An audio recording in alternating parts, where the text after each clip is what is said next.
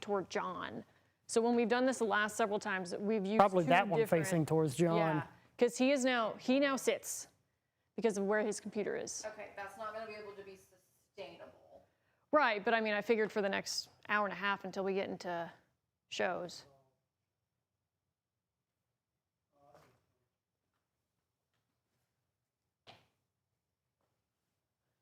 Or if we don't need to see him, we can just pop up his computer. His mic will be on. I want to see him too. In the past, Jordan or Allison would just run out here and point another camera his direction. Probably this one.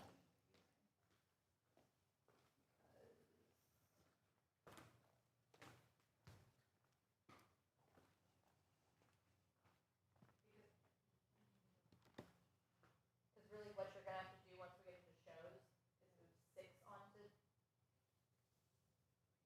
whoever Yeah. we'll only be able to do 6. Right. I just, you know.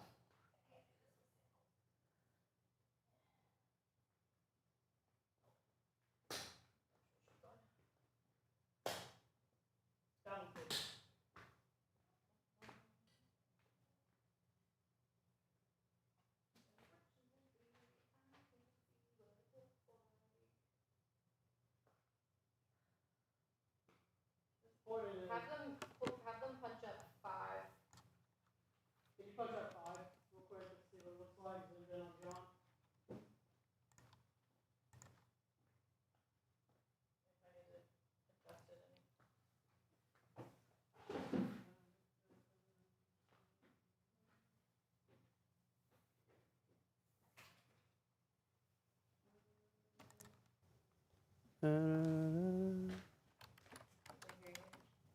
Yeah, well, they punched it up. Can you, as if you were taking John while I was talking for data analysis?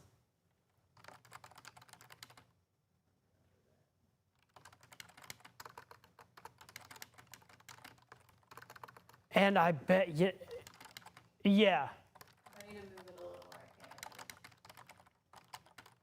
I can. I'm ready whenever you guys are. There's already a bunch of storms. Now, if y'all wanted to, I can actually route his computer that he's using into the screen behind him. I don't want to do that. You don't want to do that?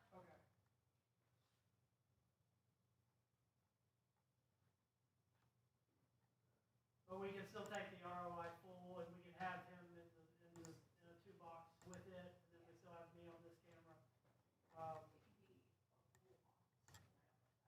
Yeah, that's fair. At least I have ideas.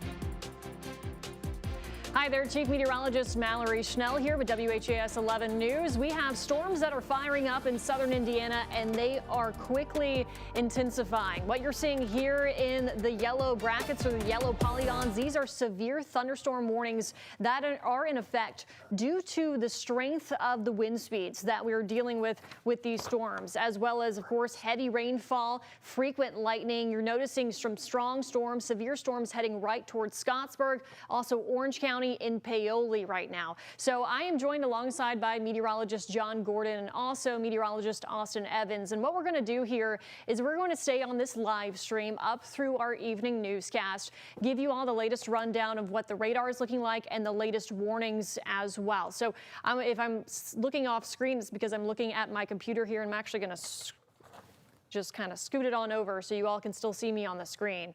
But what we're looking at here are a few severe thunderstorm warnings that have already been issued. So you're noticing this one heading toward Paoli is in effect until 2:45 this afternoon. We also have this one heading right towards Scottsburg as well. And this one goes until, let's see, lots of lightning with that storm until 2:45 as well. So these storms started to fire up just within the last hour or so, and they're encountering an environment that's very warm, very humid, a lot of severe fuel for these storms to tap into. And we have to watch them closely in case they want to start to rotate at times, and if any additional tornado warnings might be issued for these storms. So the hazards that we're looking at here with that storm near Brownstown, it's moving southeast at 35 miles per hour. It is warned for 70-mile-per-hour wind gust and ping pong ball size hail. That is what is currently in the warning text here. So locations impacted include Scottsburg, Vienna, Austin, Little York, Plattsburgh, Pumpkin Center, New Frankfort, and Leota there in southern Indiana. And then once again, we're also watching this storm up near Paoli. Looks like there's a bit of purple on the radar as well. So that's what we have to pay attention to for not only, of course, heavy rainfall, but any kind of hail threat in addition to the wind threat. But this one has a lot of lightning along with it, so it is quickly strengthening here. Once again, moving out of Brownstown now and moving toward Scottsburg. So I do want to take a look. Did we have the watch issued yet? Looks like it's still waiting to be filled in. You'll notice that we're seeing watches to our east, watches to our west, and waiting for the official severe thunderstorm watch for our particular area. But basically act as if you are under a severe thunderstorm watch at this time, because we have severe thunderstorm warnings in place. So this is what we're really watching today. Storms that will tap into all of this fuel. We have so much fuel because it is July, and they are producing strong winds. In addition to that, we're watching for any kind of rotation that we can get within these storms that may cause a tornado to occur, as well as, of course, your typical frequent lightning, heavy rainfall, things of that nature. Okay, want to do a radar update from, yes. Let's do northeast to the south, if you want to go to my computer real quick.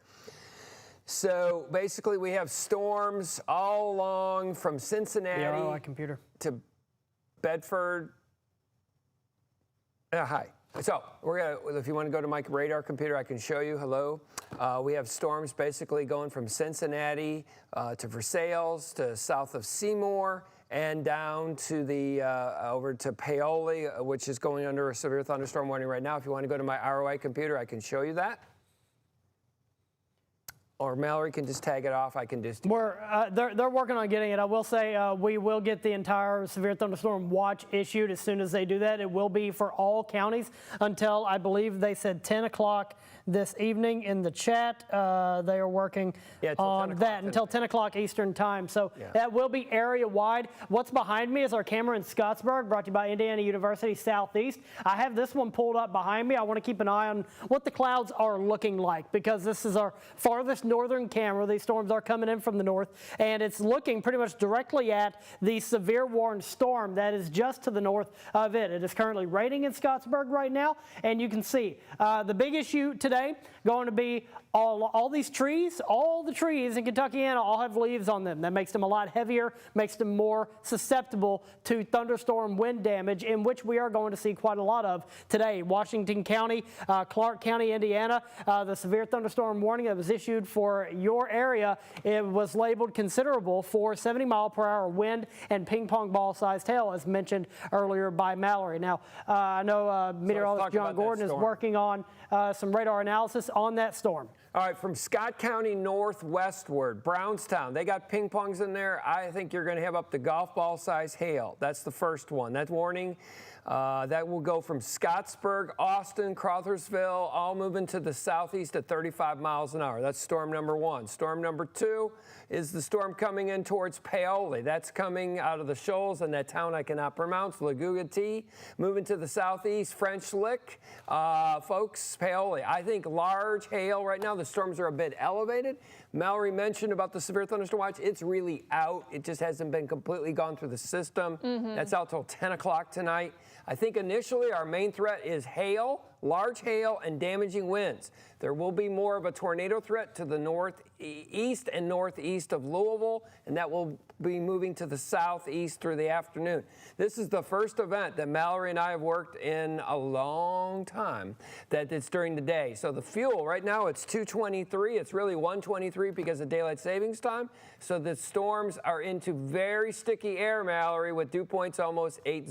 That is right. So we can pop back to me at the wall and I can show you what we're looking at here in terms of these storms firing up. The watch is official. As John mentioned, we have these several severe thunderstorm warnings in place, 2 for our particular viewing area, but 1 is heading right toward Du Bois County. That's technically right outside of our viewing area, but it looks like they've expanded this particular warning. You can tell kind of the polygon has been stretched a little bit. So just encompassing most of Orange County right now. We also have Scott County up to Jackson County. That is moving out of Jackson County and into Scott County. A lot of heavy rainfall, frequent lightning, gusty winds, and yes, the threat for some hail, which we haven't had in quite some time. A lot of times our severe weather threats tend to be wind, tornadoes, heavy rainfall that can lead to flash flooding, but this is one of those storm threats. With these storms that are at least firing up at this point, they have the threat for hail. And once again, this warning heading towards Scottsburg is under the threat of ping pong ball sized hail. You're noticing also additional storms that are forming just to the southeast of that line as well. So these are popping up and they are strengthening quite quickly. We're seeing this storm that's going to want to lift up toward this storm, it looks like near Scottsburg between Palmyra and Salem. A lot of lightning with that as well. And as we mentioned, we are looking for a severe thunderstorm watch that'll be issued, but you're noticing it's out. Okay, thank you. So that's out until 10 p.m. We've been waiting for that to be officially issued. But you're noticing here a big chunk of this entire region is dealing with severe weather. So obviously here in Kentuckiana, Ohio, West Virginia, Virginia, up toward Pennsylvania, New York State has active tornado warnings right now, which is pretty rare. But this is all part of the enhanced risk of severe weather. You might have noticed the midday update. I know things go back and forth. I try not to focus too much on the SPC outlooks because they're important. They're a good tool to use, but we try to at least tell the story of what you're going to expect. And we are seeing these storms fire up this afternoon because we didn't have that morning round. Yesterday, it looked like we could have had 2 different rounds. And now we have the storms just tapping into all of that afternoon heat, humidity, and energy. And you're noticing also that enhanced risk, or level 3 out of 5, does expand eastward where we are seeing storms. So here we go. The map has filled in here. We are under a severe thunderstorm watch until 10 p.m. Eastern time tonight. And this obviously encompasses much of the region that you just saw that's dealing with that severe weather potential. So that stretches up toward really the southern half of Ohio, West Virginia, the western portion there of Pennsylvania, and then New York City around that general area under a tornado watch there. So much of the Commonwealth under a severe thunderstorm watch at this time. In addition to that, obviously this summer has been very active in terms of rainfall, heavy rainfall, flash flooding. We do have a flood watch in effect, primarily east of 65 here.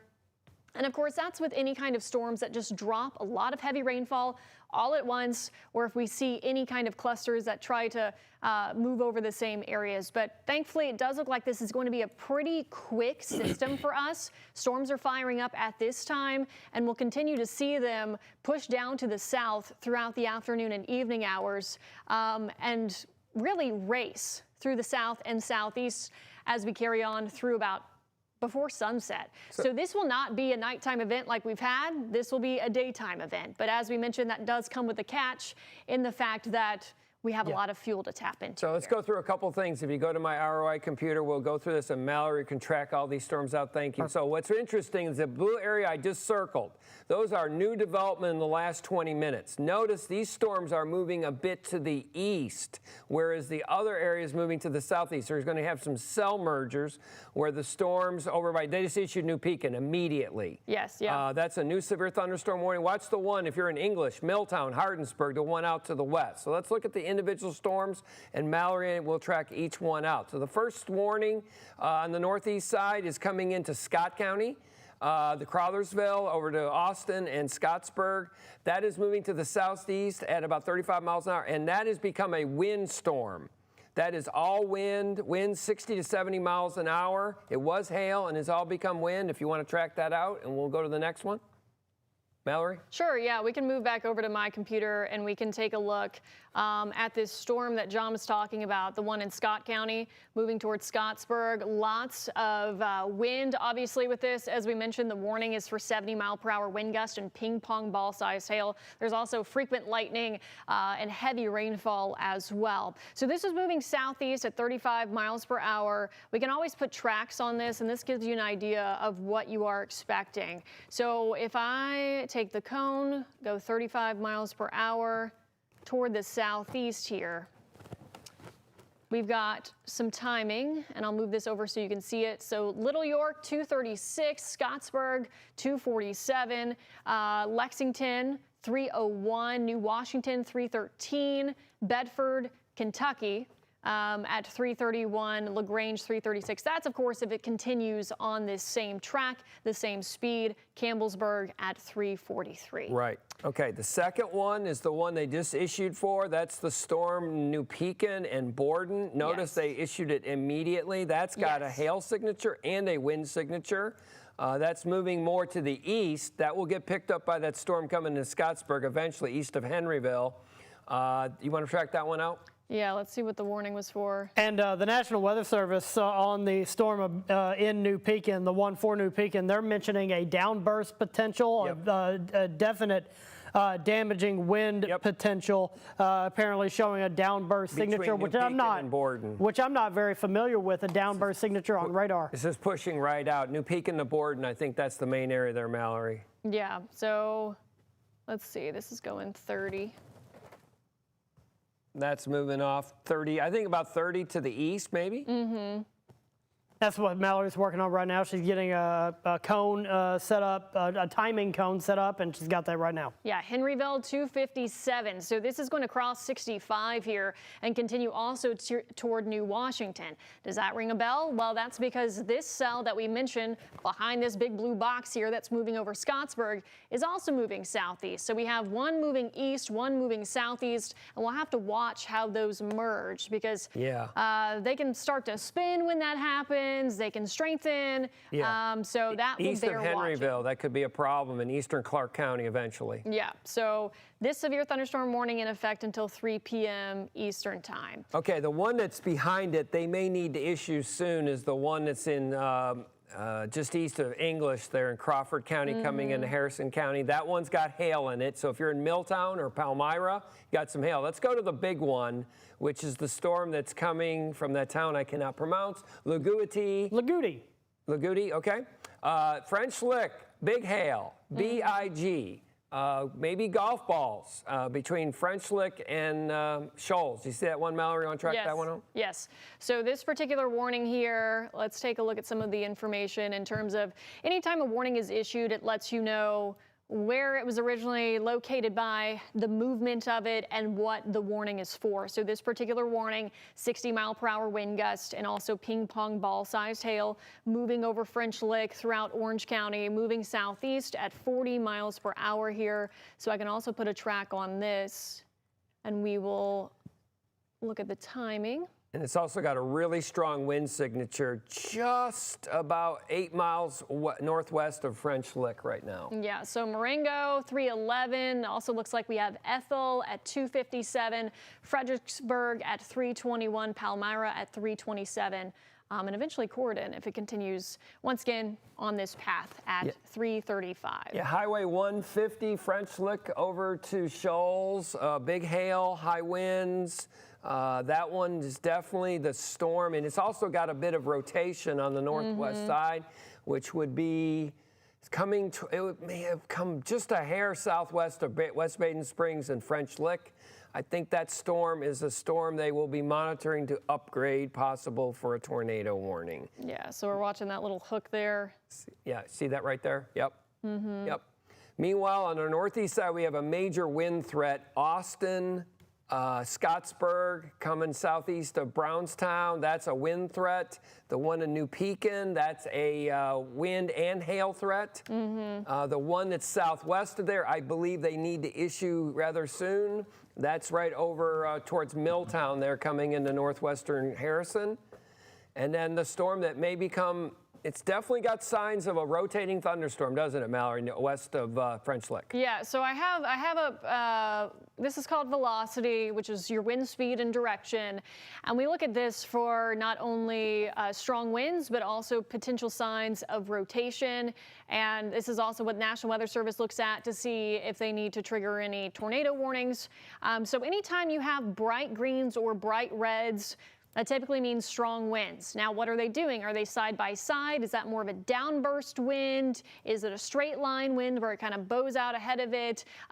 Is it reds and greens next to each other that look like they're trying to rotate? So that's what we're looking at here. And you'll notice all of the bright colors pretty much that's trying to pop off on the map. Those are included in these severe thunderstorm warnings that have been issued. So good calls there, obviously, with these storms producing strong winds. We've been seeing warnings for anything between 60 to 70 mile per hour wind gusts. Yeah. Right now, the air mass is very unstable. Let's start with that. The ingredients for thunderstorms.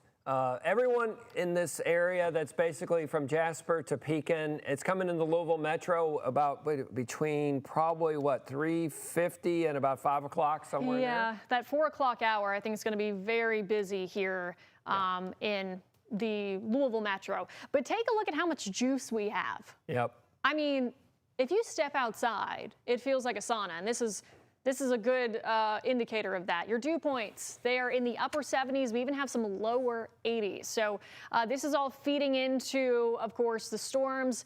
Because we didn't have that morning round, they have more juice to tap into, more instability as well. And it's July. Typically, we have a lot of instability just to begin with because of the heat and humidity. So those are some of the, whenever we talk about severe weather ingredients, you're looking at the instability. You're looking at something to trigger the storm. So we have a front on the way. You're looking at wind shear. That's when winds change direction and speed with height, and that can keep storms becoming, can organize them. It can also cause them to rotate. And obviously we have moisture in play, plenty of that. So that's why we're dealing with severe weather on a July afternoon here in Kentuckiana. And once again, we are under a severe thunderstorm watch through this evening. Yeah, the one storm of real note, if you were on Washington County, Scott County border, the radar's showing now almost 85 miles per hour at 1,000 foot off the deck, off the ground. So Little York, getting close to 65, between Little York and 65 down to Scottsburg. Very intense wind signature, streaming south-southeast. Be in Scottsburg. If it's 2:30, you'll be there in about 15 minutes in Scottsburg and Scott County right now. And I'm looking at Scottsburg right now on the camera. It's that one right there, the Indiana University Southeast camera. If you want to take camera 6 just real quick, we do have a look at the storm structure here from Scottsburg. Again, this camera is looking northward. It's pretty much looking right into the depth of the storm, and we are starting to see some lower hanging clouds here. I'm not going to say anything on whether or not they are rotating. I can't tell from this image, but we're starting to see some lower hanging clouds. We know this is a very powerful thunderstorm that is a very tall one as well, so it's very well organized. And near Crawfordsville and down to Scottsburg, you got some intense stuff headed to you. 3 miles north of Little York, right on the county line of Washington and Scott. Let's just hit these big areas right now. So just north of Little York, heading to Scottsburg, number 1. Number 2 is Borden. Borden, you got a lot of wind coming. You see that little couplet there just west of Borden, Mallory? Looks like about 60 to 70 miles an hour just coming into Borden right now. And the third one, of course, is out there. Boy, it's definitely trying to rotate. Is that storm out there heading up towards French Lick? Yeah. Wouldn't be surprised, French Lick, while you're at the casino, you might see a little bit of hail outside. Please get inside to a safe shelter, safe place, because that storm is definitely rotating and has some big hail in it. And that should be said, with these severe thunderstorm warnings being issued, we do highly recommend you take shelter indoors, away from windows, away from exterior walls, because of the damaging wind threat that is shaping up to be the case this evening. With a severe thunderstorm warning, you don't necessarily need to get to your tornado safe space, but it might actually be a good idea just because of the wind threat that we have here. Yep. The one that really stands out, Mallory, is that one that's coming into Scott County right now. That wind signature is. Yeah, strong winds. Yeah. And we do have Reed Yaden and John Humphreys. They are out on the road tracking these storms for us. They are heading up 65 near Memphis, Indiana. So we do want to toss it out to Reed and John to see how things are going up there. Okay, good afternoon. We are on 65. We've been in and out of some very heavy weather. The storm we are very close to now is the one near Austin. And let's go ahead. We're on the road cam. You can see the conditions here. A while ago we were near Caruthersville, and we got some gusty winds there, 35, 40 miles an hour, extremely heavy rain. And as you and I talked about, John, earlier today, but the cell we're watching right now, what we're going to do is get in a position to intercept the cell that's going to be moving in this direction. And we'll see how that develops. But everything really blew up very rapidly, as you all are talking about. And we're presently, as you can see, coming up on the Highway 56 exit. We're near Scottsburg in Scott County right now, to give you an idea of where it is. Very close, just a little bit south of Austin. So for the moment, we're out of the heavy rain, but we've been in some extremely torrential rain here. No hail yet, and no significant winds, but long afternoon ahead. We'll be out here in the middle of all of it for you. We'll talk to you again in a few minutes. All right, thank you so much, Reed. So as he mentioned, he's heading up 65 there. We have two storms that we're watching that are going to want to merge because, as we mentioned earlier, we have this storm that's moving into Scott County, pushing to the southeast, and then we also have this storm that's about to cross 65. I mean, these are very, very strong. Take a look at the lightning. That's always an indicator of how strong these storms are because they're tapping into that fuel that we keep talking about, the high heat, the high humidity that we have this time of year. And we'll have to watch how these react when they merge together.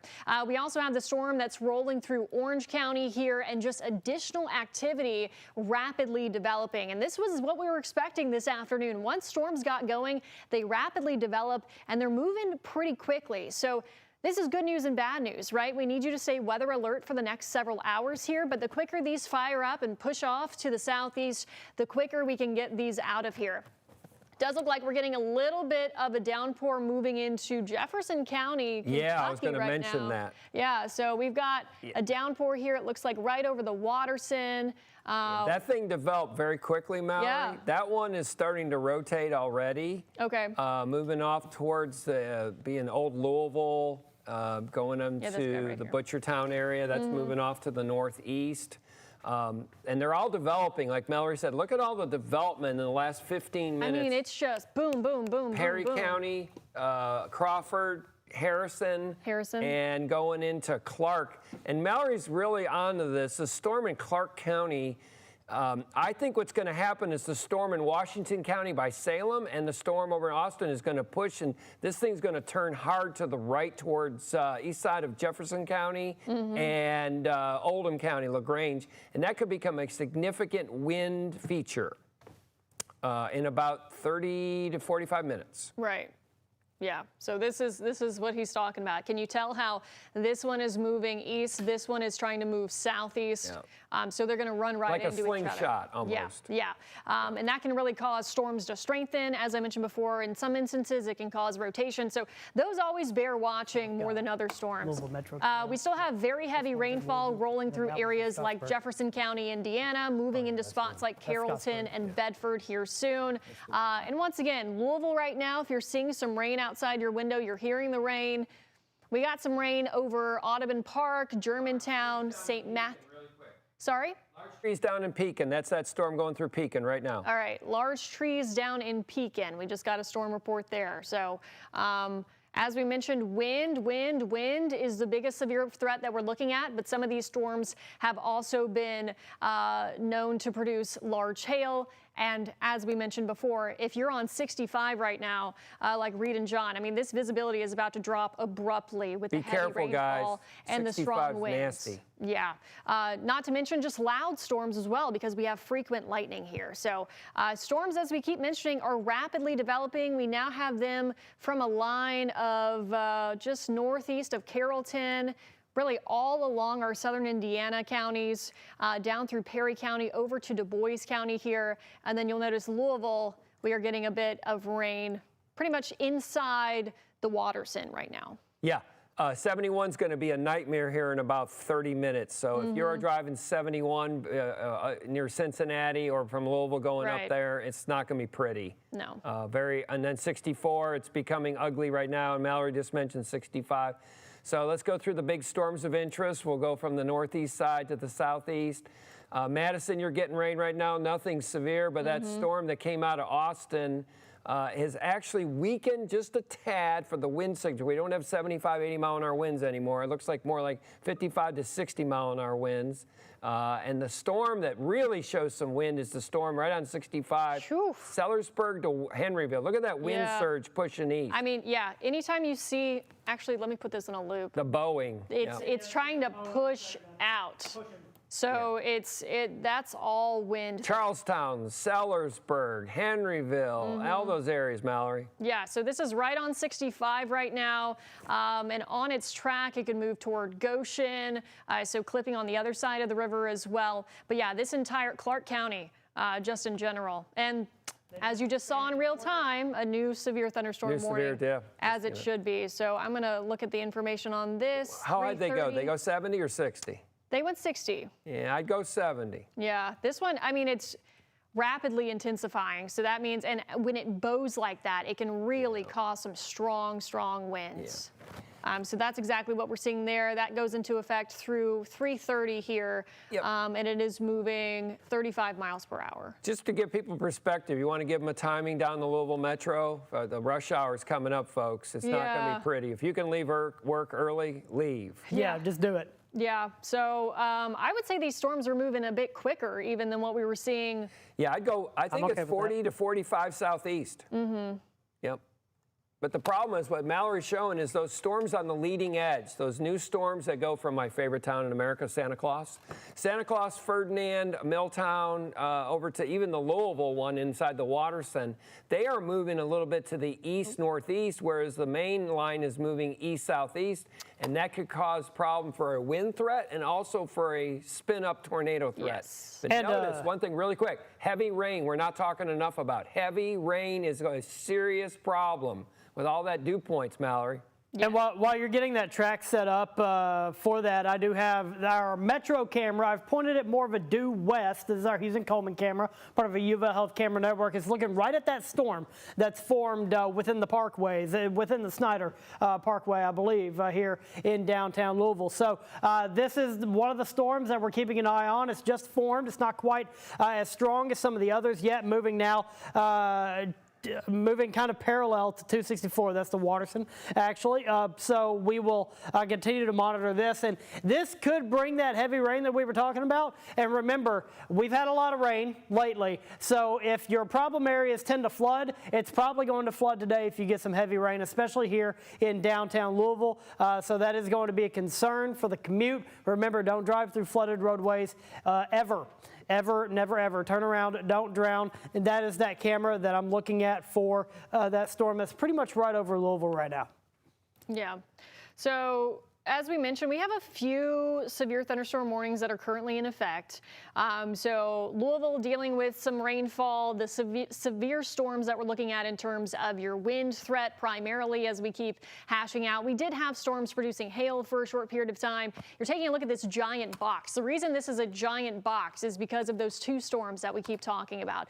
So the one that's moving towards 65 or right over 65, the one that's moving out of Scott County, they have to account for those merging and continuing onward. So that is why we have a clip of Oldham County and also a clip there of Trimble County included in that warning. Jefferson County, Indiana included in that as well. And then we're still watching this storm. I haven't checked in on this storm near Paoli. Yeah, I was just going to mention on that. It's still got a lot of hail in it. Yeah. I think the rotation is still on the southwest side. It's there, but it's not surface-based. That would be just to the southwest of French Lick. Notice how it kind of curves back. Mallory can show you that on there, and it kind of turns.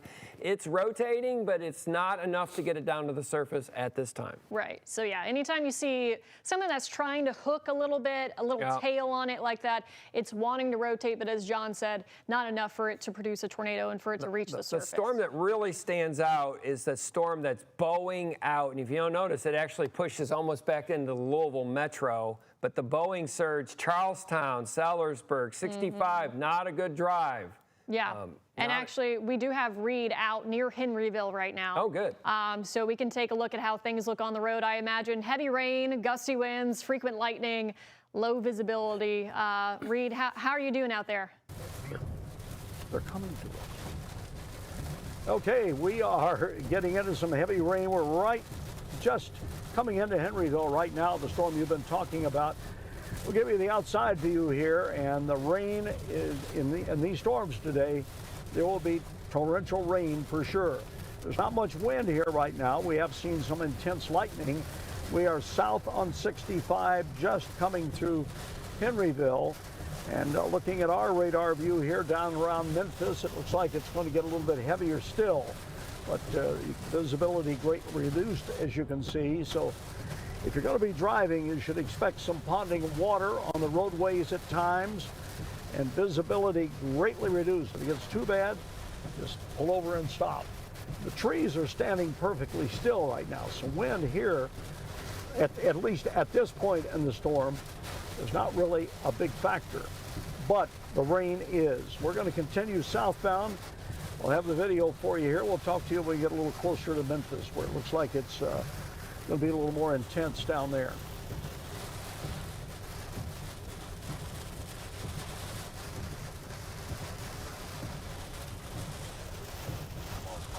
Did you see where that is? Yeah. Thank you, Reed and John. Please be safe out there.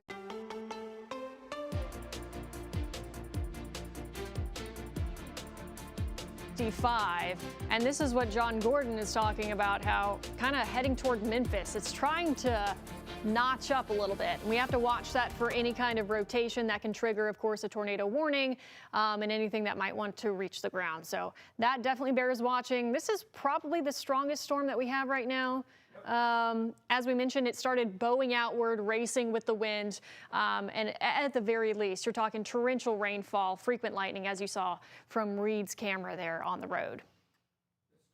They issued a tornado warning just on the east side of Cincinnati. If you have any friends over there on the east side, over there towards Jungle Gyms, over there, Owensville, Amelia, Bethel, there's a tornado warning for you. Right now, we're in a major wind threat right now. The hail threat has actually come down a little bit, Mallory. Yes. I think right now we're dealing with a lot of wind from the storms that basically go from Madison to Charlestown to Henryville. To Galena, Milltown, up to Paoli. Paoli is raining hard just southwest of you on the south side.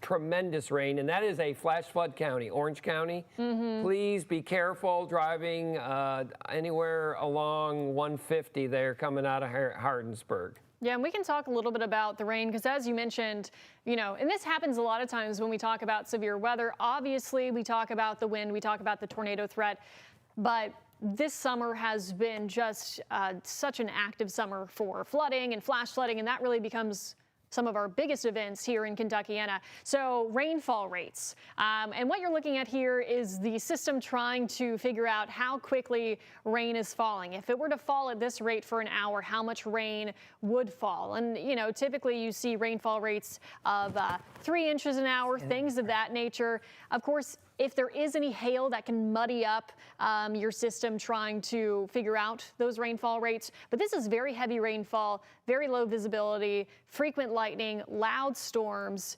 at the very least. And at the very most, we've been seeing some winds gusting 60 plus miles per hour. Some reports of trees down, I believe, was that in New Pekin or Pekin earlier today. So yeah, we have torrential rainfall, lots of lightning right here between Henryville and Sellersburg, moving into Charlestown.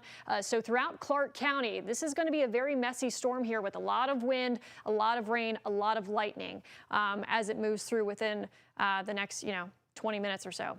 Let's give you guys a little heads up. So if you're in Taylorsville, Bardstown, Frankfort, Eminence, Shelbyville, if you're in any of those counties, it is coming towards you, and there's more fuel as the afternoon goes on to work on this. I think you're going to get a tremendous wind event between Frankfort, Taylorsville, Lawrenceburg, all in that area. As the storms move off to the southeast, I'll draw it on my map here. Thank you for the ROI. This area here is going to be a serious wind threat in about 90 minutes, 60 to 90 minutes. Because right now it's 253. It's really 153 because of daylight savings time. So these storms right now are really going to become a major wind threat as they move off to the east-southeast at about 40 miles an hour. I think the tornado threat, if anything, it would be far eastern part of our counties. But right now we're dealing with a lot of wind, Mallory, and a lot of heavy rain as this stuff moves off to the southeast. Yeah, and as John mentioned, when we talk about storm fuel, you know, this time of year, we don't get too many severe weather setups. We can get heavy rainfall, we can get strong storms, we can get, obviously, gusty winds. But in July, just in general, we have a lot of storm fuel. We have a lot of heat, we have a lot of humidity, and that's exactly what we're seeing today, with dew points well into the upper 70s to near 80 degrees. So we do have that up on Chroma. 76 is the current dew point in Louisville, 77 in Bowling Green, 80 in Evansville. And so this is what all these storms are tapping into, all of this moisture that's streaming in from the south. We do have good news. We've been hinting at it throughout the week. We have to get past today, but once this moves through, this front is going to bring in much, much lower humidity in the days to come, and also just cooler temperatures during the day and at night. So we just have to get past this strong cold front. And of course, if we want nice weather in July, it does come with a cost, unfortunately, and that's with the severe weather that we are seeing here. So it does look like, did we just get a new warning? For Clark County, Floyd, Jefferson County, Kentucky, Oldham County as well. They're hitting that wind signature. If you go to your velocity, Mallory, look at the storm that's right on Sellersburg. Yeah. That's it looks like about 60, 65 mile per hour winds somewhere near Sellersburg on I-65. Be careful, Reed, if you're out there right now. Yes. That's all moving towards River Bluff, Utica, Prospect, if you want to track that one out. Yeah.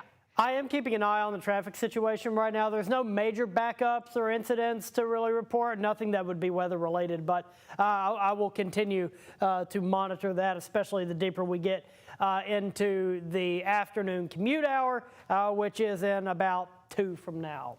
Yep. So here's the timing here. Hamburg, 2:58, a couple minutes from now. Utica, 3:08. Prospect, Kentucky.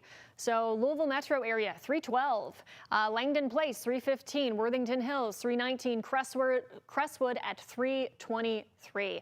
So these storms, I was not surprised to see this when I was looking at model data yesterday. I was like, okay, if we don't have the morning round, we have all this heat and humidity, and models had this popping around mid-afternoon, and typically you're like, it's going to start earlier than that. And that's exactly what we're seeing here. And these are racing very quickly. So we do have this severe thunderstorm warning, strong winds, as John mentioned, that strong wind signature pretty much right over Sellersburg. And we'll be heading east-southeast, so crossing the river there toward Prospect here within the next 20 minutes. And what's interesting about that storm is that's out ahead of everything. So the storm, if you go from Middletown, Jeffersontown, and Anchorage, and then you go up to Sellersburg, Goshen, Prospect, Mallory, look when you go east of there. That's going to go into Shelby. I bet you they're going to issue Shelby for a severe thunderstorm warning because there is nothing there right now. Right. Yeah. And that area's got more fuel to work with. So, folks, if you're in Henry, Oldham, Henry, and especially Shelby, you're going to be getting severes. Trust me. And the National Weather Service, they just mentioned in chat that they're working on a new warning specifically for the Sellersburg, Indiana surge that they're seeing. Yeah. So that would probably include the areas that you were mentioning. Yeah. Mentioning. LaGrange. And LaGrange down to Shelbyville, I'm sure. And that's a live look at meteorologist Reed Yaden and his car there. They are approaching Sellersburg. You can see how heavily it's raining, and you can see how dark it is there as well. Sellersburg getting some pretty powerful thunderstorms right now, about to get a new warning. Yep. They're just to the north of Sellersburg. Yeah, Reed, you may have some damage in Sellersburg somewhere near Sellersburg. I would think there's trees down. Yeah, so as John mentioned, a strong wind surge there. What you're seeing here, torrential rainfall. You might not be able to see it, but frequent lightning there. And we are watching the severity of it, which is the wind. So what you're seeing on your screen here, just this big green blob, those are strong winds, pretty much parked right over 65 here. And that is the cause of this severe thunderstorm warning. So this is heading east-southeast. And that's why you'll notice here, they do have that continuing toward really between Goshen and Prospect there. Yeah, I'm sure the new warning's got LaGrange covered, Crestwood, Buckner, maybe over into Henry. They may go as far east as Newcastle or Eminence. So your folks, you're under a severe thunderstorm warning. It's being typed as they speak. Yeah. 60-mile-per-hour winds. I don't see the hail that I did before. I'm not sure you do. I don't. Right, yeah, that's the one thing. We were seeing hail, which this can happen when storms first pop up, and then as they continue onward, you know, they can lose a bit of that hail threat and become very wind-driven, and that seems to be what we are seeing at this time. But we have several severe thunderstorm warnings in place. Once again, most of us included in a severe thunderstorm watch now until 10 p.m. So this does include the Kentuckiana viewing area here for obvious reasons. Wind is our greatest threat. Thankfully, we haven't had any tornado warnings issued, and we're watching for any storms that may produce hail as well. So we are going to take a short break here, and we are going to, okay, never mind. We are not going to take a short break here. We are going to actually transition over to being on WHAS 11. So you can watch us not only here on the stream, but also on the TV side of things, as well as we do have an active radar that's moving into the Louisville Metro as we speak. So just take a look at all these lightning strikes, guys. I don't know if you've just taken a step back. I mean, this is stretching all along the river here. So we are about to hop on linear. So give me just a second and we will restart here at the top of the hour. Really is a major light show going on, though. All right. Hello to everybody on WHAS 11. Watching us on the TV side, we've been streaming here for about the last half hour or 45 minutes on WHAS 11 Plus because we have severe storms here in Kentuckiana. It is a weather impact alert day. Storms are firing up. They are strengthening rapidly with a strong wind threat. That's really what we're seeing so far today. Lots of heavy rainfall, frequent lightning as well. So we'll have to watch for any kind of visibility issues on the roads, ponding issues, flash flood issues as well. But first, we're going to take you through the active severe thunderstorm warnings that we currently have in effect. And if you've been watching WHAS 11, if you've been watching ABC, I'm sure you're seeing those at the bottom of your screen here. It does look like we have one up near Carroll County. So this is just about to move out to outside of our viewing area. This is until 3:30. Anytime you see an orange or yellow box here, these are severe thunderstorm warnings that have been issued. A lot of wind in it. Just so you know, Carrollton, that's got like 70-mile-an-hour winds in it. If you're near Vevey or Sanders along 71. So yeah, 71 right now, not a good drive. We also have a few severe thunderstorm warnings issued with these individual storms. Most of these go until about 3:30 here. And these are issued for 60 or 70-mile-per-hour wind gusts. That's what we've been seeing so far today. At first, they were issued for ping pong ball-sized hail. That seems to have dropped a bit down to about penny-sized hail. And then we have another one if we go to the west. This is our Du Bois County storm that's going to be heading toward Perry County and also Crawford County as well. You'll notice all of these have end times at 3:30. So they are moving quickly. They are producing strong winds. They are producing heavy rainfall and frequent lightning. And we do have some of that moving right into the Louisville metro area. Right across the river there in Sellersburg, we do have meteorologist Reed Yaden on the road with John Humphreys. They're keeping an eye on the storms, the torrential rainfall, the gusty winds, the frequent lightning. I'm not sure if Reed can talk to us right now, but you're taking a view of their video feed right there. Yes, I can. Yeah, Reed, how are things going up there? Well, just as we had expected, right as we got close to Sellersburg here, about 3 or 4, 5 miles north, the rain really picked up. We've been in some very heavy rain. Again, right here at this point on 65, not a lot of wind, but very, very intense rain. quite a bit of lightning as well. As you can see, practically a lot of people are in the outer. Oh, it seems like we're losing a little bit of his feed there. I do want to let everyone know that there is a report in Sellersburg. We got 3 trees down across the roadway, Perry Crossings Road and Covered Bridge. So I'm sure you know where that bridge is if you're familiar with it. And Perry Crossing Road, again, we got 3 trees down across the roadway. That is according to Clark County Emergency Management. That is in Sellersburg, Indiana. So very strong storm moving over that area, and a tornado warning was just issued for portions of New Liberty and Owenton. So I'm going to send it back over to Chief Meteorologist Mallory Schnell with that. So this is the storm that John Gordon was just talking about, the very strong winds there in Carroll County. Does look like they went ahead and issued a tornado warning for eastern Carroll County, and this will move toward northern Owen County there, western Gallatin, also western Grant County in northern Kentucky under that tornado warning. This will take us until 3:45. So we've been tracking some very strong winds in that general area there, and now it does look like they're trying to form a little bit of a couplet there. Yeah, right southeast of Vevey. Vevey, east of Carrollton, Yep.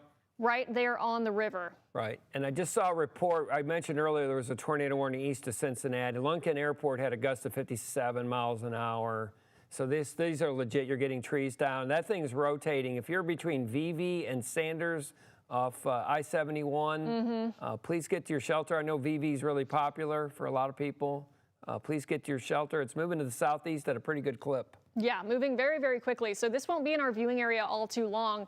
But once again, that southeastern corner of Carroll County under a tornado warning here. This was just issued by the National Weather Service, getting very strong wind signatures with that. And we're noticing they just issued a new severe. You see that big one, Harrison, Northwest Louisville. See that big severe came out? Yes. Can I just mention this really quick? The one you could track, the one that really stands out is the storms that is approaching Prospect. Huge wind surge. River Bluff, I'll circle it on my screen before Mallory. There you go, right there. River Bluff, Prospect, Glenview. Tremendous wind surge pushing in right now. 60 mile per hour plus. Please get to your shelters. Mallory can track that out. Yes. So once again, you might have just gotten the notification from us on your phone that there is a tornado warning for portions of Carroll County. That does continue until 3:45. But in addition to that, we do have several severe thunderstorm warnings that are issued. In fact, it's sprawling a good chunk of right around the river, whether just north or just along the river, due to these strong wind surges that we are seeing. So this is moving toward over Utica, Prospect, going to be crossing the river here, and if we can bring it back to chroma on the wall, I can show you where this wind is. So this is pretty much right over the river, and this is a storm that John was talking about. So this is a severe thunderstorm warning heading toward Prospect. Some strong winds there, moving from Indiana over into Kentucky. So that is the severe thunderstorm warning that is issued until 3:30. Once again, for anybody who just got the notification or saw the banner at the bottom of your screen there for a tornado warning, that is for pretty much the eastern corner here of Carroll County, and this will be moving toward New Liberty there. So that's the red box. I know there's a lot of colors on the screen there. Trying to make that as simplistic as possible, but those colors, those are your wind speeds and wind direction, and that lets us know when winds inside of a storm are trying to rotate and rotate quickly. So that is our first severe thunderstorm warning, or excuse me, tornado warning of the afternoon, and that's right on the outskirts here of our viewing area, crossing over 71 here in eastern Carroll County, heading toward New Liberty and Owenton. So if you have friends or family in that general area, that's what we're seeing. The rest of us, this is what John was also talking about, this huge severe thunderstorm warning that's pretty much straddling the 64 corridor here over, New Amsterdam, Leavenworth, Corydon, New Albany. Sorry, John? That will continue to do those type of parallelogram warnings, which you just saw. I think you'll see a bunch of those exactly in that format, plunging to the southeast. Yes, yes. Yep. So, yeah, and these are moving so quickly. That's part of it. These have strong winds. They're surging out. They're moving quickly. So we'll likely continue to see, as John mentioned, these big parallelograms, basically these big polygons accounting for these strong winds that we do have in place. In very heavy wind, heavy rainfall, frequent lightning. So these are going to cause a headache for the afternoon commute here as they continue to push southward into the Kentucky side of the river. Right. And obviously we have a ton of fuel to tap into, so they're not looking to weaken. Take a look at, Mallory, on your velocity. Go just northwest of Georgetown, Indiana. Look at that wind surge between Galena, Georgetown, Crandall. Big wind surge pushing down. I think that's mainly why they put out that big severe. Right. Georgetown, if you're beautiful Georgetown, Indiana, you are going to be getting a lot of wind very, very soon. See that big surge right there? Yes. Oh, yes. Yep, yep. I'll put it on my screen and Mallory can get it right there. That area right there is moving pretty good clip, and I think that's got 60-mile-per-hour winds in it. Crandall, Georgetown, all in there moving. There it goes. Yep. And you can go to Mallory's computer and show that right there. Yeah, so a lot of wind surges here. That's what we're watching in between within all of these storms. The reason for the severe thunderstorm warnings due to winds of 60 to 70 miles per hour. So we have a few pockets of those. We have one here in Clark County. We also have another one that's moving from Indiana into Kentucky, so right over the river here into Prospect. And then we have all of this wind that's surging out, approaching the 64 corridor, heading toward Corydon, Leavenworth included in this, just north of New Amsterdam. Yep. So all of these little bright spots. Yep, exactly. That's well said. That one north of Leavenworth and that one south of English and the one approaching Georgetown. Yeah. Those are all downbursts, pushing wind from the northwest to the east-southeast. So that means Lanesville, Georgetown, even northwest Louisville. It's coming to a theater near you. Yeah. And the National Weather Service is mentioning wind damage in the Utica Prospect area is likely. Also in Sellersburg, once again, 3 large trees down at around 412 County Route 403. So that is the 400 block, if we can call it a block, County Route 403 in Sellersburg, 3 large trees down. And that's going to be the problem today because the trees contain all their leaves. It's the summer still. That makes them a lot heavier. Plus, the ground is still super wet, super saturated from the fact that it hasn't really stopped raining this summer. So it's going to be very easy for these storms to knock trees down at the wind speeds that we are seeing and what we have been expecting. So in the Utica Prospect area, expect wind damage over the next 30 minutes. And if we do get indications of wind damage from the National Weather Service, we will let you know. And my friend John Belsky just sent me reports of power lines down along Westport Road. I did not get a cross street, so this is legitimate wind area. If we go up to Owen, up there by VV, you want to go to that and look at that storm? Yeah, Mallory? let's talk about the tornado warning, because that might have been the reason that you popped onto this coverage, whether it be on WHAS 11 News or WHAS 11 Plus. We do have one singular tornado warning. We have a lot of severe thunderstorm warnings, and we do want you to take those seriously as well, because the ground is saturated. We have heavy rainfall. We have strong winds, 60 to 70 miles per hour possible. Those can do a lot of tree damage, power line damage, power outages.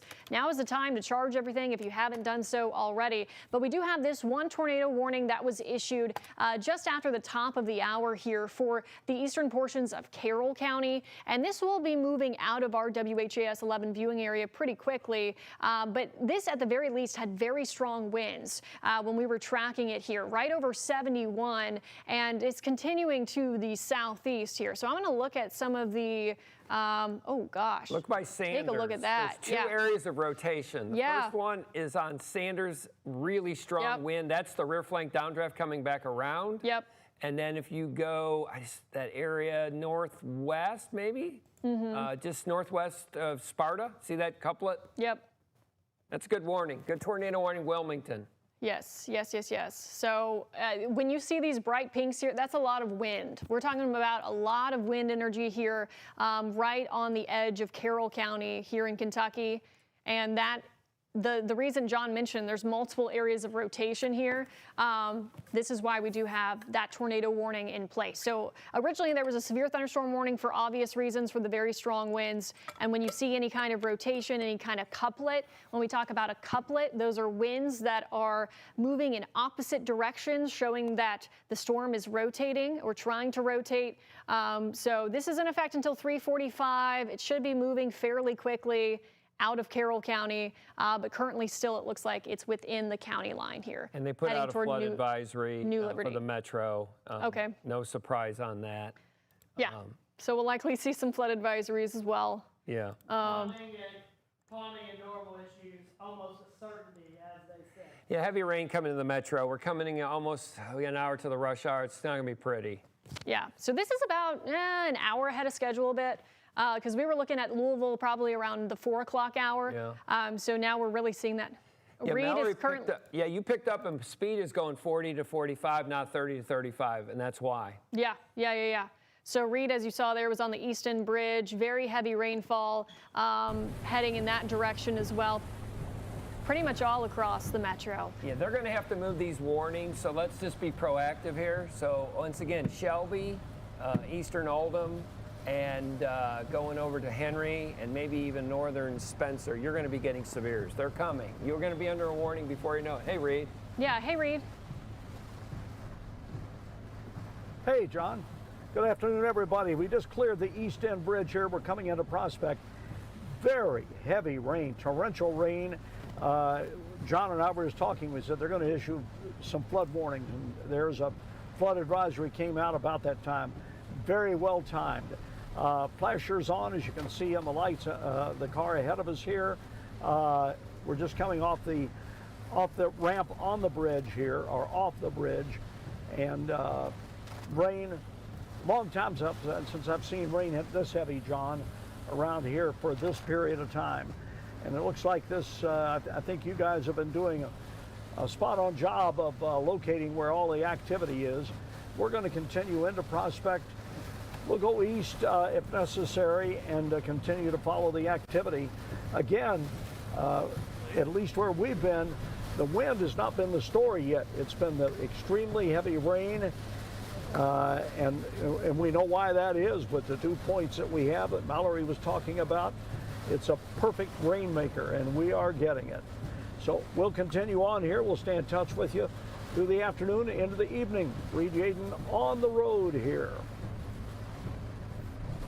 Reed. Thank you, Reed. Stay safe out there. Torrential rainfall moving through the Louisville metro this afternoon that will continue to push southeastward. And we do have a new severe thunderstorm warning. So as John mentioned, they're going to be proactive. These storms are moving quickly and they have wind, heavy rainfall, frequent lightning. So more of the Louisville area is now included in this, east of 65 here. So Fern Creek, the east side of Louisville as well. This is moving toward Shelby County into Spencer County. We still do have that one active tornado warning, but it does look like that wind surge or the couplet should be moving out of Carroll County here soon. So I'm going to take a look at what that looks like. It's pretty much right on the county line there, where we did have the one active tornado warning. So this looks to pass just north or right around New Liberty.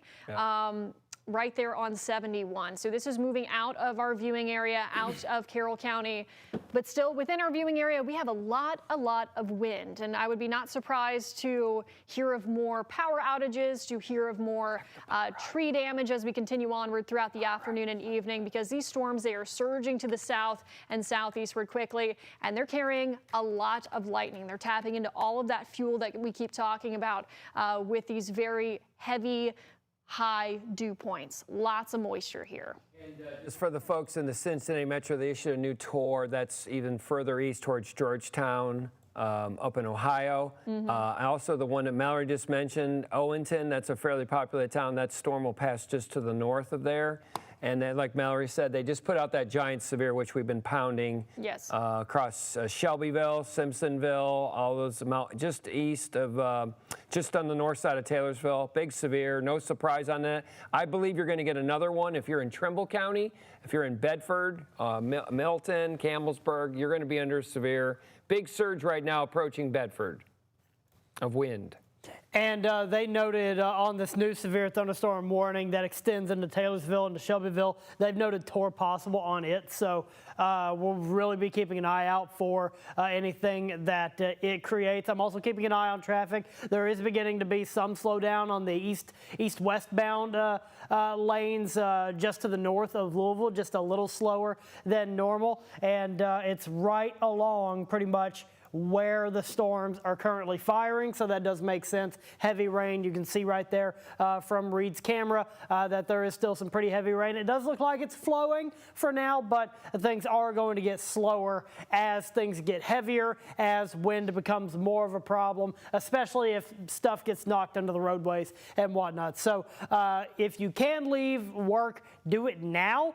Get out ahead of this, especially if you're not currently under any of these storms. And if you can't leave work now, when you do leave, be extra careful. Check the radar, check the forecast, check whatever you need to make sure you know what you're driving into, because you might end up driving into very strong thunderstorm activity. And we are in Huntingburg getting a report from Du Bois County, sparking on utility poles, but that's all I have in terms of information on that. So we do have power outages reported kind of in and around Jefferson County. 773 estimated customers without power, kind of along where the storms are right now. Let's talk about the storm that's from northeast Louisville, where they mentioned the rotation. It's really almost becoming an HP storm, a high precipitation storm. It is completely ring-making. It's a monsoon. If you are in Louisville Metro from St. Matthews over to Middletown, it is just almost torrential rain, almost no visibility. And there's a bit of rotation in it, which the Weather Service and we here at HAS are watching for you. That's all moving to east-southeast. See that, Mallory? It's over there on the east side of Louisville. Yeah, it's a bit hard to see. As you mentioned, there's a lot of rain there. So still rain, wind, lightning going to be the biggest impacts that you're going to see and feel from this. But as John mentioned, we'll keep an eye on this as this pushes towards Shelby County. So moving out of the east side of Louisville. Torrential rainfall, though. I mean, this is not enjoyable to be out on the roads. Lots of lightning, lots of wind. So if you have wind and heavy rainfall, that can really lower visibility. Yeah. And I do want to make a point of something that I saw earlier for this is for Jefferson County, Indiana. But earlier I saw a report that the sirens were going off, and they said, their emergency manager said that they do issue the sirens there in Jefferson County, Indiana for severe thunderstorm warnings. So just be aware of that if you might have heard the sirens earlier today around Madison.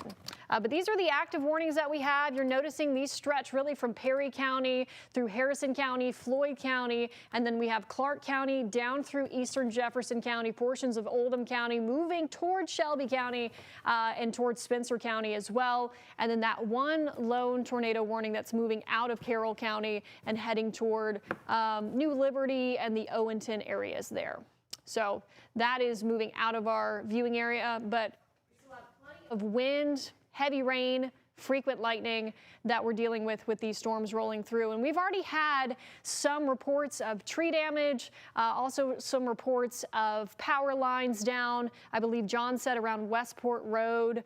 And I would not be surprised if we have some damage around Utica into Prospect, because that's where we had that wind surge earlier. So definitely a lot of wind energy with these storms, a lot of heavy rainfall rates due to the amount of moisture that we have in the air, and no shortage of fuel with these warm temperatures, high dew points, and this approaching cold front. So very messy commute. Show everyone how much lightning. It's off the charts. Yeah, so I can actually, there's a query tool here. This says almost 2,000 strikes of lightning. In what time frame? In our viewing area, within the last half hour. Yeah, it's unbelievable. Yeah. So one thing Austin was talking about, it's in Louisville. If you can wait, I would not leave for your going home yet. Just let this sucker go through this line. You've got about another 45 minutes, and then you'll be free. You do not want to be driving in this. It is a monsoon out there. I got several people texting me. They can see nothing on Shelbyville Road going over towards Middletown and Anchorage. Just wait. Breathe in, breathe out, let it go through, and you will have a safe drive home. Look how far Austin was just telling me in Scottsburg, they've already dropped down to 71 dew point, and it's clear skies up there to the north of them. Yeah, if I really quickly, I'd be able to pull up the Scottsburg camera, but I'm going to have to walk through John's shot to do so. So just bear with me one moment. We can pull up the Scottsburg camera, and this is what Scottsburg looks like now. This is the blue skies over Scottsburg right now because the storms have passed through.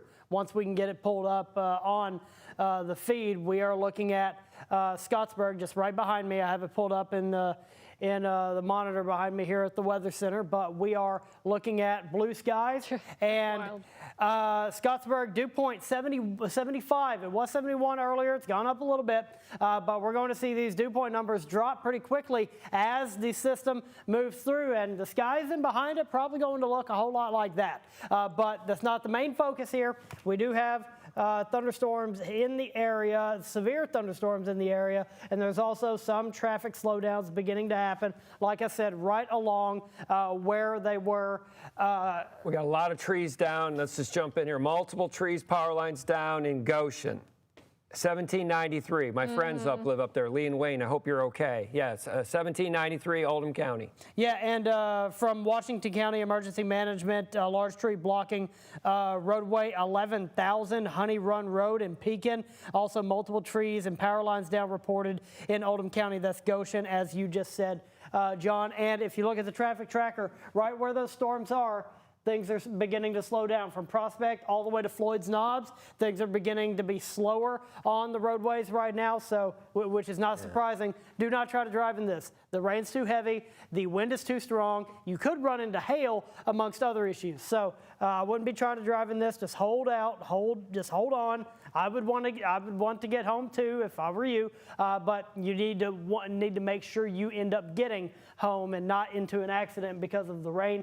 I-64 at Cannons Lane, slow traffic. I-265 at Preston Highway, beginning to be slow. And the Waterston at Taylorsville Road is very, very busy. It's moving still, but it's very, very busy right now. So let's look at some preemptive warnings here. You see that first parallelogram that goes from Louisville westbound out towards New Amsterdam and north of Brandenburg. They're probably going to issue a new severe. That will cover the rest of Jefferson County, southern Harrison, up into Meade, and possibly into Breckinridge County. Also, folks, you're in Mount Washington, you're in Shepherdsville, you're going to get a severe thunderstorm warning too. This is really a wind threat right now. The hail has really changed, Mallory. This is a heavy rain and wind event right now. Yeah, that's right, John. And we do have some viewer photos and videos that are starting to come in. We have a video out of Austin, Indiana from earlier today that we can take a look at here. Wow. Yeah. Reed, I don't know if you can see that. Pretty wild. Wow. Yeah, so that's what we're talking about when we talk about these winds. They mean business, and especially some of the wind speeds that we were seeing earlier. Some of these warnings were for 70-mile-per-hour wind gusts. So very heavy rainfall, very strong winds. And this was from Austin, Indiana, earlier this afternoon. So, which we mentioned, Scott County, when we first went on streaming. That was the first storm we talked about. Yes. So, folks, if you're in Louisville, we have very, very heavy rain, and there's a little bit more. So it's 3:26. You probably will be done in an hour. Just put up with another hour, and by 4:30, you may see blue skies to the north. And really quickly, just happened to look at it, power outages up to over 2,500 customers without power. This is according to LG&E's power outage map. I'm going to go by county. The vast majority of those, over 1,800 of that 2,500 customers without power, over 1,800 of them are in Oldham County, where the strongest of one of the stronger storms is moving through. So not surprised there. That's where we have multiple trees down, likely down over power lines, obviously causing the vast majority of those power outages. Roughly 300 people with customers without power in Jefferson County. Oldham County really is where the number is the highest right now, and that is because of the wind damage that has moved through that area. Again, over 2,500 customers, LG&E customers, without power at this time. All right, thank you for that. Yeah, so we have a giant severe thunderstorm warning. John was mentioning this. He was talking about how they were probably going to be proactive and just issue these downstream. Take a look at this. Oh, there it is. Giant Oh, by God. yellow block. This tends to happen when we have storms congeal and push down to the south and southeast. It becomes a wind threat, and just to be safe, I don't blame them for this. That's what I would do. They encompass this entire area. So this goes through Bullitt County, northern Hardin County, over into Breckenridge County, all of Meade County, Jefferson County. We're all included in this, Shelby County, and Spencer County. The one that really stands out is the storm that's in extreme eastern Jefferson County on the Shelby line. You see that wind surge?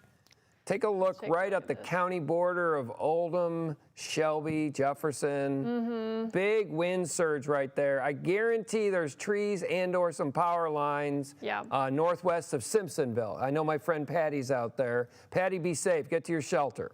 Yeah, so this is what he's talking about right here. So some strong winds moving out of Jefferson County, heading towards Shelby County here. So that is included in the severe thunderstorm warning that we were mentioning. And we bring you some good news. Salem, it's over. Austin, it's over. Vienna, it's over. Paoli, it's over. Completely over. Yep. So if you're north of here, that severe weather threat has ended. So Orange County, as John mentioned, over to Scott County, Jefferson County, Indiana, up through Jackson, Jennings, Lawrence, Washington County, Indiana. All of this is now south of you. Jasper, this is south of you as well. So this is crossing the river right now throughout the Louisville metro. Yeah, so let's go through the warnings. We'll go from the east to the west. That warning that is in effect for Sellersburg, you're okay. That's okay. There's a little bit going through, but that's coming to an end. Let's go to the first warning, which is on the east side, which is the storm that goes basically St. Matthews, Simpsonville, Jeffersontown, over to Shelbyville. That's all moving to the east-southeast at about 60 miles an hour. And Mallory, you want to track that one out? Yes. So let's take a look at this one. Prolific lightning. There's your word of the day. Prolific. Prolific lightning. While I'm doing that, we're going to take a look at some new video out of Borden, Indiana. Oh, wow. That's a big cloud. It's a really tall. These thunderstorms have been really, really tall. That's a good example. Thank you for the how picture. Tall they can get. Thank you for that again in Borden, Indiana. Very tall, very ominous looking cloud. If this was a slightly different situation, that would be one of the big hailers that we would see. We're just not seeing a ton of that right now. Yeah, I think the hail threat has really diminished. This is a surge of wind pushing into a warm, humid, sultry air mass. And I think you're going to see a lot of severe thunderstorm warnings. So way ahead of you, I'm just telling you, if you're in E-Town, you're in Bardstown, you're in Bloomfield, Hodgenville, our friends in Springfield, Lawrenceburg, all of you are going to be under severe thunderstorm warning. Yes, I do have some good news. That original tornado warning that we were tracking near Carroll County, that has moved out of Carroll County. That is now out of our DMA. So just wanted to give a brief update on that. Yeah, I will say that storm that almost looks like there's a tornado on the ground, and that's way out of our area. It would be northeast of Owenton. And they reissued that. That's gone further east. That one has got a nasty little wind tornado signature, curly Q hook echo. So if you're heading, it would be on the south side of I-71, northeast of Owenton, just FYI. Yes, so that's around 127, it looks like, eventually heading toward the 75 corridor there. As far as our viewing area is concerned, we are watching all of these wind surges that we keep talking about, in addition to the torrential rainfall that's rolling through the metro as we speak. So we have several severe thunderstorm warnings in effect now due to these strong winds, and we're seeing it kind of as one big polygon here. So this takes us through 4:30. And that big wind surge, Mallory, northwest of Simpsonville, Shelbyville, you've got about 6 minutes, and it's coming. Big surge of wind coming in. Yes, so this is what John's talking about, kind of right there on the county line. Yep. That's exactly right. So this is a reason for the warning. Anytime you see, those bright colors that we talk about, anytime you see bright colors on a velocity map, that means high wind speeds. Yeah. So that's heading into Shelby County as we speak. Yeah. Heading towards you, Linda, who's probably giving a massage right now. Shelbyville, storm's moving to Shelbyville. All the businesses in Shelbyville, 60-mile-an-hour winds in about 5 minutes heading your way. Expect some power outages like Austin's been briefing you. Meanwhile, those big parallelograms, those big warnings, they will continue to issue those. I know they will. They will continue to issue severe thunderstorm warnings. I don't see any tornadic rotation at this time anywhere, except on that storm up by northeast of Owenton, out of our area. Yeah, so a lot of wind surges.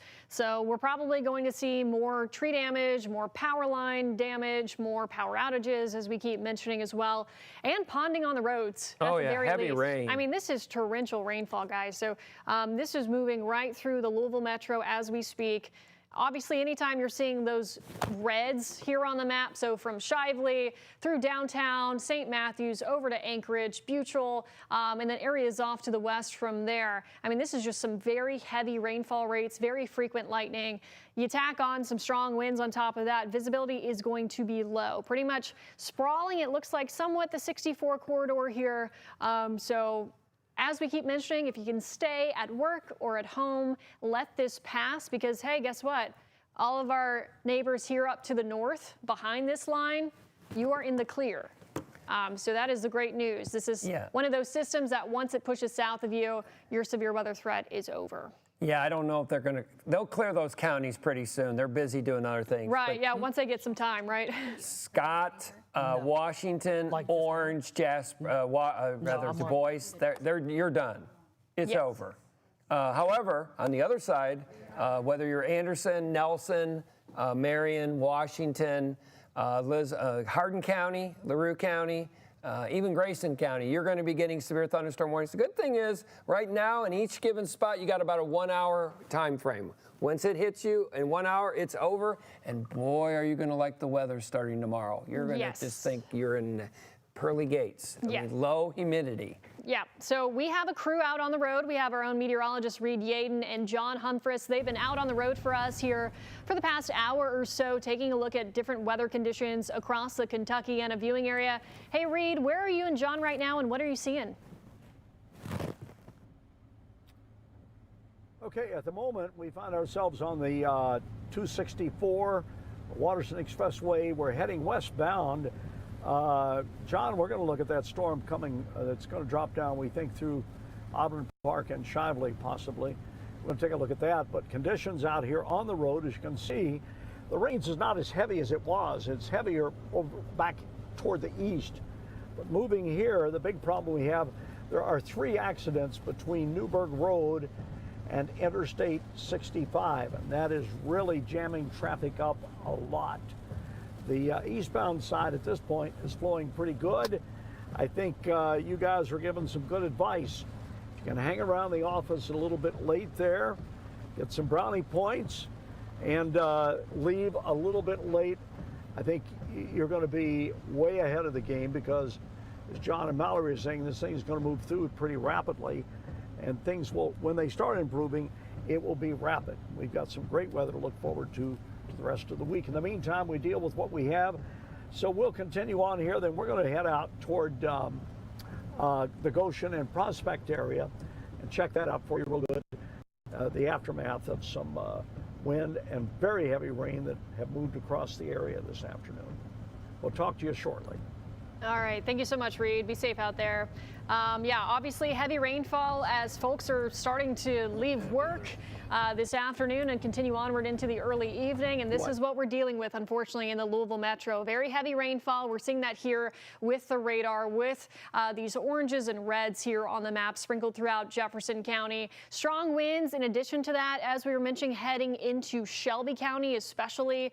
That was really the big wind surge that we were paying attention to. But we have countless severe thunderstorms thunderstorm warnings issued just for these 60-mile-per-hour wind potentials. So this really stretches from Shelby County, Spencer County, northern Nelson County, all of Bullitt County pretty much, northern Hardin County through eastern Breckenridge County, Meade County, and over the river from there into Harrison County as well. So these are all of our active severe thunderstorm warnings. As John has been mentioning, this is really turning into a wind threat for us. You're noticing the tornado threat there, as we mentioned, crossing the 75 corridor in the red. And this is a look at all the warnings that are currently in effect across the region here. So there's severe weather all across the region up to New York State as well. So big severe weather day. Mallory told you all the tornado threat is mainly northeast. She is so right. I think there's a tornado on the ground maybe 8 or 10 miles northeast of Owenton out of our area. And they've reissued another tornado warning. That's going to be on the I-75 corridor. If you're traveling that way, do not go near that storm. That's nasty. Right now we're dealing with high winds and heavy rain and lightning. Yep. That's the show. And right now, I think the worst, my friends over there, over at Shelbyville, Simpsonville, Deb and Amy and Linda, I'm telling you, get inside, wait till the storm has passed. Very heavy winds moving into Shelbyville right now.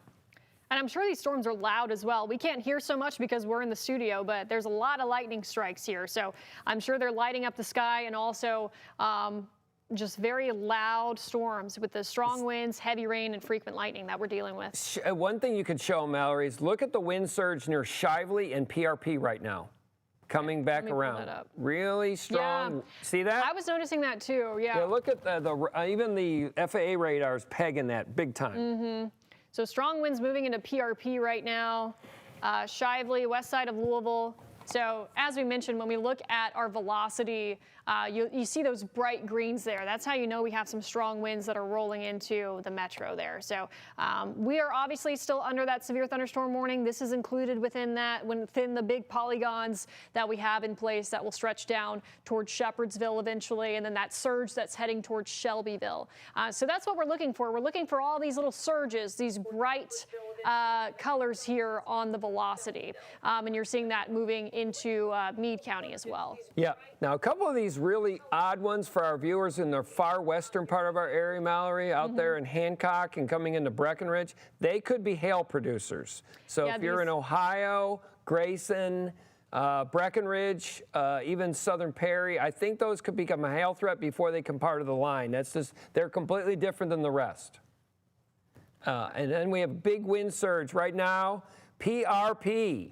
Coming down to Fairdale, Valley Station, very strong wind surge south of the Watterson.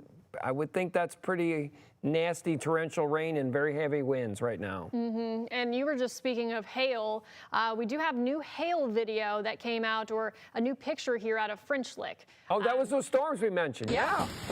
Oh, and we do have video. There it is. We said the casino, go inside. Drop them. Yeah, so this was right when storms were first starting to form, and they were producing hail. They were warned for up to ping pong ball size hail. Yeah. So severe hail there along with the winds.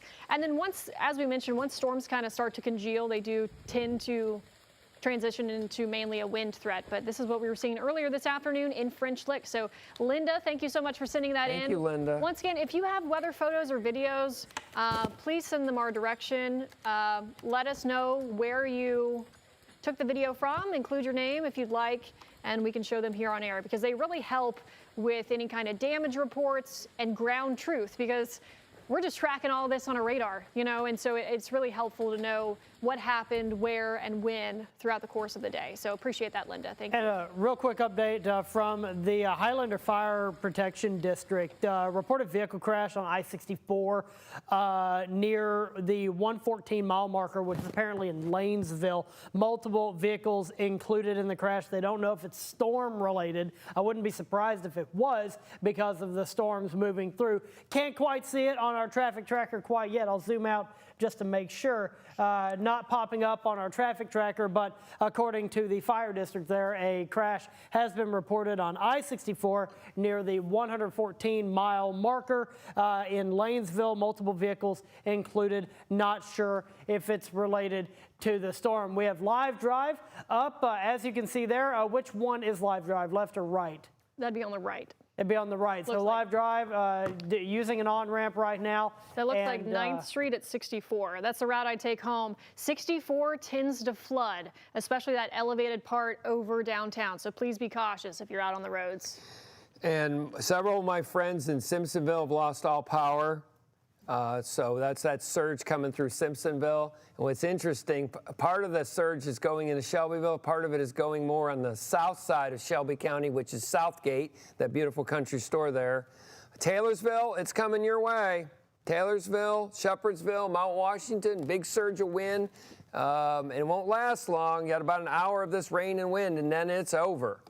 Yeah, so that's the good news. You know, these are in quickly, they're out quickly. We're already seeing some drying out on the Indiana side of things. Henryville, Scottsburg, Salem, Paoli, French Lick, where we saw the hail earlier today, obviously up toward Brownstown as well. So this is crossing over the river into Kentucky. And if you do live south, so if you're in areas like E-Town, Bardstown, as John mentioned, Taylorsville, rain starting to pick up for you. Expect some stronger winds on the way. We're also watching some individual storms more so off to the west, kind of south of Evansville there, around Tell City. We'll keep an eye on those. As John mentioned, those could become some hail producers there when they become, you know, when they're out by themselves. That's when we have to watch them. Yep. Whereas when they congeal into a line like what we're seeing over the Louisville Metro, moving south and southeastward, that becomes the wind surges that you're going to continue to hear us mentioning here. My friend Randy Baker used to be the head of UPS meteorology. He got 1.1 inches of rain in less than 30 minutes. Yeah, that sounds about So right. it is a monsoon out there. Yeah, very, very heavy rainfall. Not a great time to be on the roads. And on the subject of power outages, over 3,500 customers reported without power, estimated according to LG&E's own power outage map. Still the bulk of them in Oldham County, where over 1,800 customers are without power, 1,858 to be specific. And looking elsewhere, that still is the highest area, though in Jefferson County, nearly 1,000 folks without power there. So this is something we will continue to monitor. Oldham County did get some very, very strong wind, which led to the bulk of the power outages being in that particular county. Look at the surge in western Jefferson County. There's probably what we call a shelf cloud, a lowering of the base of the clouds, and it's just pushing. PRP, Valley Station, Fairdale, down there to the Rubbertown, West Point area. Really high probability. You almost got some pinks in there now, Mallory, in the colors on the ball. I think you got almost 70-mile-an-hour winds by Valley Station. PRP, southeast side of PRP, Fairdale. Very, very heavy rain and wind pushing in you. And that also means Brooks, Shepherdsville, West Point, and Fort Knox. It's coming to you soon. And the National Weather Service did just mention the western part of the Louisville Metro likely going to be seeing some strong wind. So y'all were pretty much in lockstep. Right there. Yeah. So our team behind the scenes keeping an eye on power outages that may erupt in that part of town due to those wind surges heading in that direction. So we do have, once again, all of Jefferson County, Kentucky, you are under some kind of severe thunderstorm warning due to these multiple storms that we've been watching. One kind of heading toward, once again, Shelby County and Spencer County. The other one will be heading toward Bullitt County. And that's where we're seeing these strong winds, as John mentioned. Even if you don't know anything about what I'm showing you here, the bright colors kind of tell the story. So you have these bright greens right over Valley Station, and that's where we're expecting the strongest winds that are surging to the south, and they're going to be heading toward Bullitt County there. Okay, or in Shelby County, look at the reflectivity, Mallory. It's almost like a wall next to nothing, just southeast of Shelbyville. That means the wind is incredibly strong. So if you're over there near that rest area between the 32 and 35 mile markers on 64, Shelbyville down to Southgate, very, very strong winds. I mean, there'll be more power outages, I'm afraid, in Shelby County. And then for Jefferson County, Fairdale, Valley Station, Okolona, and next thing you know, Hillview. It's going to be in your area over there towards Fort Knox and West Point. Tremendous surge of wind. It may just sound like a little bit of a roar hitting your trash can. 60-mile-an-hour winds and very heavy rain. Lots of lightning too. I know we keep talking about lightning. that, but I mean, the amount of lightning strikes that I'm seeing here on my computer, just in Jefferson County, 735 strikes. I mean, that's Let's go a little west for our western viewers, Mallory. Brandenburg. Look at that surge of wind from Brandenburg westward to the Meade County line. Meade and Breckenridge County line, excuse me, northwest of Irvington. There, I see almost 65, 60, to almost 70 mile an hour winds right on the line of Breckenridge and Meade. See that surge? Yep. Yep. So very strong winds with a lot of these storms. They are all surging south and southeastward here. And in addition, we're watching a few storms that are beginning to bubble up off to the west of our viewing area as well. So we'll keep an eye on that. Yeah, you might get hail if you're in southern Hancock. I know it's out of our area, but Fortsville, that means that it will get into western Breckenridge County and also western Grayson County. I think there's a hail threat for maybe 45 minutes to an hour, maybe.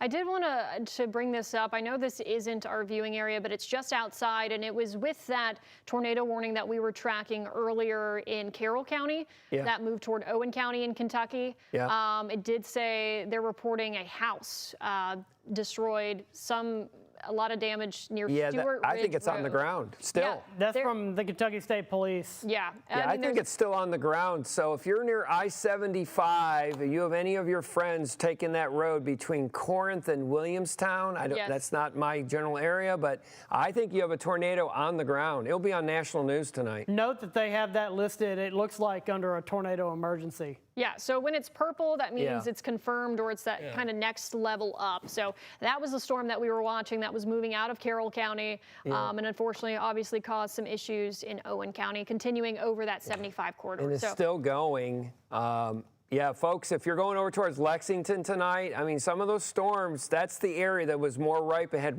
more wind energy, more turning and twisting. We're in the wind threat. We're in wind, lightning, and rain, heavy rain. That's our show. And I think the tornado threat is eastbound and down, to quote a famous song. And we have new photos in from New Albany from earlier today. So once again, we appreciate all the viewer photos and videos that you all can send us here. This is from Autumn Schneider out of New Albany. The good news is, New Albany, the storms are moving out of your area. So it's all pushing into Kentucky at this point. Got some modest clouds there. Yeah, you know a thing or two about that, don't you? John. Yep. So if you can send us your photos and videos safely, feel free to do so. We appreciate them, and we'd love to get them on air for you.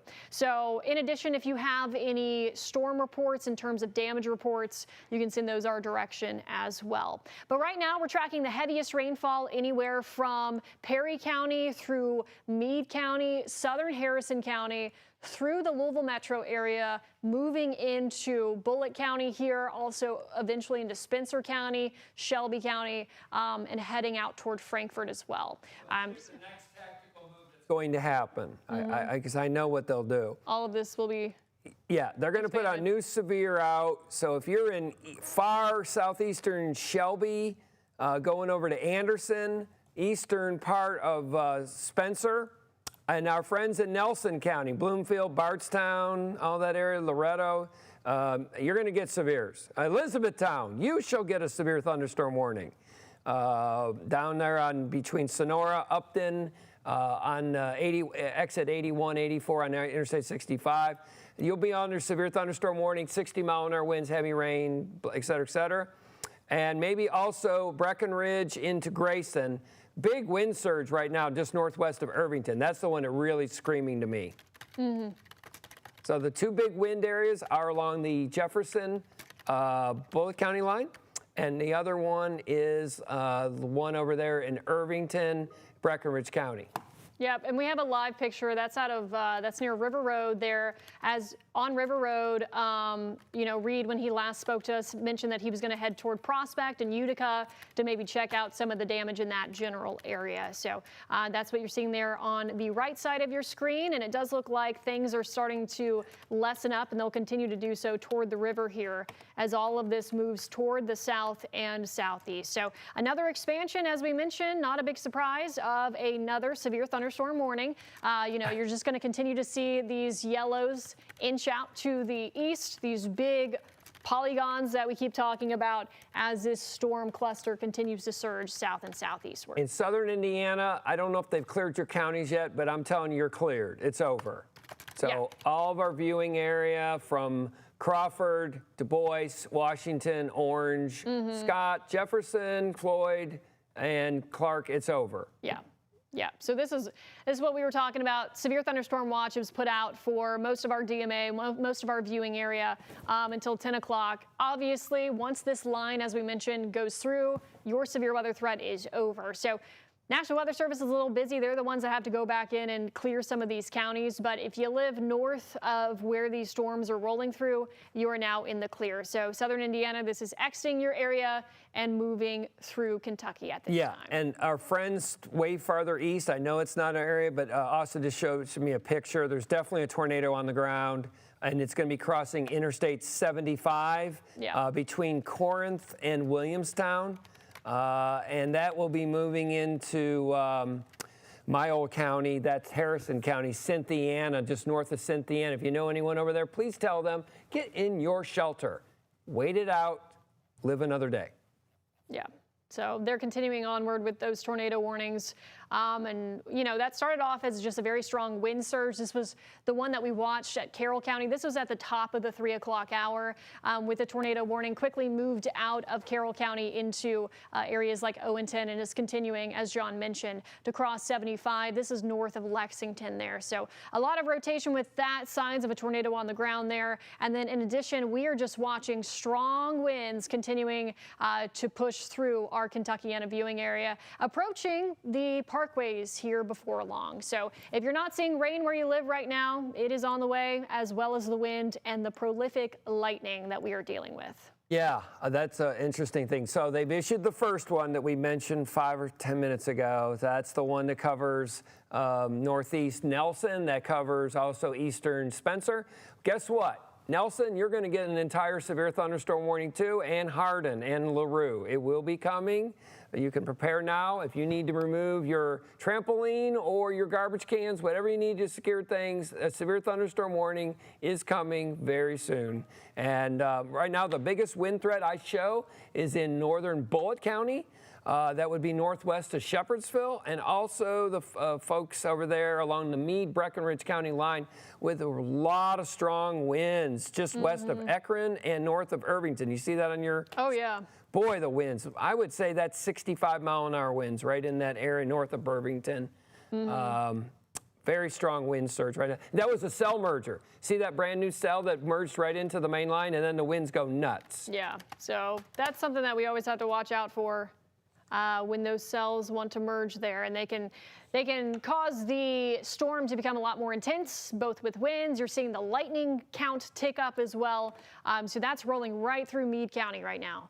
I mean, just take a look at that. So all of Meade County included in a severe thunderstorm warning here. And this is the big reason why, obviously, reds, torrential rainfall, southern half of Harrison County included in that, over to Valley Station, Fern Creek as well, getting prolific lightning right now. And that'll be moving throughout Bullitt County. And eventually this will be moving into Hardin County as well. So we'll see as this gets expanded southward, headed toward E-Town eventually.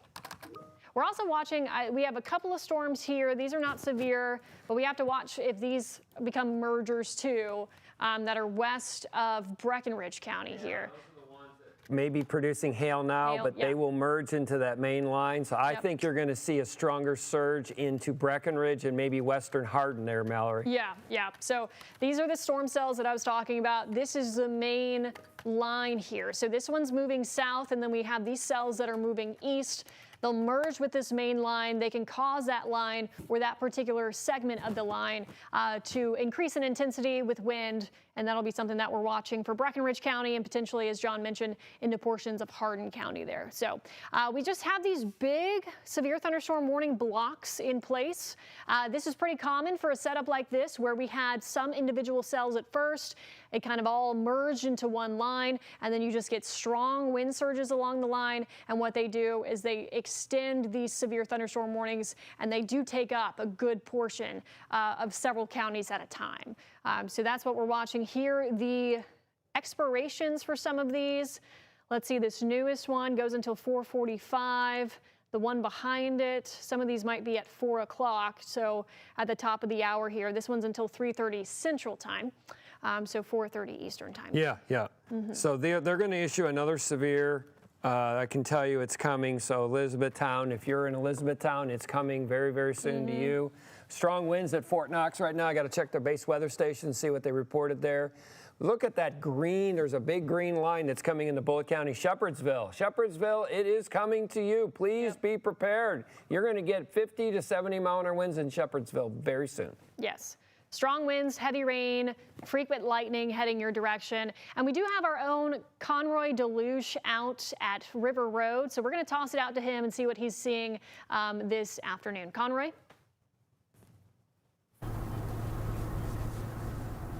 Yeah, hey, Mallory and John. The rain has slowed up quite a bit. When we left the station about 20 minutes ago or so, it was looking a little hairy outside. We definitely had to get our umbrellas, and it was raining hard when we are on I-71 making our way toward Zorn Avenue. But right now, things have really slowed down. You know, we've hit some high water areas of River Road, but so far, as you can see, like I'm going to show you the dash cam that's a little bit more clear because we did get pounded by rain. And, you know, the roads are slick, definitely, but things are looking pretty good out here. We're on our way out to Highway 1793 right now. That's toward North Oldham to see what's going on in that area. But obviously, we've been hearing a lot of warnings and a lot of potential destruction. So we're going to keep our eyes and ears to the ground to see what areas have been impacted by this. We know that some power outages are in this area, especially Hurstbourne. That was some that we saw on the LG&E power map a little bit ago as we were leaving. Hopefully, LG&E, now that the weather is starting to clear out a little bit, things will be clearing up soon and maybe get that power back online, because it is also very warm outside. So definitely don't want an uncomfortable night for too many people, if at all possible. So pretty slow going out here as we head out toward the Goshen area, Oldham County, but we're still in Jefferson County right now. River Road looking pretty clear at the moment. We're about a mile away from our turn onto Brownsboro Road,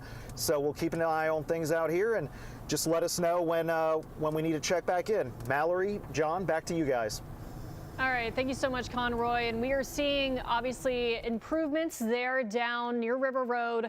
Also starting to see improvements right around the river. And we'll continue to see improvements as this pushes down to the south and southeast, away from the river, away of downtown Louisville. And once really the heavy rain, gusty winds, frequent lightning, that clears your area, the severe weather threat for you is over. And for anybody who's tuning in right now, you typically tune in at 4 o'clock for your latest news and weather. Hi, I'm Chief Meteorologist Mallory Schnell. We've been tracking the weather here for about close to 2 hours, starting around 2:15, where we had some severe storms bubble up in our southern Indiana counties, and now they're moving right through the Louisville metro and continuing to race to the south and southeast. And in the studio, I'm joined alongside by meteorologist John Gordon and meteorologist Austin Evans. We're just keeping an eye on everything for you. We've had some very strong winds so far today. One tornado warning over portions of Carroll County that has now moved out of our viewing area. But continuing to cause issues there along the 75 corridor. And we're watching more torrential rainfall, strong winds, and just frequent lightning with this line of storms that's racing through Kentuckiana this afternoon. On radar, we call it downburst, and it's very strong winds near Fern Creek, Bardstown Road going down to the Snyder. I see winds, probably 60-mile-an-hour winds. Wouldn't be surprised. We got trees down in the Fern Creek vicinity. See how they push out? One goes east, one goes south.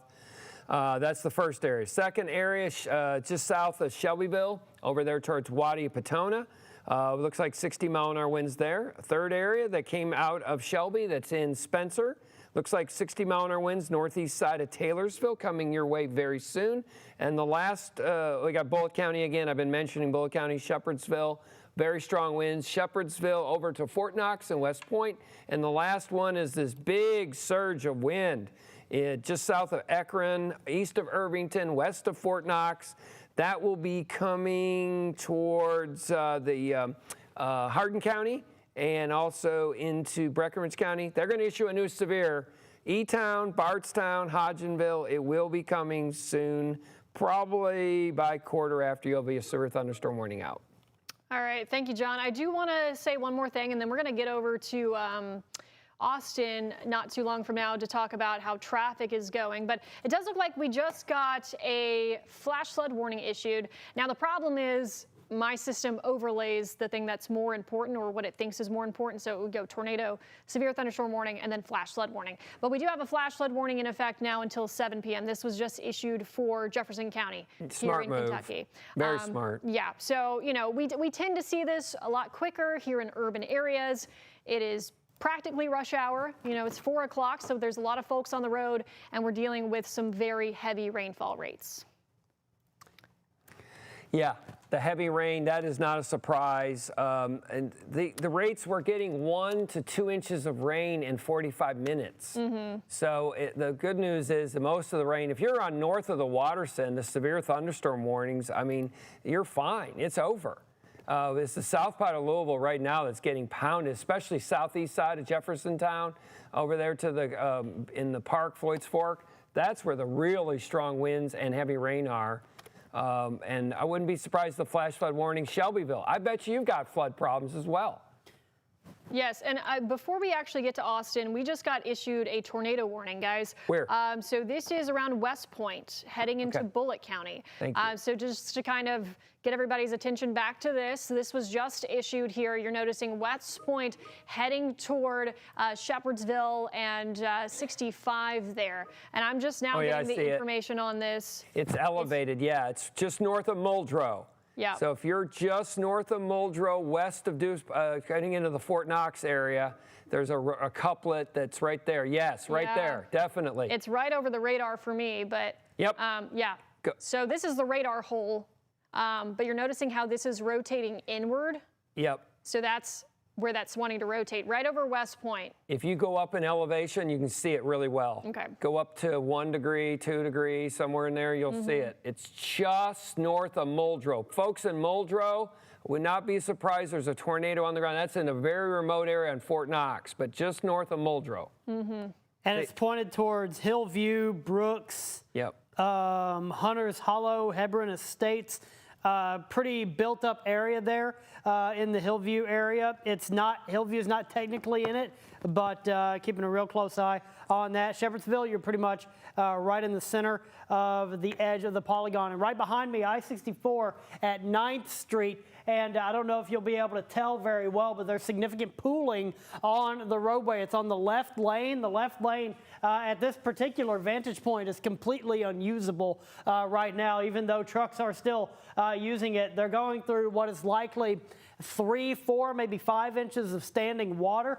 So that is something that's going to continue to be an issue. Here's our traffic tracker. Things have slowed down considerably on I-265, the Snyder, and of course we now know at least a portion of that is under tornado warning. Now just to the south of it, at least there's an accident near Fern Creek on I-265 on the Snyder, I believe. There's also an accident on I-64 near Lanesville in Indiana that I brought to your attention earlier. In general, quite slow traffic. That's to be expected right now. Don't be trying to go anywhere. We're going to send it back to Mallory for more info on this tornado warning. Mallory? Yeah, thanks. So the tornado warning that was issued, this is pretty much right over West Point. So as I mentioned, I did change the elevation here, but this puts out the timing, and unfortunately it doesn't show me a lot in its path. But if this continues onward, it heads towards Shepherdsville by about 4:25. So that would be in the next 20 minutes. It's moving toward the east around 45 miles per hour. So it is a quick moving storm here, and it's pretty much right where the counties all meet. So this is moving out of Meade County into where Bullitt and Hardin County intersect here. So this takes us for the next half hour or so, and this is the main storm that we're paying attention to.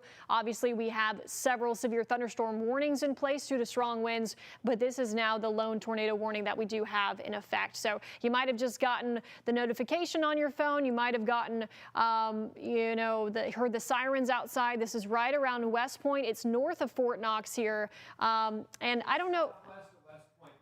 Mile. Yeah. It's about 1 mile, 1 to 2 miles north of Muldrow. Muldrow along the north side of Fort Knox. And it's moving almost south-southeast at about 35 to 40 miles an hour right now. I unfortunately don't have a lot of towns in that general area, so if John, you know of it. Yeah, it's Fort Knox. Fort Knox Yeah. is so darn big. Most people don't know how big it is, but Right. it's the Muldrow area coming onto the post. So folks, if you're listening, our friends at Fort Knox, this is serious. I hope the base sirens are blowing hard right now. This thing, it's probably on the ground or darn near on Kevin at the National Weather Service says it's on the ground. Yeah. There's a TDS on it. Yeah, Or there was. Yeah, let me look at the latest, see if there was a TDS. They noted it just to the west of radar on the 1.2 scan, and that was a minute ago. Yeah, I according just to see it. There it is. Chat. So Yeah, north side of Fort Knox. they North believe a Muldrow. tornado's on the ground. Yep. Good, thank you. Yeah, and they just put the purple box on there, so that's due to the TDS. And this, we get text here anytime a tornado warning or a severe thunderstorm warning is issued.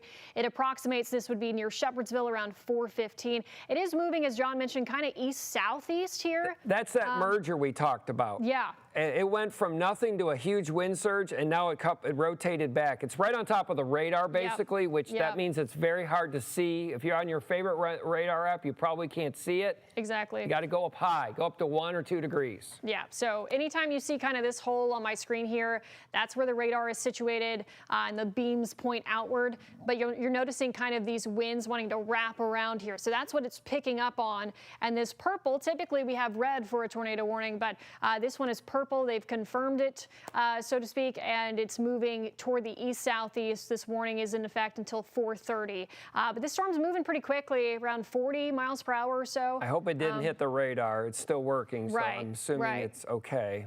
But this is right around West Point, northern portions of Fort Knox, and then heading eventually towards 65 here on its path.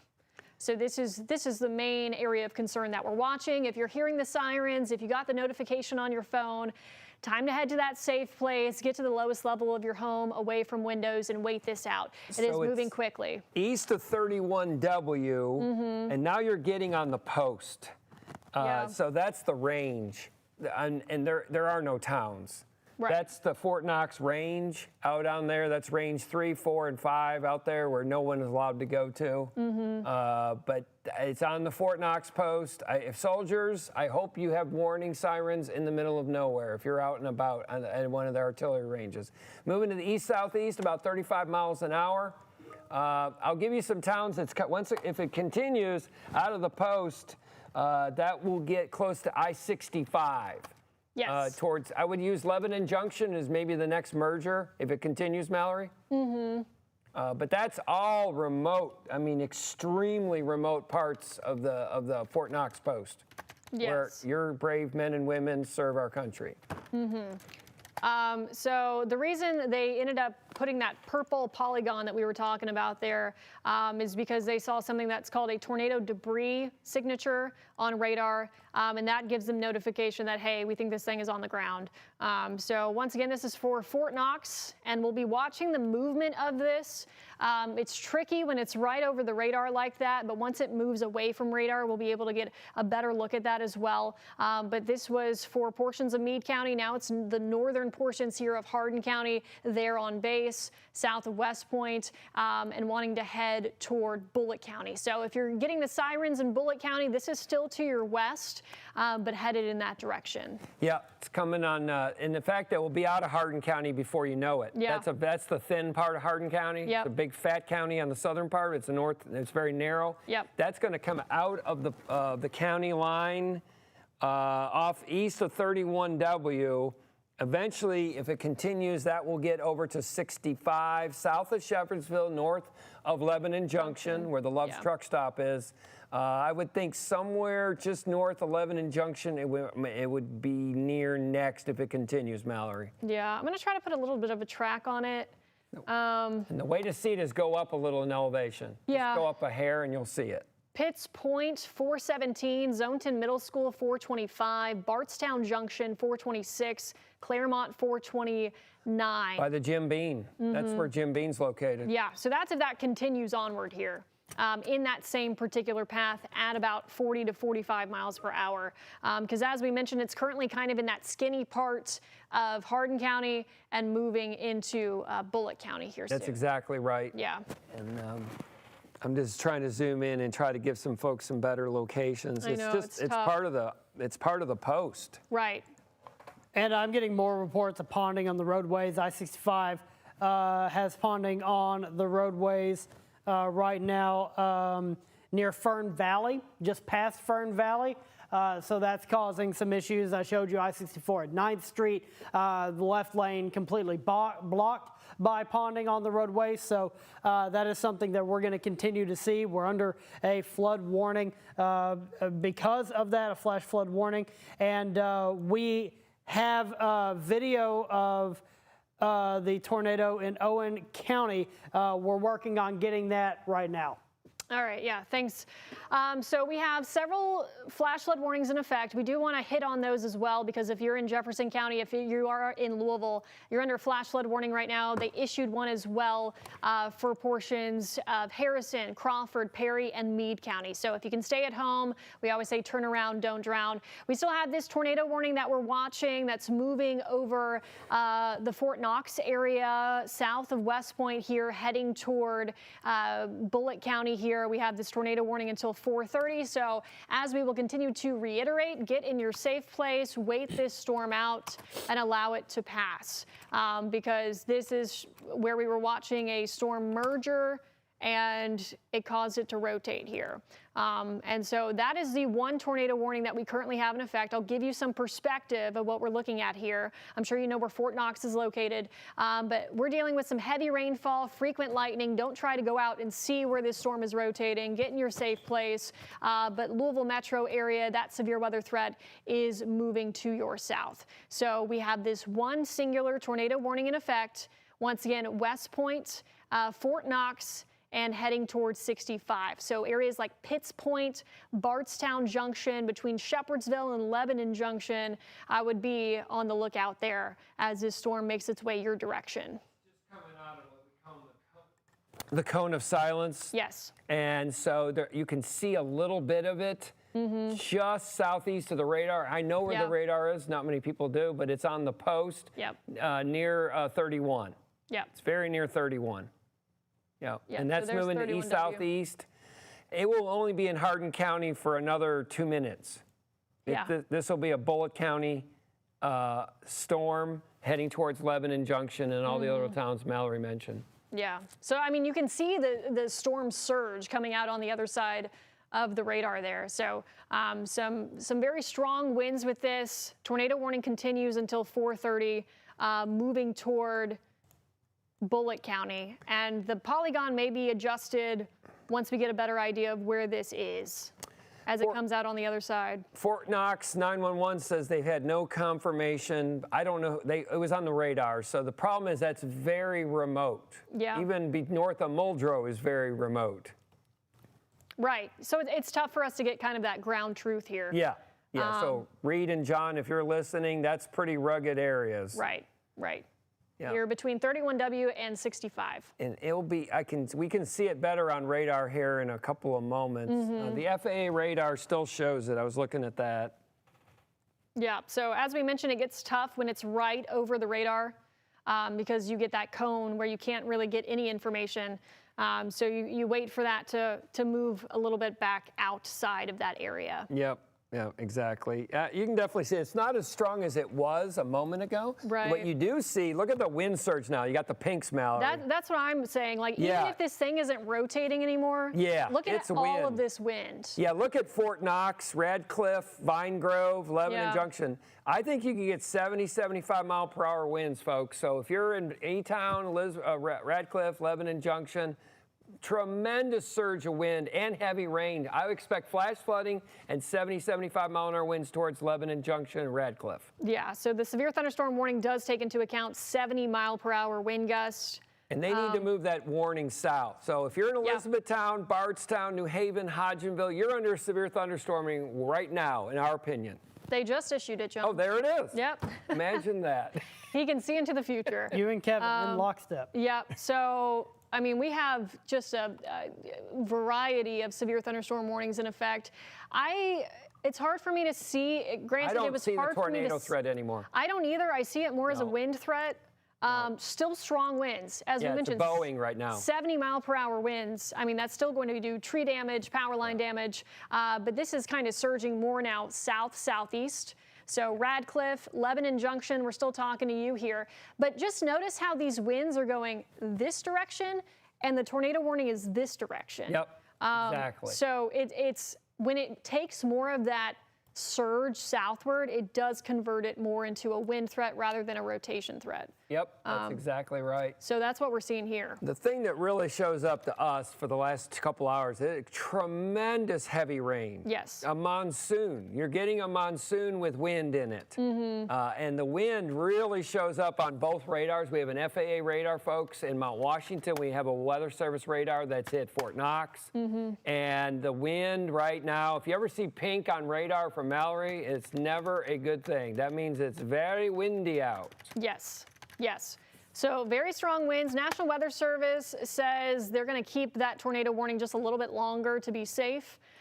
They do not think a tornado is on the ground now, but it's, as we mentioned, becoming more of a wind threat as that surges outward. But right. That's why you won't see this drop here. Right. That little thin part of northern Hardin, that's probably cleared. If there was a tornado, it would be in Bullitt, where it's a very odd shaped county, where indentation, a big curvature there. Yeah.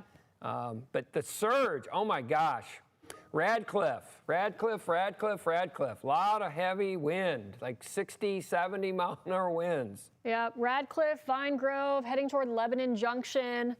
And they cleared that part of the tornado warning, Mallory, real quick. They did. Yes, yes. Okay. So now if you're in the Fort Knox area, the northern portions of Hardin County, if you were in the Meade County part of the warning, they've cleared that from your area. Now just continues for this little area downstream of Bullitt County. So between the county line and 65 here.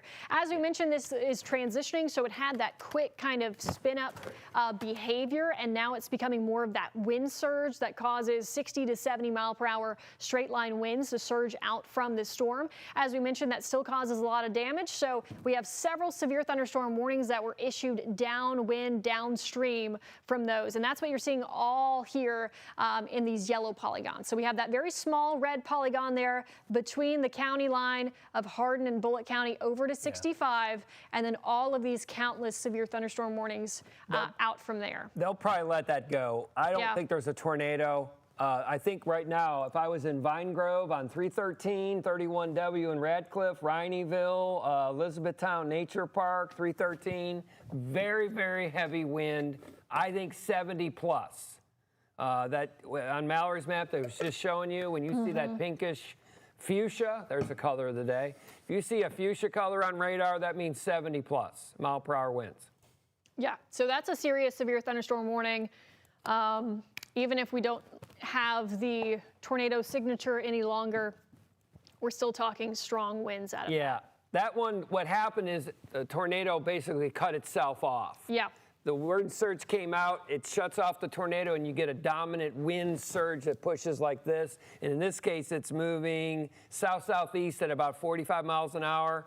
And if you're anywhere near 31W in Radcliffe, and I was just looking at my maps here, Vine Grove, 313, north side of E-Town, I'm telling you, it's a monsoon with wind. Yeah. Yep. And, you know, I mentioned this before, we have several flash flood warnings in effect, and this often happens. The leading edge causes all the severe side of it. So these are all of the active warnings we have in place right now. You're seeing all of the severe thunderstorm warnings. This continues to inch southward, southward, southward. The small area of that tornado warning that moved out of Fort Knox and is heading towards 65, not really seeing that tornado signature at this point, but that warning is still technically in effect for portions of Bullitt County. And then we had the flash flood warnings behind. So this is all of Jefferson County, Louisville Metro. You're under a flash flood warning. And then we also have this additional flash flood warning off to the west from Perry County over to Brandenburg and Meade County and portions of Harrison County. Because on top of the winds, we're dealing with torrential rainfall. Yep, exactly right. So let's look at all the warnings. So we've got parallelograms going on all over the place. So as we told you earlier, Frankfort over to our viewing area, Bloomfield, and that's Marion and Washington counties, severe thunderstorm warning. The good news is that tornado threat has eased. If you were worried about your friends on I-75 over there, that storm has become more wind dominant. The next one, even though there's a severe thunderstorm warning for Shelbyville, it's over. If you're Shelbyville northward, Simpsonville, it's completely over. You will have no more rain, no more wind, and you'll notice the dew point really dropping. It's the warning that's south of there that's still got a wind surge. That's Bloomfield, Willisburg, over to Lawrenceburg, state capital, is almost over in Frankfort. The one that really stands out for us, I know there's a tornado warning. I think it's done. They're waiting a couple scans. I don't see a tornado in there right now. I see a lot of wind, and especially the big wind surge that's Vine Grove, Radcliffe, over to Lebanon Junction. Boy, there's a lot of wind in there. Yeah, very strong winds showing up on my computer in that general area here. So they filled in a new severe. Remember we told you about those rogue cells that may hail, and they put another one out on the west side. You see that new one? Okay. That little thin one? Yep.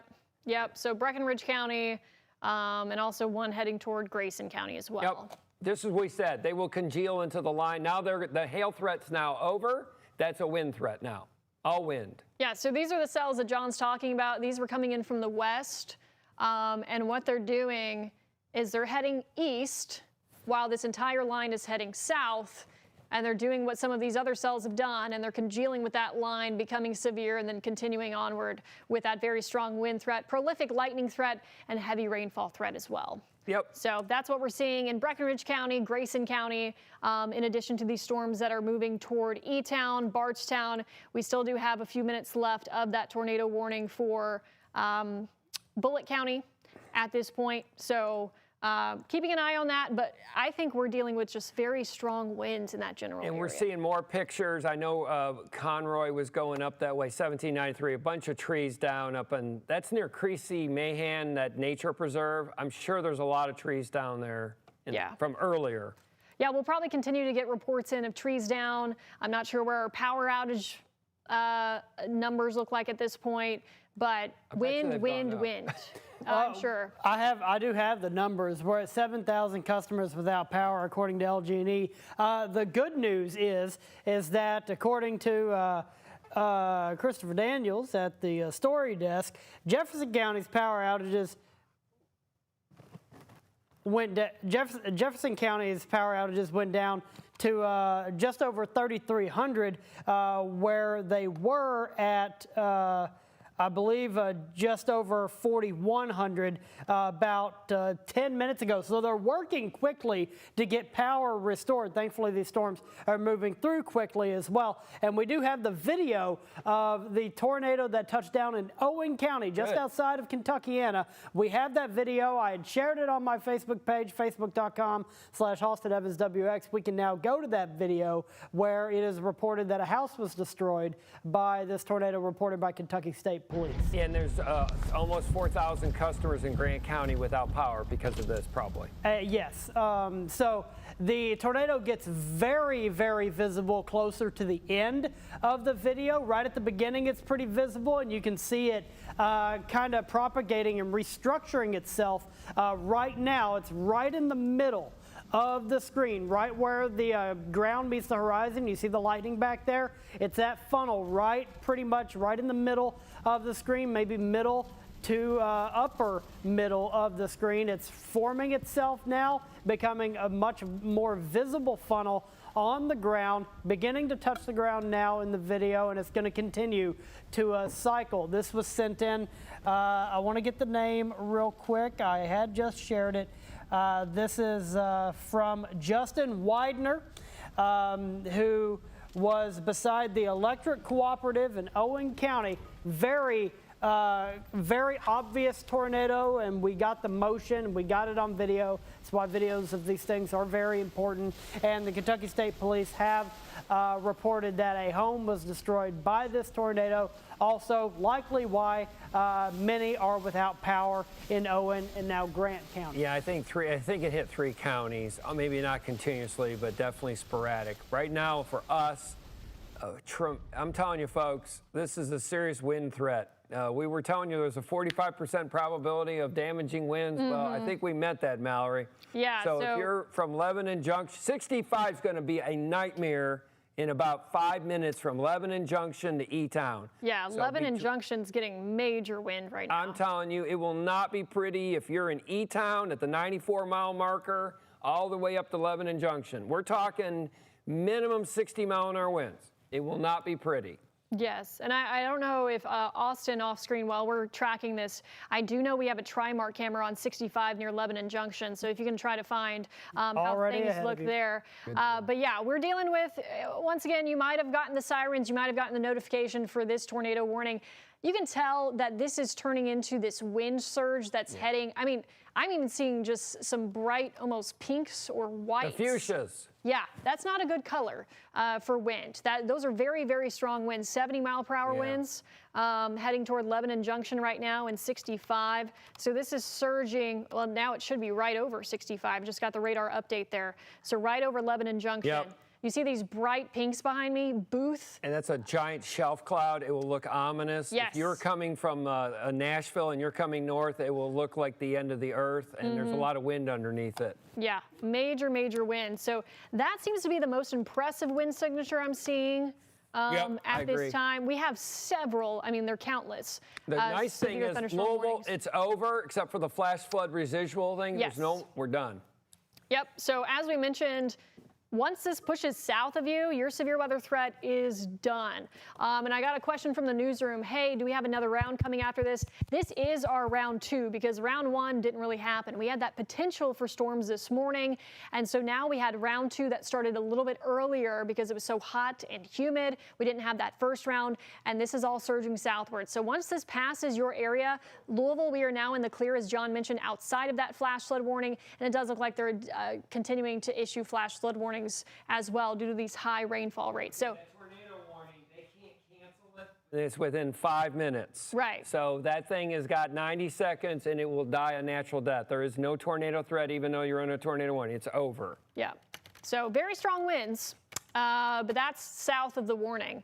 It looks like. Oh yeah, my gosh. It's moving faster than they said. It's moving almost at 50. It's right over 65 right now. Yeah, and I've got video at 65 at Lebanon Junction, just to the north of Lebanon Junction. This is what it's looking like. If you want to take Max 3 full, perfectly fine. That's what I have this pulled up on, is our Trimark video where visibility is a non-factor at this point. We have a significant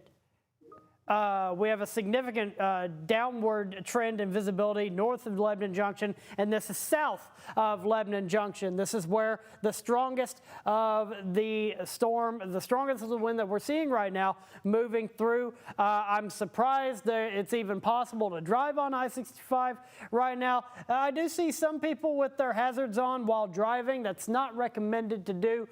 Just a quick tech tip there. There's also people, it looks like, stopping under the overpass. Also not something that we recommend you do, but I do know if you do need to stop while driving in weather like this, turn on your hazards and pull over. Don't continue driving with them on. And here's a quick check of the traffic tracker. I wanted to show I-65 as we got closer, as you get closer to Shepherdsville and past Hillview. Things are slower on the southbound lane near Shepherdsville, and then Lebanon Junction still moving smoothly, but it's likely due to the fact that it's not that busy. Yeah.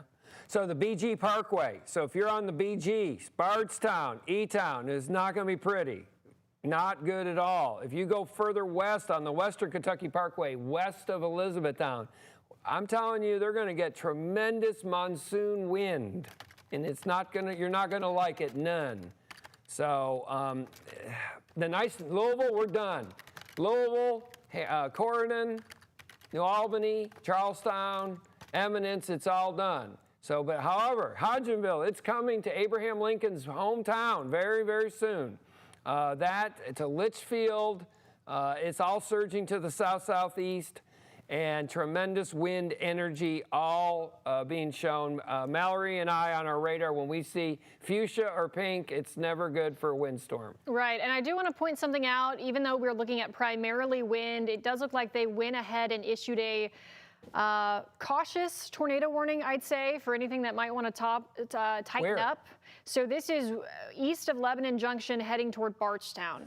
So, Okay, that's okay. I actually saw that. That's more of a what's called a quasi-linear system. It's a little nub. You got to look for the nubs on that push. That's a little different than the other one. Right. So this is looks like right here. Yep.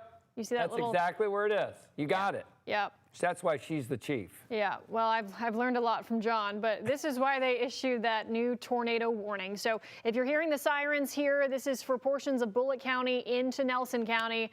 We do have another tornado warning. So they're watching not only the surge of winds, you're definitely going to have a surge of winds. And as John mentioned, you have to watch for any of these little notches or nubs where a quick spin up might try to occur. So that's why it does look like we just got this in from the National Weather Service until 5 p.m. And this is moving east at 30 miles per hour. And areas that are included in this, Samuel Fields Airport, Bellwood, Withrow, Bourbon Springs, Cravens, Hunters, Lebanon Junction, of course, and eventually heading toward Bardstown. Yep, that's exactly where it is. Yep. So it's totally different now. We've had a rain-wrapped tornado, we've had a classic tornado, and now we're going to have what we typically get in the Ohio Valley is these line segments, and these little nubs and nudges right on the leading edge. And I think the Weather Service did a good job, a proactive warning, like Mallory said. And that, believe it or not, goes into one of my favorite towns, Bardstown. So we really got to watch how that evolves and moves to the southeast. Yeah, I'll put a track on this. Let's see. It says it's moving east at 30 miles per hour. So if you're hearing the sirens, you got a notification. This is a storm that we're looking at. Lots of strong winds heading east and southeast from 65. So this heads over the Bardstown Airport around 4:54 Samuels Field there. And if it continues toward Bardstown, this would be just before the top of the hour, so just before 5 p.m. Exactly. So you have a low-end tornado threat east of Lebanon Junction. But the thing that really stood out now, look at the rain orientation, how it parallels with that wind. Yeah. I'm telling you, this is like 2 to 3 inch rainfall rates in an hour. E-Town, Radcliffe, Fort Knox. And wind, very strong wind on the southwest side there. Look at that push. It's just like a giant bow, and you hunters out there like bow and arrows. This is a giant bow, Elizabethtown. Tornado threat. You can see the rotational couplet that Mallory was just mentioning, just east of, you have any better towns? I'm using Lebanon Junction. Let's see, where the strong winds are currently? No, for the tornado threat. The tornado threat, I have Bellwood, Bourbon Springs. Yeah, I'm looking, I'm zooming in. It looks like around 62.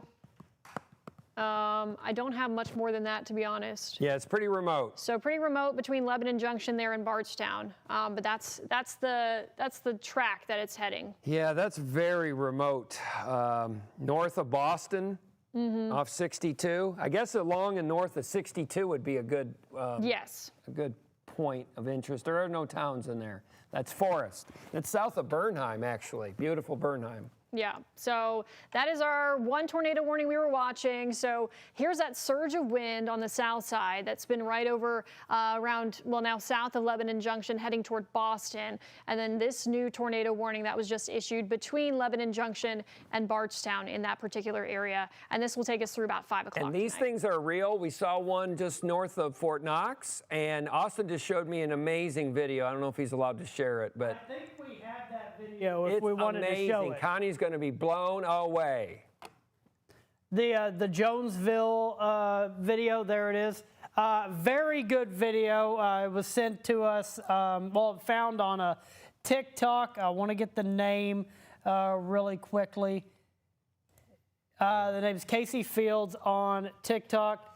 And this is that same tornado, or at least the same storm that caused the tornado to touch down in Owen County. Earlier. This is in Grant County a bit later.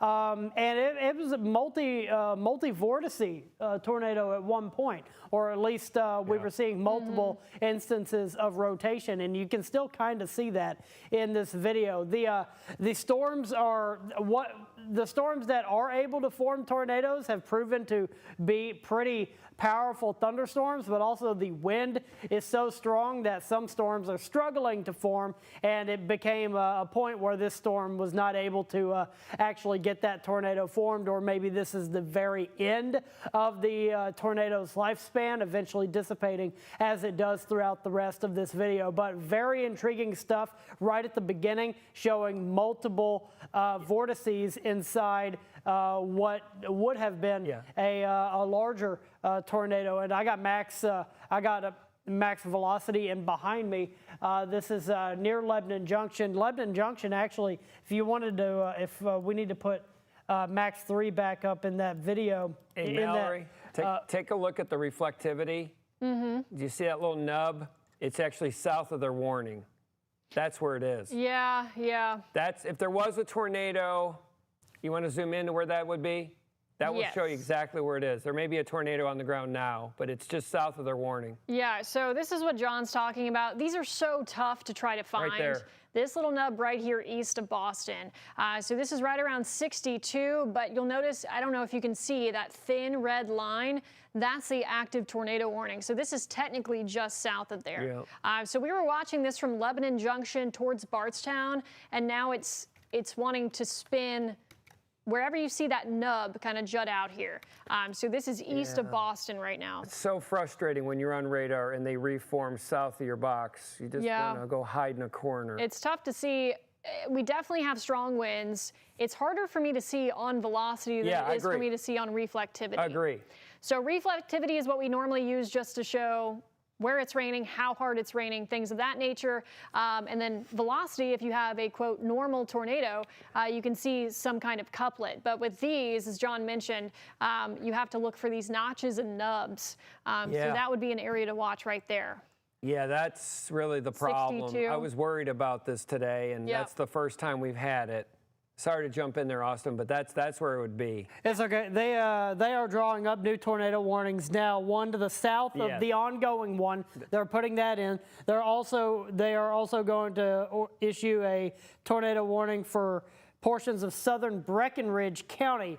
So that's coming. And what I was going to show you, it's kind of cleared up now, but traffic did slow down pretty significantly near Lebanon Junction. Not quite as much anymore, but the big wind threat has passed over Lebanon Junction. And taking a look here at the Louisville Metro, at all the roadways here, there are some pretty major slowdowns, as you would expect. There is significant puddling here and there along the roadways too. Do not drive through flooded roadways, and if you see puddling ahead of you, and this is why you should turn on your headlights while driving in the rain. If you see puddling ahead of you, try to get slowed down before you hit it, because you will hydroplane in those puddles, especially the deeper they are, the harder you're going to hydroplane. And they've just issued that tornado warning for portions of Breckinridge County, including Litchfield. Let's go through the one on the east first, Mallory.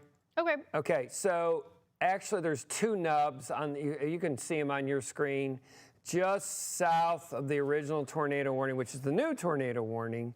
And I don't have any really good towns in that neck of the woods. I just got an update. Between 62 and 9002, southeast of Boston, west of Bardstown is an area. See those two little nubbies in there?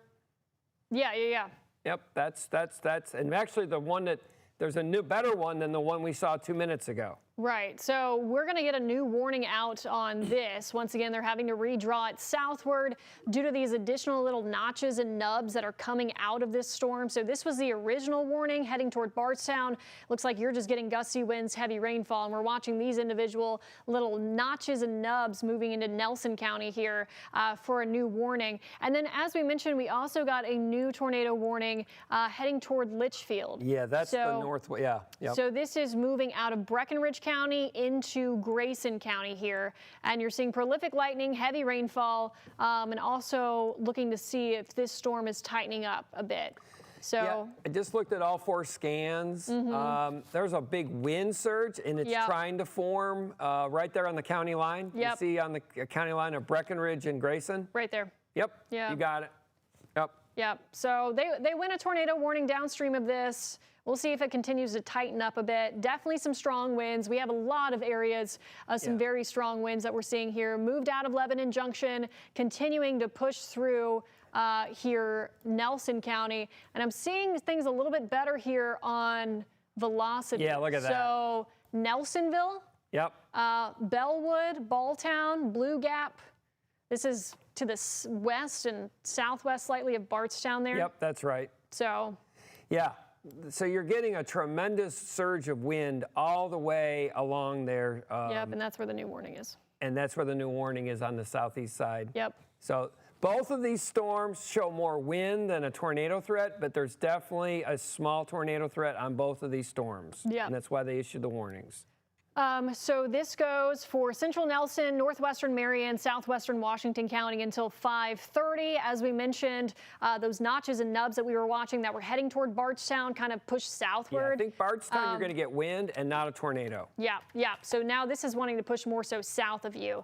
Yeah. So this will continue to head that direction. Let me actually zoom in. And notice they made it a lot wider because they Yes. can't keep up with all the nubs that are forming on the leading edge. Yeah. So I have Balltown, Gandertown, Bear Wallow, Springfield, Booker, Botland, Hardesty within this warning here. I'm going to zoom in to see if I can. Culvertown, Greenbrier. If you hear Manton, Fredericktown, Valley Hill included in this tornado warning that was just issued. Definitely a lot of wind at the very the wind least. is the main thing. I mean, look at the pinks. Yeah, the pinks are not good. All north of New Haven, all along north of New Haven, along in there. Yep. Definitely wind threat, and definitely there's small tornado threat on that one. If we go back to the west, we'll take a look at our friends on the Breckenridge. It's now in Grayson. Yep. It's coming out of Grayson.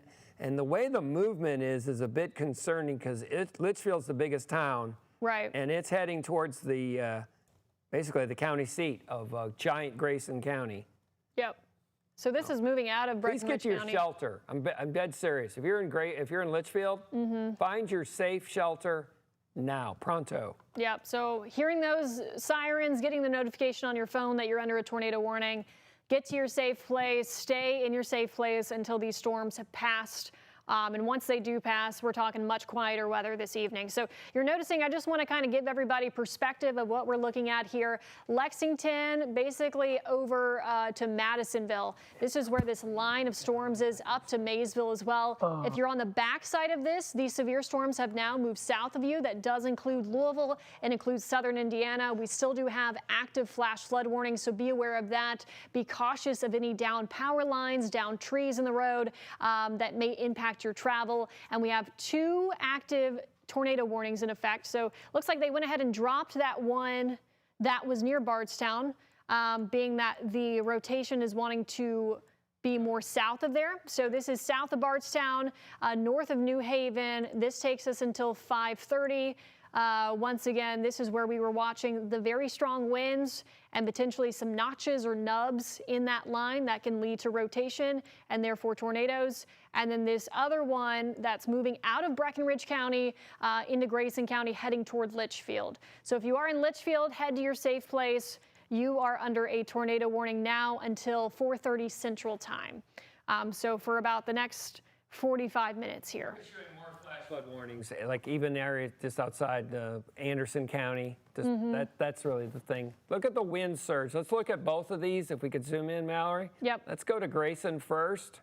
This storm kind of looks like the storm that was up in Owen County earlier that did produce tornadoes. It's trying to form. Notice storms that go from the northwest to the southeast have more wind shear. Yes. They have a lot more wind energy, and I'm telling you, this is rare to have a tornado event in late end of July. It's very rare. We normally have almost no wind in the summer up top in the atmosphere. Today we have like 50, 60 miles an hour at 15,000 feet, which is almost unheard of. So anyway, that storm is moving northwest, southeast, Litchfield. Please get to your shelter. If you want to track that out for them and give them their time. Yeah, let me see how quickly this is moving. So usually when a warning is issued, it lets us know the predicted speed that it's moving. Not as fast as any of these lines. They got 30, 35, don't they? They're at 25. Oh, wow. I'll put 30 on it, though. Okay. We'll take a look at this. And if it continues southward. So Litchfield around 4:08 Central. Okay, 408 Central. So you've got about 20 minutes there, Litchfield. But get to your safe place now. Indian Valley, 348 Central. Oh, let me step out of the way, excuse me. Duff, 352. Lilac, 359. These are all Central Time. Clarkson, 414. West Clifty, 417. Fragrant at 422 Central. And Snap at 427. So that is the first tornado warning that we are watching. And the second one, once again, let me tell you something about that one. But go to your velocity. In Nelson County? Yes, Yeah. just northeast of New Haven. Incredible amount of wind.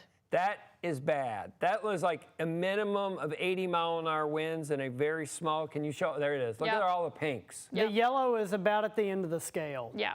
Yeah, that we can't go any higher than that, I don't think. That's So- it's 100 miles an hour on our scale. That's Blue. very bad. And that's, some of it's off the ground, but at least 80% comes to the surface. Right. So that is either a tornado or very high winds just northeast of New Haven, I would say. Yeah. Right? Yeah, so I'm trying to look at a few things here. 31E. 31E. That's just northwest of the Abbey of the Gethsemane. It's not there. It's just north of there. It's very remote. Yeah, 247. 247, yep. Around Balltown, heading toward Holy Cross, eventually Loretto. If Yeah, it that's continues down. southeast. That's Maker's Mark. Maker's Mark. Maker's Mark. If you're still working, get to your shelter. This is serious. Yes, extremely high winds here. Boy, the wind over there is bad. It's a rogue cell that it's just the whole line is moving east. And then the one out to the west, once again, Litchfield, we're going to keep going back and forth like ping pong. Yep. If you're in Litchfield, please get to your shelter. This storm has got a lot of wind in it, but the one that is even worse, it goes back and forth, is that one that's just northeast of New Haven. Yeah, so even if I zoom out, I mean, what draws your attention? It's Yeah, that's an insane wind surge here. yeah, that's unfortunately, very that we're bad. seeing. So let's do some, and you notice they got a big severe that goes down to Campbellsville now. Yes, yes. Okay, So that Hodgenville, Raywick, Loretto, New Haven, Lebanon, Bradfordsville, all those towns. But look at that brightest fuchsia color you can see Yep. right there. Yeah, Right that there in is- Nelson County. So the way I see it, I would think Loretto and Jim Beam. And how many lightning strikes are we getting there, Austin? We're over 5,300 across Kentuckiana. This is, I did a very broad search. Maximum amperage, 105 amps. I don't know how useful that information is, but that's a ridiculous amount of electrical power, which is why we have not been able to replicate lightning as humans. But on top of the wind, on top of the flash flooding threats and the urban flooding threats, we're dealing with a whole lot of electrical threats with this particular storm. Wouldn't be surprised if we did hear about some strikes to houses and whatnot. Okay, so when that new warning they did with that surge, the Weather Service has got 70 in their Yes. warning. So that means your phone should have went off if you're in that warning right there. That's considered considerable. Yep. Is what they call it. So yeah, you might have gotten the notification on your phone.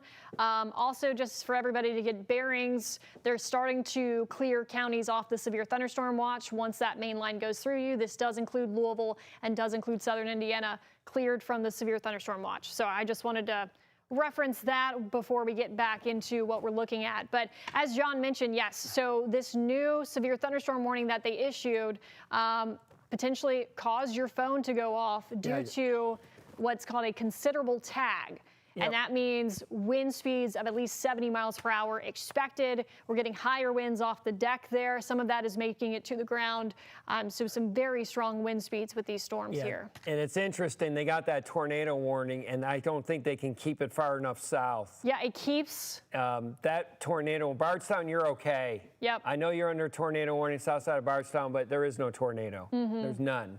This storm continues to pivot, and it's we use this term called deviant motion. Yep. Or it just pivots more to the east-southeast. So I really think, I'm just looking at my map here, Mallory, Loretto, St. Francis, New Hope, Yep. Holy Cross, and near the Abbey. So if you're at the Abbey, please, brothers, get to safe shelter. Yeah, extremely strong winds here.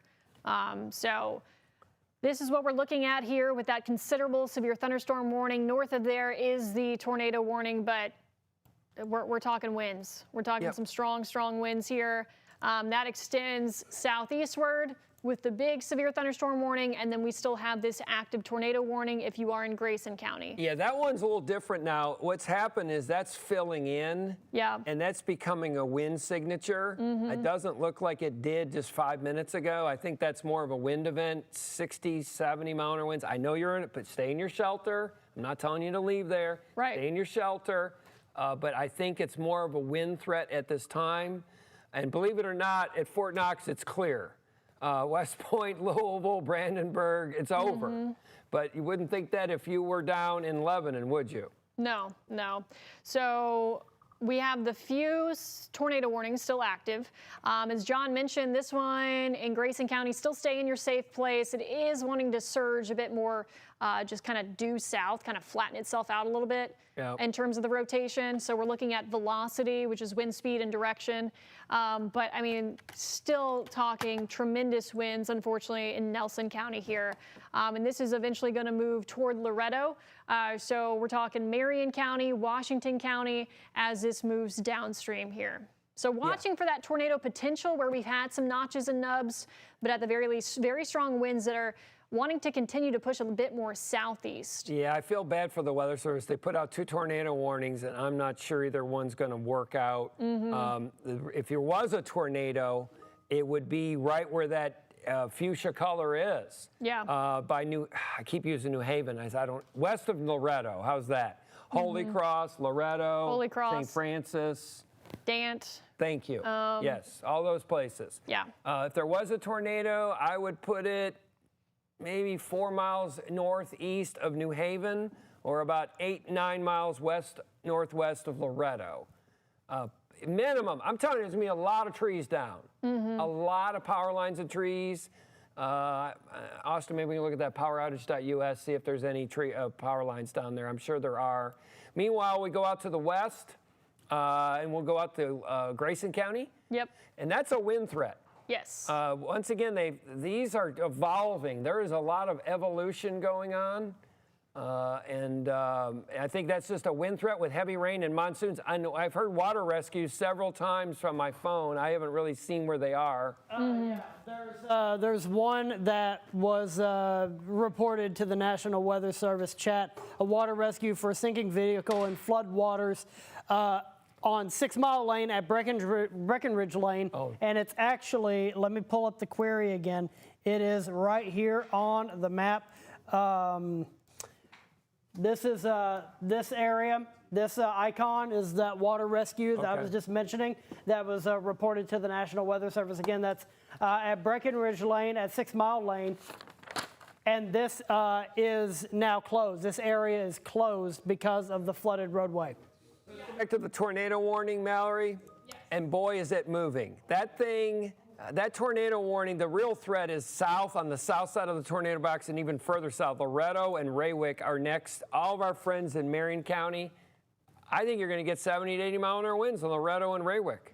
Yeah, extremely strong winds here heading toward Loretto, as John mentioned, around Holy Cross, Dant as well. You have 527, Raywick, John mentioned that, St. Mary, Burke Spring, just kind of a few areas there. So this is continuing to surge southeastward here, out of Nelson County, and continuing toward Marion County at this point. So heading toward Lebanon eventually. Yep. So I know we have this tornado warning in effect, but we're seeing some of those strongest winds just to the south of that warning there. And our friends, if you're going further east towards Lexington, I know Isaiah's over there by Lexington, a lot of wind. Right now on 64, they put a giant severe thunderstorm warning out over there, Nicholasville, Harrodsburg, Willisburg on the south side of Lexington.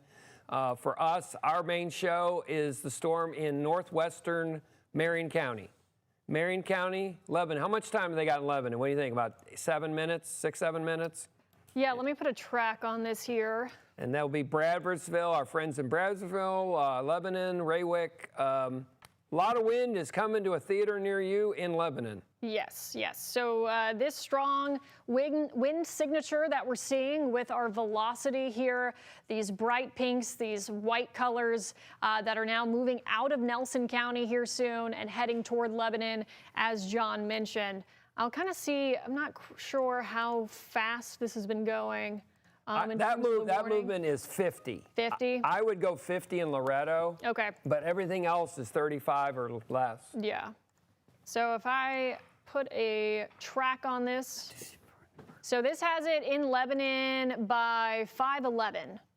So strong winds heading right over Loretto within the next few minutes here. Lebanon by 5:11, St. Mary 5:05, Gravel Switch by 5:24, Perryville by 5:30. So these are the strongest winds that we're seeing showing up on our radar here, on our velocity, heading out of Nelson County, heading toward throughout Marion County at this point. Yeah, what happened to the Weather Service, they issued the 2 tornado warnings, and then the thing went surge southward. It took a motion, almost 45 degrees pivot. Yes. And now that is really the main show. You see, we're not talking as much about the tornado warnings. Stay in your shelter, though. But the greatest threat of a tornado would be along Marion, Washington County line, I would say. Yep. Right there, northwest corner by Loretto, Maker's Mark. Who doesn't like to go to Maker's Mark? Right. So right here where we're seeing some of those brightest pinks, the strongest winds, and also some of that green here where you're seeing some of that rotation, or, you know, if we had rotation, it would be there. So that's where we have the active tornado warning on the south side of that, the ongoing severe thunderstorm warning due to 70-mile-per-hour wind gusts. And also Litchfield. I don't think it's a tornado threat right now. I think it's a wind threat. And boy, are you going to get a lot of wind in Litchfield. Yeah.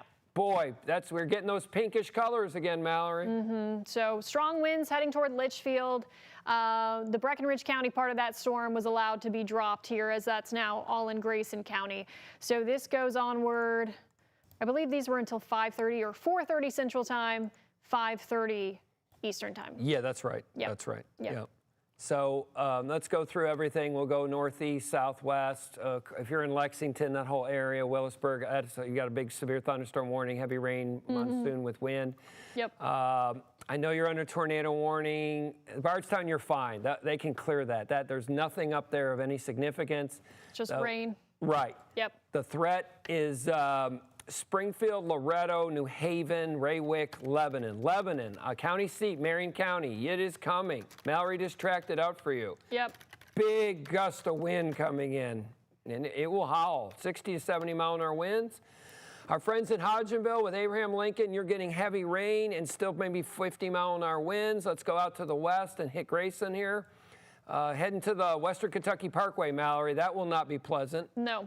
Near Litchfield there. Litchfield, a lot of wind. I know you're under a tornado warning. I think it's a wind event with torrential rain and very heavy wind. Yeah, torrential rainfall, heavy wind, and that together means very low visibility just in time for the evening commute. Very frequent lightning as well as what we've been seeing all along this line here. So we have 2 active tornado warnings, though we're not really seeing a strong tornado threat with those. We're really tapping into the very strong wind threat that we're seeing with these wind surges.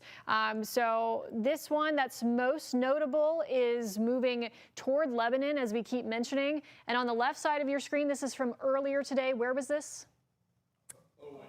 That's the Owen County one, right? Owen County, yeah.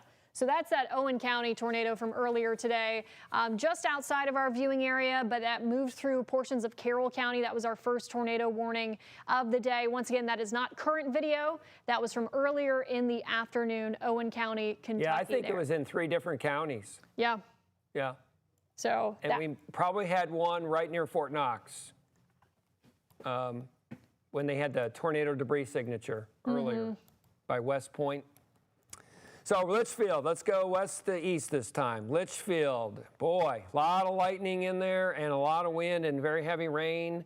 Please stay in your safe shelter, but I think you're going to luck out in terms of not having a tornado. This looks like a big wind threat. Let's go eastbound. Hodgenville, New Haven, Loretto, Raywick, Lebanon, a lot of wind, but especially it has already gone through Maker's Mark, Loretto, and Raywick. Lebanon, you've got maybe, I don't know, 2 minutes. And then Brayersville, you got about 7, 8 minutes. they're going to have to issue, in case you're wondering, our friends in Adair County, Casey County, southern part of Taylor County, Greene County, you're going to get a severe too. It's coming. Trust me. So this is all pushing south and southeastward very quickly.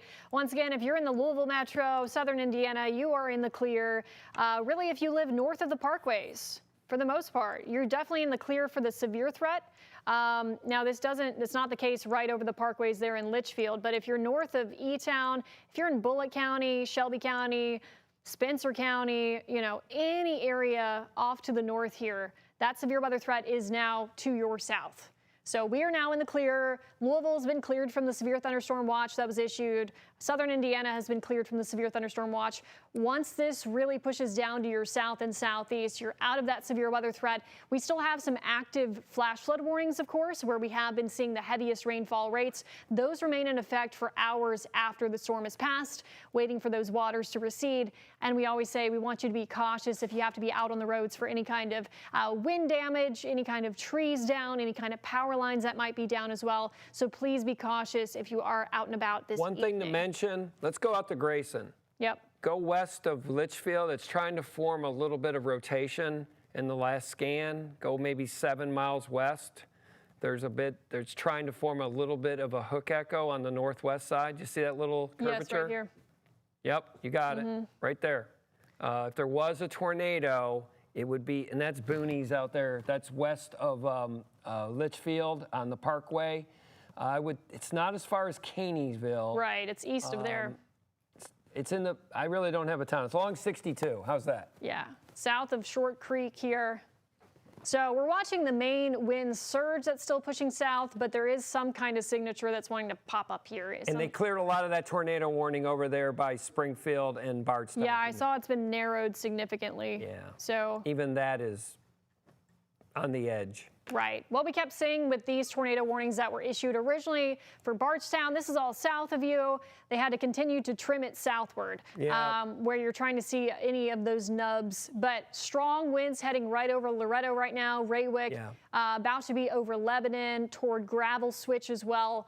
So please be aware of that, even though you are, quote, only under a severe thunderstorm warning. Hopefully your phone did go off since it did have a considerable tag for winds of 70 miles per hour. And that's still very important for you to head to your safe place because we can get tree damage with that and some just major wind damage anyway with straight line winds. Yeah, the newsroom's going to get a lot of reports of trees down, all from New Haven, Loretto, Raywick, Gravel Switch, Lebanon. Right. This thing has been surging really since Bullitt County. Yeah.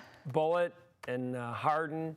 A lot of wind. Look at that pink, look at that right there, right, boom. Yep. Wherever that point is, you can hit it, Mallory. That is a lot of wind. Right, so this started right around the radar where we were talking about West Point, Fort Knox, that originally tornado warning that was kind of on the cusp of Meade County, northern Hardin County, portions of Bullitt County. And then we were talking about how it was losing that rotation and becoming a strong wind threat. I mean, just take a look at how this is surging outward. So anytime you see pinks on a velocity radar like this, that means very strong winds. So this is moving all throughout Marion County now, heading right toward Lebanon. So moving out of Nelson County. Watch Grayson County again. You see that little hooky there that's trying to form? Let me move back, yep. That's the one that kind of concerns me. The storm over there that's still under a tornado warning in southern Washington, I don't see a tornado in there. I see a lot of wind and heavy rain. So this is what John's talking about, where this storm is wanting to hook a little bit. So that would be east of Caneyville, west of Litchfield. And a lot of lightning on that one. So much lightning. And they just issued a flash flood warning as well. Imagine that. So that's what you're seeing in this outline area. We're seeing a lot of those kind of fill in after the fact. So severe threat first, and then after that, just the incredible rainfall rates dropping maybe a few inches in an hour, causing flash flood warnings to be issued. Yeah. So prolific lightning with that as well. Prolific lightning. Really, the main thing is heavy rain and wind. That's what this show is. Right. I think Springfield, I know you're under a tornado warning, but I think it's a wind event with maybe 60-mile-an-hour winds and monsoon rain. Lebanon, you're getting it right this second. Our viewers in Lebanon, it's screaming. 50 to 70-mile-an-hour winds. They got a considerable, which is an excellent warning from the Weather Service. Yes. Fredericksville, you're next. And then they're going to probably put a new severe for southern Greene, southern Taylor, and then Adair, which is our last county to the southeast. Yep. So as this moves very, very quickly southeast, as we mentioned, it's clearing our counties very quickly as well. So this will only end up being a few-hour event here for us throughout the afternoon and evening hours. But wind has been our greatest severe weather threat. Obviously, we've been watching for any instances of some spin-up rotations, and we have had a few instances of tornado warnings through the afternoon and early evening. And then on the backside of all of that, still tracking that potential flood threat. So the flash flood warnings that have been issued in the wake. Yeah, Litchfield, it's right now. Yep. Please get to a safe location. You're getting 60-mile-an-hour winds. Right now, an extremely heavy rain. Yes. And if there was a tornado, it would be in the boonies about 15 miles west of Litchfield, off 62 north of the Parkway. Yep. I think there's a weak tornado threat there. Right. The one over there by Springfield, I don't see a tornado threat whatsoever. But boy, you're getting wind in Lebanon. Lebanon and Litchfield, the two L's, getting pounded. Yes, extremely strong winds. Yep. Bradfordsville, all along south and east of Lebanon, and that will continue if you're driving further south and east towards Somerset. It may end up in Somerset by the time it's done. Right. So this is what we keep talking about, these tremendous wind speeds coming out of these severe thunderstorm warnings. Of course, that tornado warning continues to get slimmer and slimmer, but what we're most focused on is this considerable tag on the severe thunderstorm warning, which means you're dealing with wind speeds of 70 miles per hour or greater that are moving through Marion County as we speak. So Lebanon there and continuing off to the southeast from there as well. So these are the strongest winds that we're seeing at this point. Still watching that storm, of course, rolling right into Litchfield right now with prolific lightning, heavy rainfall, and gusty winds as well. And then, as we mentioned, with those high rainfall rates, a flash flood warning has been issued for that spot as well. That's what you're seeing in the green on the backside of the radar data. Yeah, I just saw they issued that flash flood warning for Breckenridge, Grayson, Hardin. They measured Hardin County Mesonett's already got 2 inches of rain. Not surprised. Oh, Kevin just sent a note. We're now tornado free. They've got rid of both of them. Okay. We are no longer under a tornado warning. Yeah, this one is still waiting. Oh, that just cleared. That's great news. As we mentioned, though, we're still dealing with very strong winds that are moving through Marion County at this time. So these are all the active warnings that we have in place. This huge block of severe thunderstorm warnings as the main line continues to push south and southeastward. And then on the backside of this, flash flood warnings that are issued just for a prolonged amount of time, waiting for those waters to recede. So that's what we're seeing in Grayson County, Breckenridge County, Hardin County, also from Perry County, down through Meade County, Jefferson County, and then off to the east, as well as these storms just continue to track out of here. So we have new video into our newsroom, trees down in Goshen. So this was an area that we were watching as those severe storms. We were watching a pocket of wind moving out of Indiana over the river, really around Utica, over to Goshen, over to Prospect. So that's exactly what we're seeing here with some trees and power lines down in the Louisville area.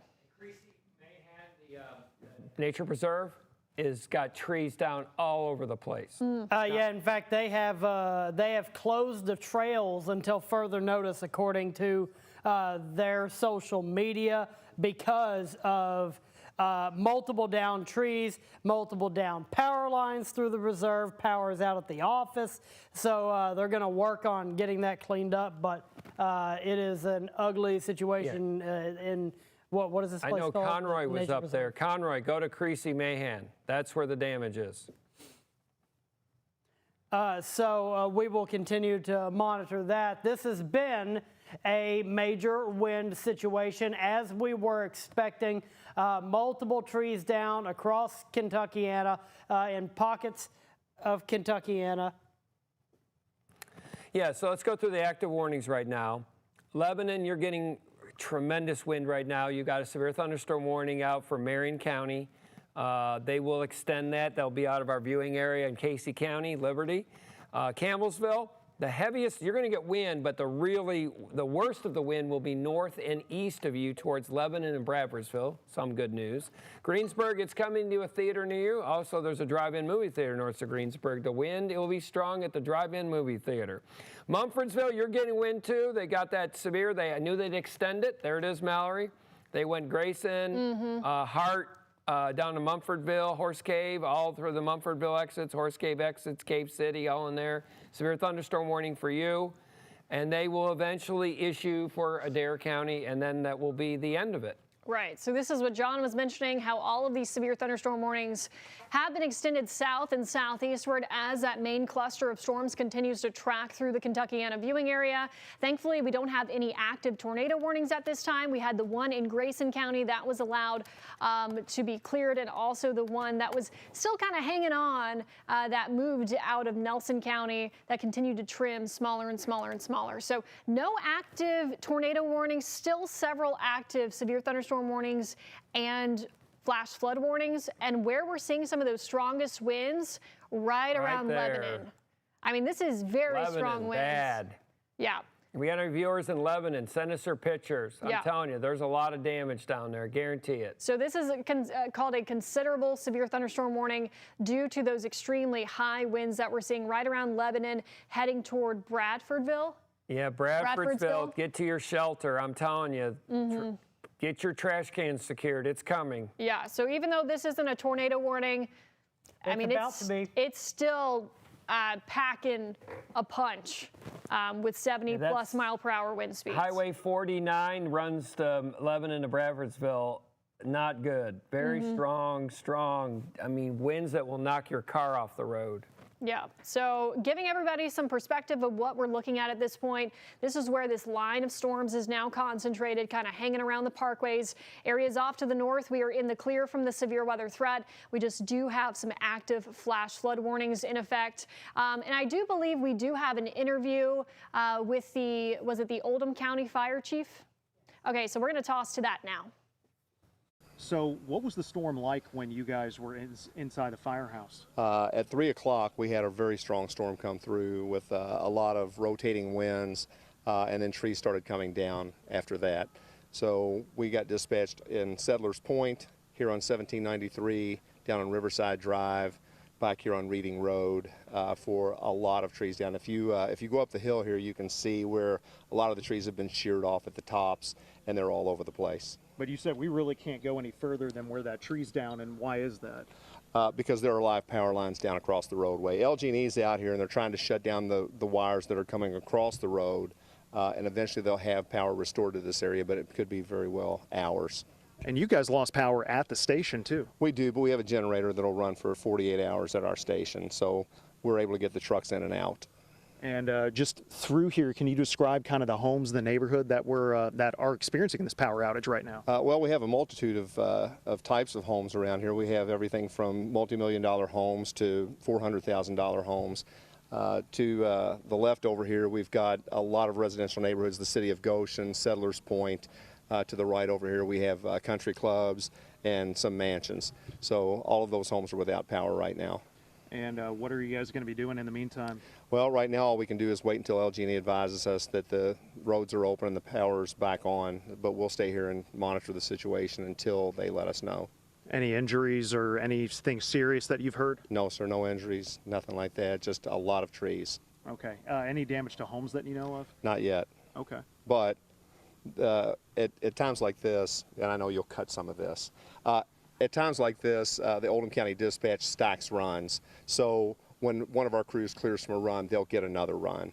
And if there's a serious run, they'll notify us, and then we'll clear from what is less serious and make the more serious runs. Okay, and this isn't the first time you guys have experienced a storm like this. I mean, I remember 2 years ago or so in April, there was a tornado that swept through Prospect. We did, yeah, we had a tornado that went through the River Bluff neighborhood and across US 42 and destroyed some homes over there.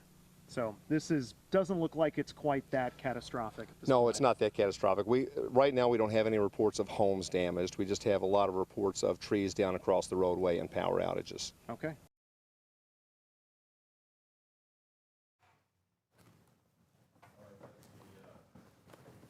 North Oldham Fire Chief there speaking, Jim Sohan, hooking up with our Conroy Deluche, who's been covering the severe tree damage in that area. A lot of reports of power outages, Connie, as well as we are looking at the LG&E power outage map. For Metro Louisville alone, I mean, the number is right about 3,000. The number is 3,324 customers. It's scattered everywhere, but when I zoomed in on this map, I noticed a heavy concentration in southern Jefferson County, just to the west of the airport. A lot of outages there. And then if you go up to northeast Jefferson County as well, for Oldham County, they're at 1,743 customers without power, so a heavy concentration there. Metro Louisville, the tornado formations skipped us, and then as we saw Owen, which is the next county over from Oldham County, excuse me, that's where that incredible video we've been showing you occurred. That tornado came out of the sky, and the Kentucky State Police are saying that tornado, they believe, damaged a home or destroyed a home there in Owen County. Yeah, the video that we had from a viewer, incredible, and different sides of it, Doug.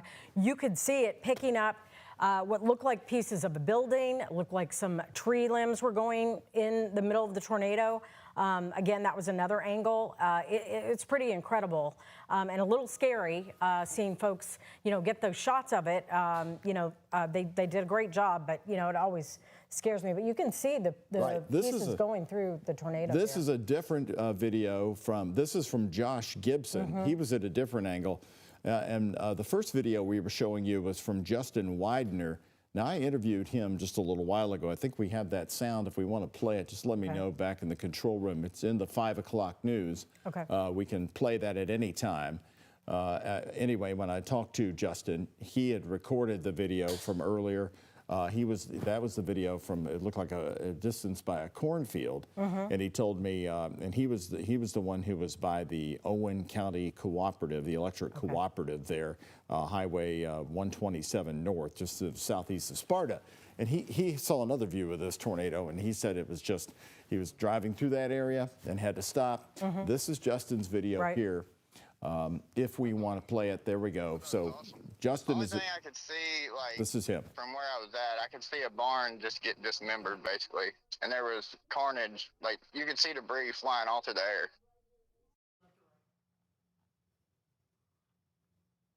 And then it goes on. Then he goes on to say that he had never seen anything like this before, but he was just driving along. And then when I was interviewing him, I could hear chainsaws already going around. And look at the lightning strikes coming down on the other side of that tornado. They were already clearing the massive tree damage around him. It's at Sanders, Kentucky. He did not know where the home was that was destroyed in this area, but he said he felt that it was very close to him. Again, this is about just a little over an hour from Louisville, just off I-71, southeast of Sparta, Kentucky. Everybody knows where the Kentucky Speedway is, not far from there. Yeah, I would say they've got quite a bit of damage there, that's for sure. Here in Louisville, we had some heavy downpours. Our Reed Yaden was out and about and just got caught in several huge downpours that were going on, making driving impossible around Louisville. There were lots of accidents. We just saw video down from U of L where you and I were looking at where it was flooded from viewers putting that up. It's pretty incredible. And so far as we sit here, and the way these storms work, as you've seen it many times, is that the damage reports start coming in about an hour or so afterwards, several minutes. We don't have any reports of injuries as we join you here at 20 minutes past 5. This has been all afternoon long, and this is Grant County, Kentucky, as you move further northeast in Kentucky there from Cassie Fields on TikTok.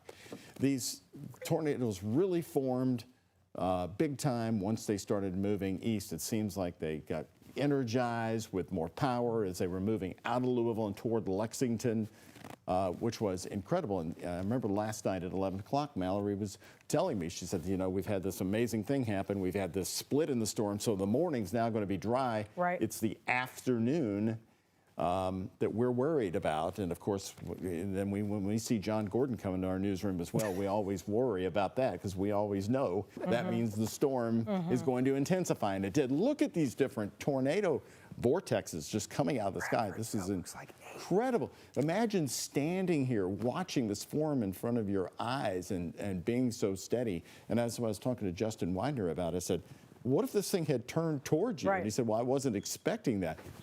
And then it dissipates, but it's still so powerful. It is a scary thing to look at it as it was forming there and picking up debris as it was moving along, Doug. And this storm is moving so fast. Our impact team has been talking about just how fast moving this has been, which I guess it's a good thing that it's not sticking around as it's, heading out, but certainly several areas of our viewing area getting hit by these storms, and it's very scary. As Reed told us earlier in his live coverage, I think it was in the 4 o'clock hour, this was really becoming a heavy rain event for Louisville. Let's take a look at some of the rain that we had come down in Metro Louisville. We've got, and this is Clark County, Indiana. So just across the river from us, just about a mile away from downtown Louisville, is the rain just rolling in here from Cliff Ashburner there. Rick Ashburner, excuse me, in southern Indiana. You can see the rain really coming in. And so, Mallory, once again, this turned into a wind and a rain event for Louisville and then supercharged itself. You saw these tornado videos. Right. The different looks of these tornadoes. What's running through your mind now about what you all were describing and matching up on radar at the time? Right. So we were watching that storm moving out of Carroll County, heading toward Owen County, some of those spots where we saw that tornado video come out of. And we had multiple areas of velocity that we were watching in that particular storm, and that did line up with some of the tornado warning video that we saw. And this crossed through several counties, and at this point we are dealing with some very strong wind gusts. Once again, this is right around Bradfordsville. So this is where we're seeing the highest velocity that we have on the map right now. I mean, this could be 80-mile-per-hour wind gusts heading over this area. So this is still in our viewing area. This is not due to a tornado warning. This is due to a severe thunderstorm warning that's considered considerable, meaning that hopefully it did trigger something on your phone to alert you to this. But this is, I mean, anytime we don't get these yellow colors all too often on our velocity. And so this is extremely strong wind that we're dealing with right now. Sorry? New tornado warning? Okay. Grayson County. Grayson County. Okay. Thank you. Sorry, your mic wasn't up. This Litchfield again, John? Yep. So it's the same storm that we were watching that was moving from Breckinridge County through Grayson County and now heading into Hart County, which is technically Bowling Green's viewing area there. But this is going to continue to push out of Grayson County and head toward Mumfordville. So this is the newest warning that we just got into our area. Yep. So there's a rotation. It's southeast of Litchfield. It's along the county line of Hart County in southeastern part of Grayson County. Right. See the little hook echo there? Draw the little hooky there. It goes back in the curly Q. Yep. That's going to be heading to Bonnieville, Munfordville area, moving east-southeast 35 miles an hour. Look at the lightning on that. Wow. Incredible. So this is that same storm that we were watching moving from Breckinridge County into Grayson County, had a tornado warning, dropped the tornado warning, and now there's another tornado warning. So these are kind of those sneaky storms that you have to watch. And Bradfordsville, really quick, Mallory. Bradfordsville, I think you could be getting 80-mile-an-hour winds in southeast Marion County right now. Yes. That was the area that I was focused in on there. So this is south of Lebanon, right over Bradfordsville. I mean, this is an extreme color to see on your velocity map here. So this is continuing to track right around Marion County, close to the Taylor County line there, and then eventually out of our viewing area here at WHAS. But Bradfordsville, very, very strong winds over you right now. In addition, we are watching this new tornado warning that's headed toward Hart County here in Kentucky. So that is the latest one into the National Weather Service. In addition to that, just extensions of these continuous severe thunderstorm warnings that we've had with this main line. Also, a lot of people go to Mount Sterling. They see it on Interstate 64. I know it's out of our area. It could be a tornado on the ground right now, just northwest of Mount Sterling off Interstate 64. That's the storm that has been rotating for the last hour and a half. Meanwhile, between there, a lot of heavy rain and wind from Richmond to Danville to Lebanon, Campbellsville with a new tornado warning For Grayson County, it's not going to be in Grayson County, but 5 minutes. Right, right. So that's moving toward Hart County here. Right. This is a Hart County event. Bonneville, Mumfordville along Interstate 65. Very strong wind indication. And Mallory will show you that little hook that is trying to form. So what he's talking about here is approaching the county line within the next few minutes, right here. Yep. Look at the lightning on the hook, too. Yep. So if you can kind of see where this is wanting to wrap around itself, that's where that rotation would be, and that's where that potential tornado would be. And on this track, it would be heading somewhere between Bonneville and Mumfordville in Hart County. So very heavy rainfall, frequent lightning. These are loud storms, strong winds, and now our newest tornado warning here that goes into place and takes us through 5 p.m. Central Time. Yeah, that's part of the Nolan Lake. That's down by Wax, W-A-X. Think down that area, that's really rugged terrain, and it's trying to wrap up on the northwest side of that storm. Got to remember, there's a lot more wind shear. Yeah. Because we're moving from the northwest to the southeast. Yes, yes. Yeah. Mallory, Reed talked to some folks down in the Lebanon area, a lot of trees down, and so far no real home damage we're finding yet. Can you explain why these storms are still lingering? We're seeing sunshine in Louisville, and hopefully that the people who live south of us are going to get this eventually, but these are just lingering and reforming. What is going on with that?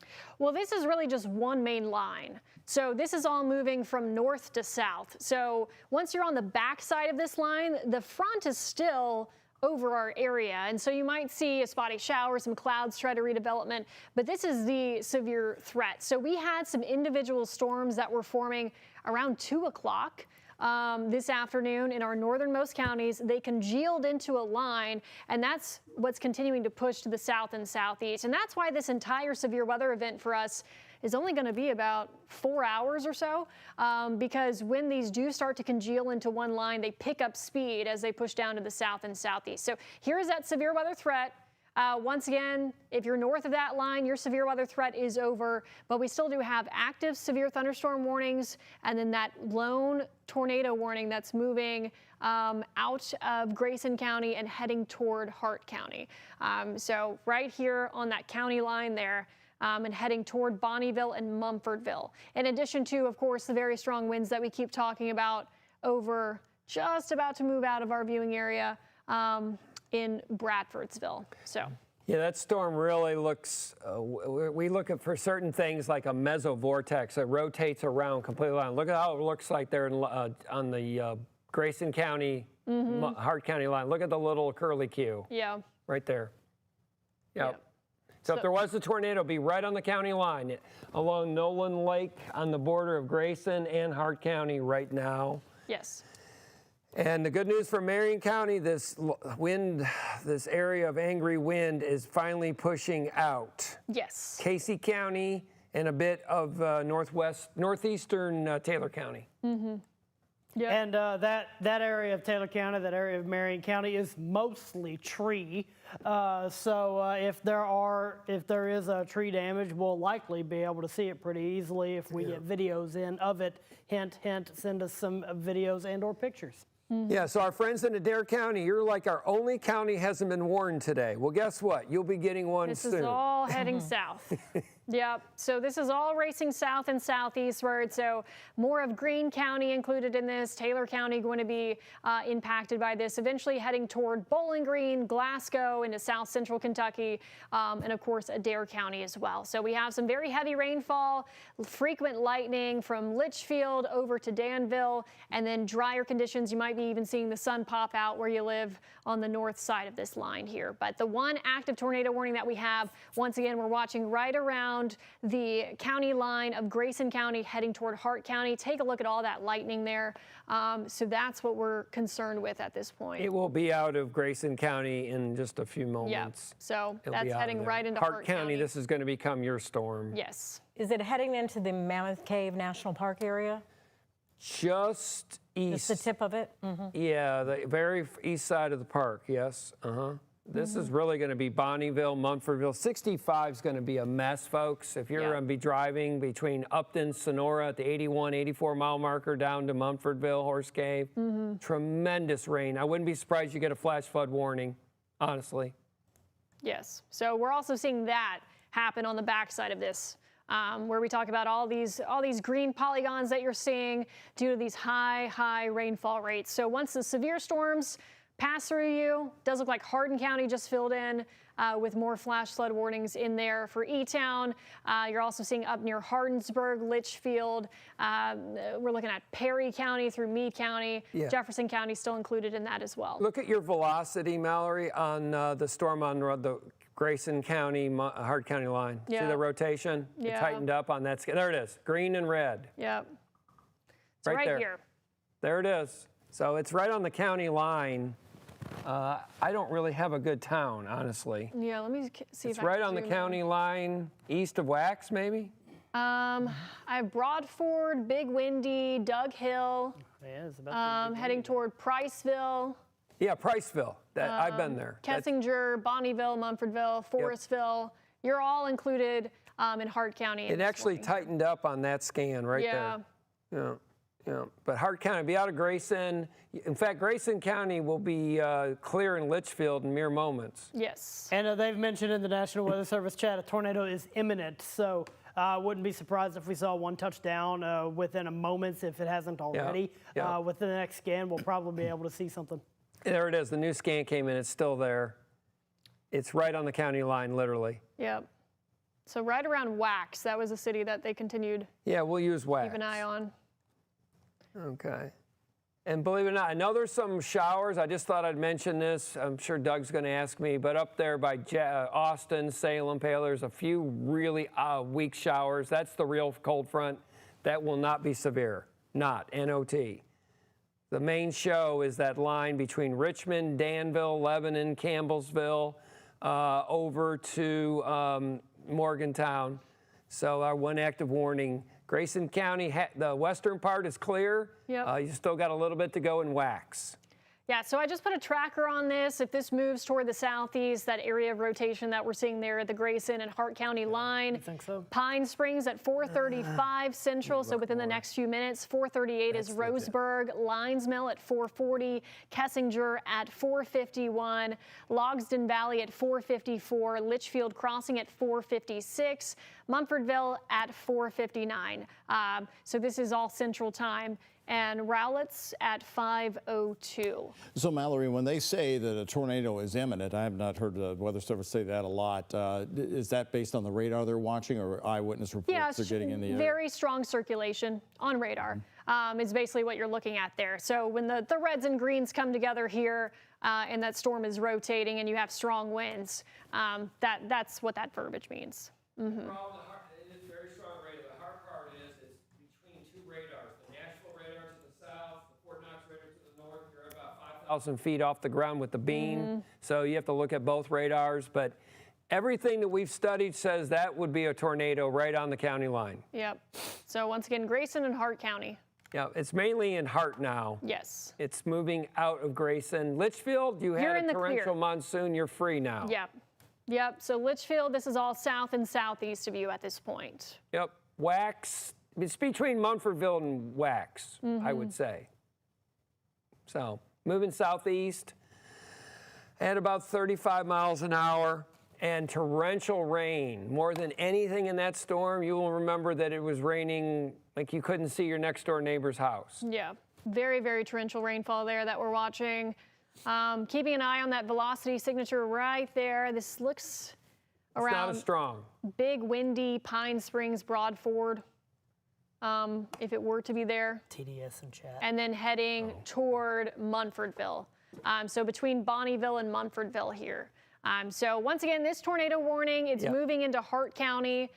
So if you're watching us here, you still get WHAS.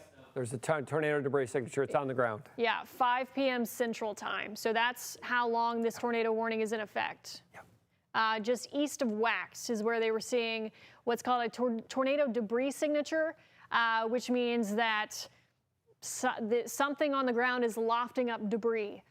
And that something would be a tornado. Yep, just east of Wax. Yep. So this, once again, is moving through Hart County. Get in your safe place if you can hear us. If you do get our signal down there in Hart County, tornado warning until 5 p.m. Central Time. It's near the Bacon Creek boat ramp, is what I can tell you. north of Cub Run. If you take 88 between Mumfordville and Wax, that's where it would be. Yep. And they've just they've continued that tornado with the verbiage observed until 5 o'clock Central Daylight Time. Yep. Yep. You could see it better on the Nashville radar with the debris than us. Yeah, I should use that. But it's moving east-southeast. We have another tornado. I think that's our third of the day. I can't count. Moving east-southeast. The rest of the area, it's wind and heavy rain. While that storm in Hart County, which is on the edge of our viewing area. Yes. So Munfordville, county seat. Love to go to Munfordville.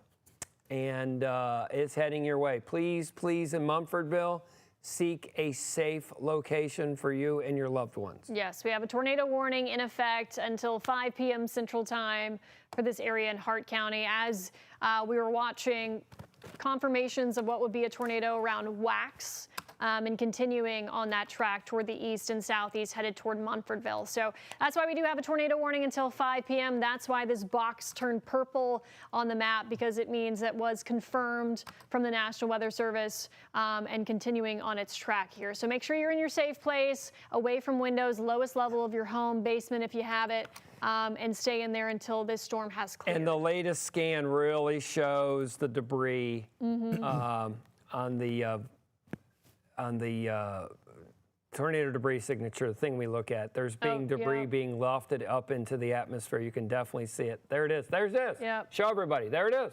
Yeah, so this is a tornado debris signature. Correlation coefficient is what this is called. Fancy thing. And yeah, all you need to know is that it looks at things that aren't raindrops. Yep. And lets you know where that might be. So it's saying, hey, this right here, that's not raindrops. That's debris that's being lofted into this storm. And so when that occurs, it's due to a tornado. And that's why they went ahead and put that confirmed tornado tag on this new warning. This is just east of Big Windy. Looks like there's 88 here. This is headed toward Kessinger, Litchfield Crossing as well. So once again, this is the reason why there's a tornado warning. This is a reason why your phone might have gone off. You might hear the sirens outside moving out of Grayson County and moving through Hart County this evening. I don't know if you can show my screen, but the normalized rotation is maxed out, the debris is maxed out, and it goes up to almost 12,000 feet. So it's a real legitimate tornado warning, and there's damage. There's a tornado on the ground in western Hart County right this minute. And what bothers me is it's heading towards the county seat. And it's likely lofting large pieces of debris at this point, would you say? Yeah, I mean, it's possible. It's possible, yeah. Depending on what's remember, under some of that is trees, Yeah.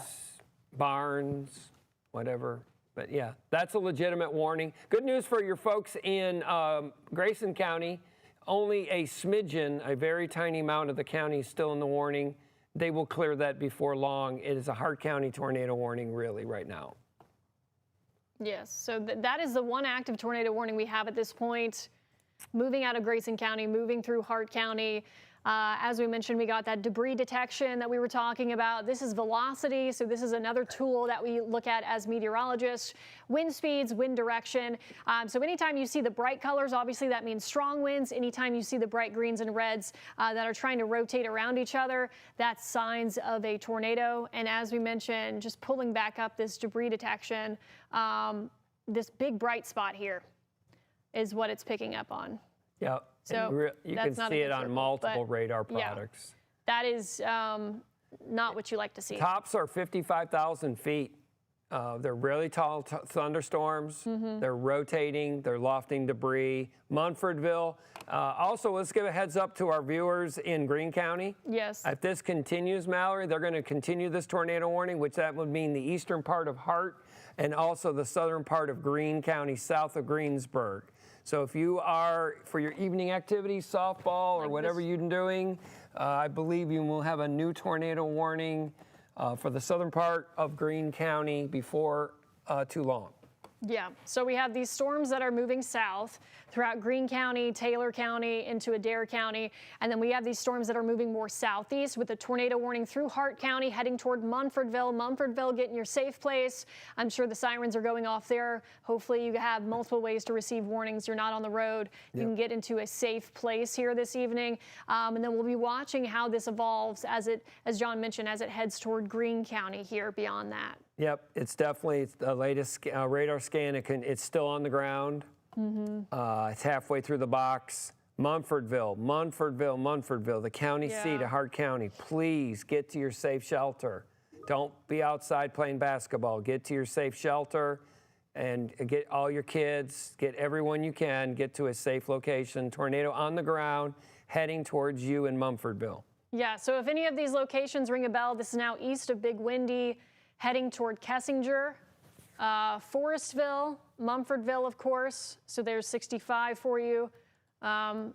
This is all moving in that direction. I mean, you can just see, do you see how these kind of swirl towards each other? Yeah. That's your rotation right there. It's just a terrible time of the day for a tornado at 4:40 Central Time, which is really 3:40 with daylight savings time. So you're really in the peak of the afternoon. And look at those couplets on Mallory's screen, green and red. So that's not good. That's a very bad situation. Munfordville, please get to your shelter. Yeah, and once again, this is now out of Grayson County.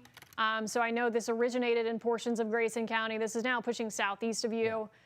Toward Munfordville. They're at this clear. point. They've got a little heavy rain left in their wax. Yes. So there might be some additional flooding concerns, heavy rainfall in the southern part of the county.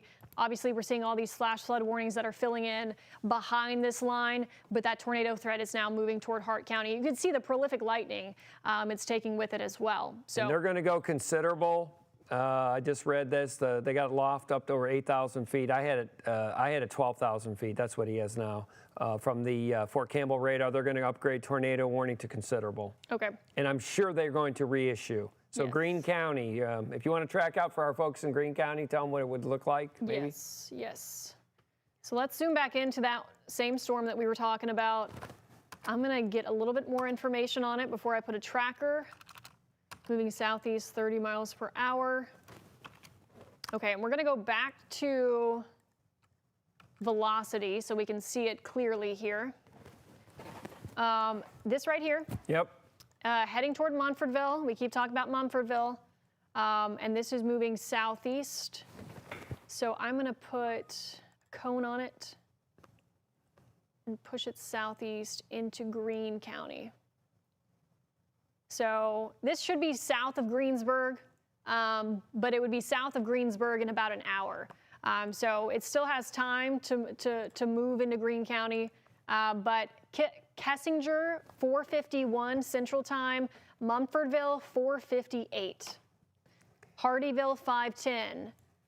Center 5:26, Grab at 5:31. These are all Central Time. Yep. If this continues on its track through Hart County and then back into our viewing area here in Greene County. They're definitely going to issue. There's 100%. Yeah. I guarantee it. It'll be south of Greensburg. Yes. If there's any good news. I hate county seats. Very bad. Yeah. So Munfordville, you're in the track of this. Please head to And your 65, that's a busy interchange for all the travelers in Louisville that go to Munfordville. That is always busy at that exit. That's where 31W, 88, and 65 all come together. There's a truck stop there, I believe. Please get to shelter. It's going to be in Munfordville. What do you got? What's your time? 4:58. Like, it may be even That'd be Central Time. Sooner. Yeah, it might even be quicker. Within the next 10 minutes, probably. Yeah, within the next 10 minutes. It looks like it's even speeding up to me. Yeah. I went off the warning info, which was 30. I think it's 37 to 40, actually. Yeah. But anyway, Munfordville, you've got less than 10 minutes. Please get to shelter. Now. Pronto. Yes. If you don't, you say, well, I'm in I don't know where to go. Go to your bathroom, go to your interior room, go to your interior closet, cover yourself in a blanket. Munfordville. Yes, so we'll see the extension of that tornado warning and see what direction it's heading in. Elsewhere across the Kentuckiana viewing area, we are seeing the strongest of winds moving out of Marion County. Very heavy rainfall continuing south of Lebanon, heading through Campbellsville, Greene County. This particular tornado warning storm, as we mentioned, heading through Hart County right now, heading right toward Mumfordville and 65. And then on the backside of this, some additional showers and storms up near Hardinsburg there, additional flash flood warnings, but this will continue to quickly surge southeastward here. Just really over the next hour or so. And on the backside, as John mentioned earlier, seeing some additional pop-ups with the front here, but this is obviously our severe weather threat that we're seeing, this main cluster of storms that's now south of the parkways. Yeah, so also we have Adair County. This storm is going to straddle eastern Hart. I'm surprised they haven't issued yet. They're probably typing it up now. Right. But eastern Hart, southern Greene, northern Metcalf, and then southern Adair. Yes. I think I got them all. Yeah. So that is definitely that's the storm. Everything else is heavy rain and wind. Yep. A really weird feature is look at that thin area of very heavy rain from Upton to Hardinsburg. Yeah, I noticed that. I would think that's flash flooding. That's only about 5 miles across, but very odd. Yeah, well, yeah, and the nature of it. Yeah, there's the new warning. It's out. New tornado warning. It just popped, so now it does include a sliver here of far western Greene County, and continuing on that same track here. So, we could continue to see slivers of Greene County and eventually Adair County as this thing hangs together. What movement did they use? They used 35. Yeah, I think it's moving about 40. 40. Yeah. So, okay, Mumfordville, you've got 3-4 minutes. Please get to your shelter. Yeah, the good news is hopefully this warning went out super far in advance for Mumfordville. No pictures yet. Once it was in the northwest corner there of Hart County. But yeah, it's moving right toward Mumfordville right now, 65, and heading into that sliver of Greene County. It's easier for me to see where the rotation is on velocity. Oh, yeah. So let's see that. Yep. Mumfordville right now, get in your safe place. Mumfordville, 65 exit. 31W 88. Everyone in Mumfordville needs to get to shelter, not play softball right now. Yep. All right, please get to shelter. This is what we're paying attention to. Get to your shelter. You don't need to do your evening run. Get to your shelter in Mumfordville. Yep. And then it goes into, it's going to border all these counties, even northeastern Barron County. Oh, look at that couplet now on your screen. That is wild. That looks like an Oklahoma tornado. Right here. Yeah, on radar. That's heading right toward Mumfordville and 65 here, and is continuing more of a southeastern track, it looks like, with the latest polygon. Yeah, what they accounted for a deviant motion of like 20 degrees off the track, so they're pushing it a little more south, east of south, if you will, or south of east, I guess. Anyway, Mumfordville, Horse Cave. Mumfordville would be first, and then southeast of there, Hardyville maybe. Hardyville. Just south of Hardyville maybe. Yeah. Between Uno, I always love that name, always wanted to say that on TV, Uno, Kentucky. So Hardyville, headed toward Donensburg, that would be in Greene County. Yep. Center, Kentucky as well. Yep. So those are some areas. This looks like it'll be just north of Horse Cave here. So Mumfordville, right under the gun right now. Stay in your safe place as this passes, because we are seeing a strong couplet here on velocity. So those are strong winds that are rotating, signs of a tornado. We had debris detection earlier with this storm. Please, please, please heed this tornado warning. Yeah, this is a very bad storm. 100% confidence of a tornado on the ground. So this is not hyperbole or anything else. This thing's on the ground. Right. And it's not good. So I hope it lives before it gets to Mumfordville. Everything we studied says this is very bad. Yes. And other than that, we have a few severe thunderstorm warnings across the area. Campbellsville, it's still raining hard. That will be pushing out within the 30 minutes, 45 minutes. This storm continues to be the dominant storm. And Mumfordville, it's almost to 65 right now, Mallory. Yeah. That's what I'm watching right here. Easiest to see. It's a knot in my stomach. I hate this stuff. I love tornadoes in fields. That's it. Heading right toward Mumfordville and 65.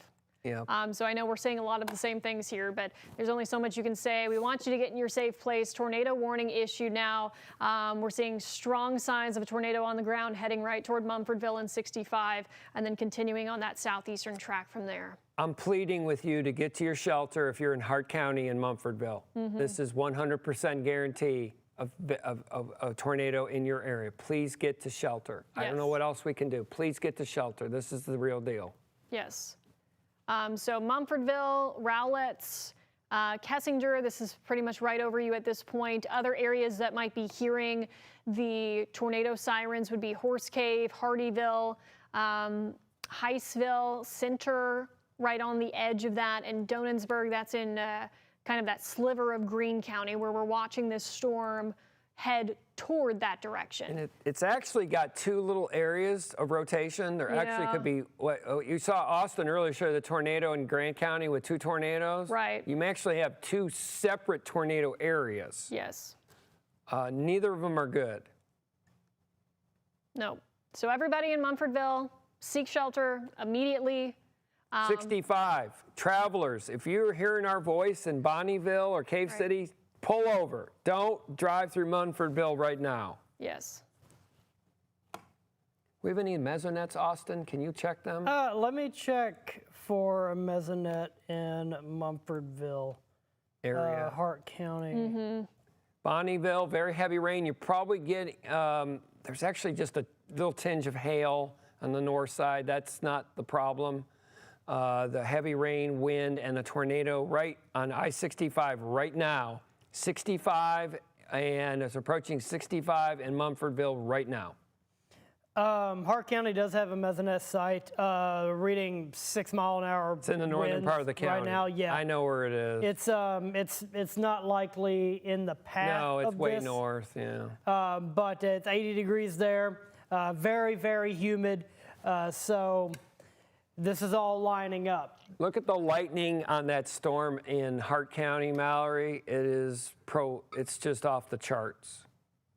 Yeah, so that goes to show how much energy these storms are working with today. You know, we've been talking about this a lot, how getting a severe weather setup like this in July is very rare for us.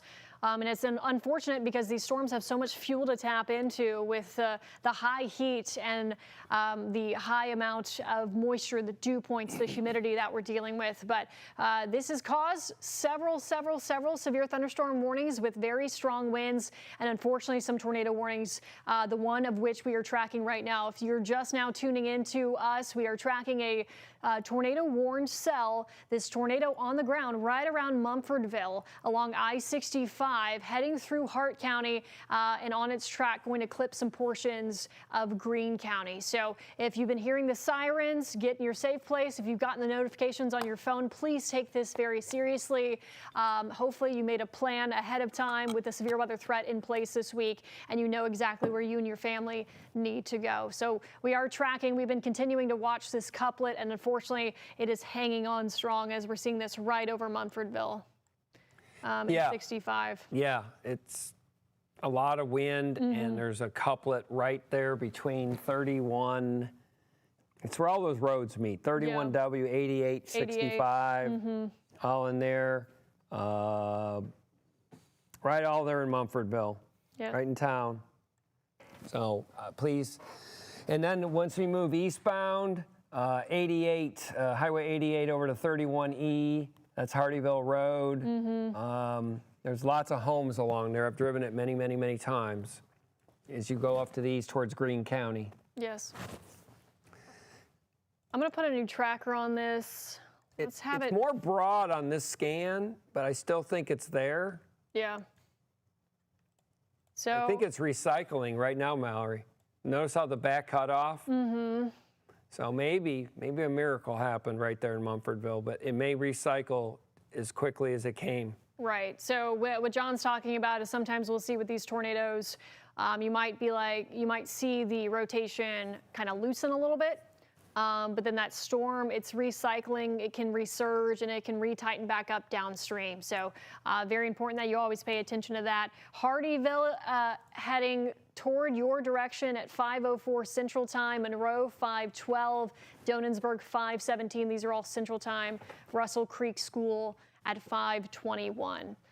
So that's if it continues on this path. I have it going around 40 miles per hour, slightly southeast. So that's what we're watching with this particular couplet, this tornado warning that we have right around Mumfordville right now. So please seek shelter immediately if you are in this path, if you're hearing the tornado sirens where you are, getting those notifications on your phone. This is the big reason why. It is due to this storm that's crossing 65 right now, moving throughout Hart County and heading toward Greene County on its certain path, pushing to the southeast. So this is a very dangerous storm, a very serious storm to pay attention to. We do have more video this is Sparta, Kentucky from earlier today. Those same areas that we were talking about that were hit by the earlier tornado warnings in Owen County. So those were first around Carroll County, moved into Owen County, and we've gotten a lot of video footage out of that part of Kentucky with tornadoes on the ground there. So that was from earlier this afternoon. Once again, this is not a current video. This is an earlier video from Gary out of Owen County. And right now, the one sole tornado warning that we are watching in our general coverage area is moving through Hart County and heading toward Greene County. So once again, the video you're seeing on your screen, that's from earlier this afternoon. Otherwise, our main threats here, really heavy rainfall, strong winds, frequent lightning. We do have some lingering flash flood warnings, and I'm a bit concerned of some of these storms that are trying to backbuild a little bit. So we're seeing that around Hardinsburg. You're noticing kind of more of that northwest to southeast orientation. And that's where you can get more of a flash flood threat moving through Hardin County, southwest of E-Town, up near Breckenridge County as well, where some additional storms are forming. So we'll have to keep an eye on that. We do have some active flash flood warnings where these storms have already rolled through. Otherwise, obviously, all eyes are on that one lone storm that we keep going back to for good reason, the storm near Mumfordville. Prolific lightning, heavy rainfall right over 65 right now, moving throughout Hart County, Horse Cave, Hardeeville as well. You're hearing the sirens go off where you live as we continue to keep an eye on this area of rotation here. So this is that latest look at the scan right over Mumfordville. So two distinct areas. I think it's right in the center of Munfordville, maybe on the east side. Right. Both could produce tornadoes. It's not good to be in Munfordville right now. Yeah. I was just looking at correlation coefficient on my phone's radar that I have, and it's not quite as pronounced, right? As a signature that was popping up. So hopefully that means it's not on the ground currently. It's been proven to do that, though. So the problem is you're getting too high in the radar beam right now. That is the problem. We're getting higher up in the beam. For it to show this much wind energy, Mallory, being that far from the radar, that's a nasty storm. Yeah, yeah. So very, very strong storm that's rolling through Hart County right now. We'll watch to see its direction, if it's going to clip portions of southwestern Greene County and eventually Adair County here on its path. The rest of our area, the strongest winds are now pushing off to the southeast from there. We do still have heavy rainfall. As I mentioned, I'm watching any sort of flooding threat with some of these storms that are kind of building on the backside of this up near Breckenridge County and throughout Hardin County. So we'll have to keep an eye on that because you can kind of tell where those are streaming in from the northwest. That's an interesting feature there. So many flash flood warnings. Severe thunderstorm warnings continue to push southeastward with this strong main edge of the storm. That's typically where you see the strongest winds right along that leading edge. And then unfortunately, that same storm that we're going to keep going back to with the rotation that we have in place. So there's definitely debris now on the scan on the radar. Weather Service identified it. Look at the velocity couplet. It's very bad. Yeah. This will be on national news. So this is moving through Hart County, heading toward 31 east, Hardeeville. So you have 31W here. It's not good. Heading right toward Hardeeville and continuing through Hart County, heading toward southwestern Greene County as we speak. If you go higher up in the radar beam, it really shows it. So it's a couplet. So Munfordville, you only have about another couple of minutes of this torture, this storm that's moving off to the southeast. And believe it or not, you're going to have clear skies in 20 minutes, which is bizarre. So next target, next areas of concern is going to be where the 3 counties meet. Yes. Along Hart, Metcalf, which is out of our area in Greene County, and believe it or not, then into Adair. I think that we're going to issue another tornado warning. I don't see it moving hard to the right, Mallory. I think it's going to be southern Greene along Metcalf and then into the southern part of Adair if you want to give people a heads up in southern Adair. Yeah, so this rotation that we're seeing very, very strong on velocity south of Munfordville. Let's see if we put this about, what, 40 miles per hour. And real quick, can I say this? There's a nasty storm that's west of Bowling Green that's probably got a tornado on the ground. So that would be south of Morgantown, just so everybody knows. If you have any relatives down that way, that probably is also on the ground. That is up there north of Auburn and northwest of Bowling Green. Just wanted to say that really quick. So here's the latest track on this storm if it continues to go toward the southeast around 40 miles per hour. Center 5:18 Central Time, Beachville 5:27, Cork 5:32, Gradyville 5:41 Central Time, Bliss 5:44, and if it continues into Adair County from there. This always spans outward because it's trying to account for any kind of movement, which is why it includes Columbia, but it does look like we'll be tracking that in that kind of southwestern corner of Adair County as this continues. Yeah, so I think Columbia, you may luck out. Yeah. Greensburg, yes. Edmonton, yes. So the 3 county seats, we've already had Munfordville. That's enough. Right.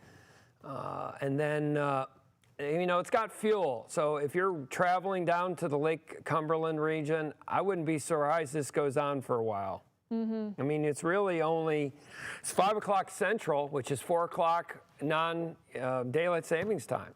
Right. So there's a lot of fuel to work with. A lot of fuel. We keep talking about the high amounts of moisture that we have in place, the high heat as well. So these storms aren't just going to encounter a hostile environment where they're not able to sustain themselves. This is the big downside of having a daytime event. We have so many nighttime events, but a daytime event, it's still tapping into all that fuel as it continues to march southeastward. So. Yep. So Munfordville, the tornado threat has moved just on the east side of town. I know it's still raining, but it's just going to be raining for a very short amount of time, like less than 10 minutes. Yes. And to give you a perspective on the environment that it's moving into, Adair County sitting at about 81 degrees with a dew point of 79. Very, very humid, very hot there. Do you know the approximate location of the Adair County meso? I really don't. I don't know that. At least according to their map, it may be in kind of the north central portion of the county. So this would not likely hit the Mesonet site, but that shows you the environment that it's moving into. Very potent environment with very high dew points and very warm temperatures. So it's not moving into, like Mallory said, an environment where it's capped or anything. It's going to be allowed to be as strong as it wants to be, pretty much. Right, unfortunately. Unfortunately. That's what we're dealing with here, so. Still showing debris. Yeah. So that would be, I don't know, 3 or 4 miles east-southeast of Mumfordsville, something like that. And the National Weather Service expecting this to be a fairly long track tornado, which, how many of those have happened in July in your recent memory, John? July, I always tell Doug that July and August are our lowest tornado part of the whole year. This is quite bizarre. What does that mean for the rest of the year, John? Beautiful weather tomorrow and the next few days. Yeah. I'll tell you that. Mallory, that hook is so pronounced. Can you zoom in on that? It's really, really telling quite the story.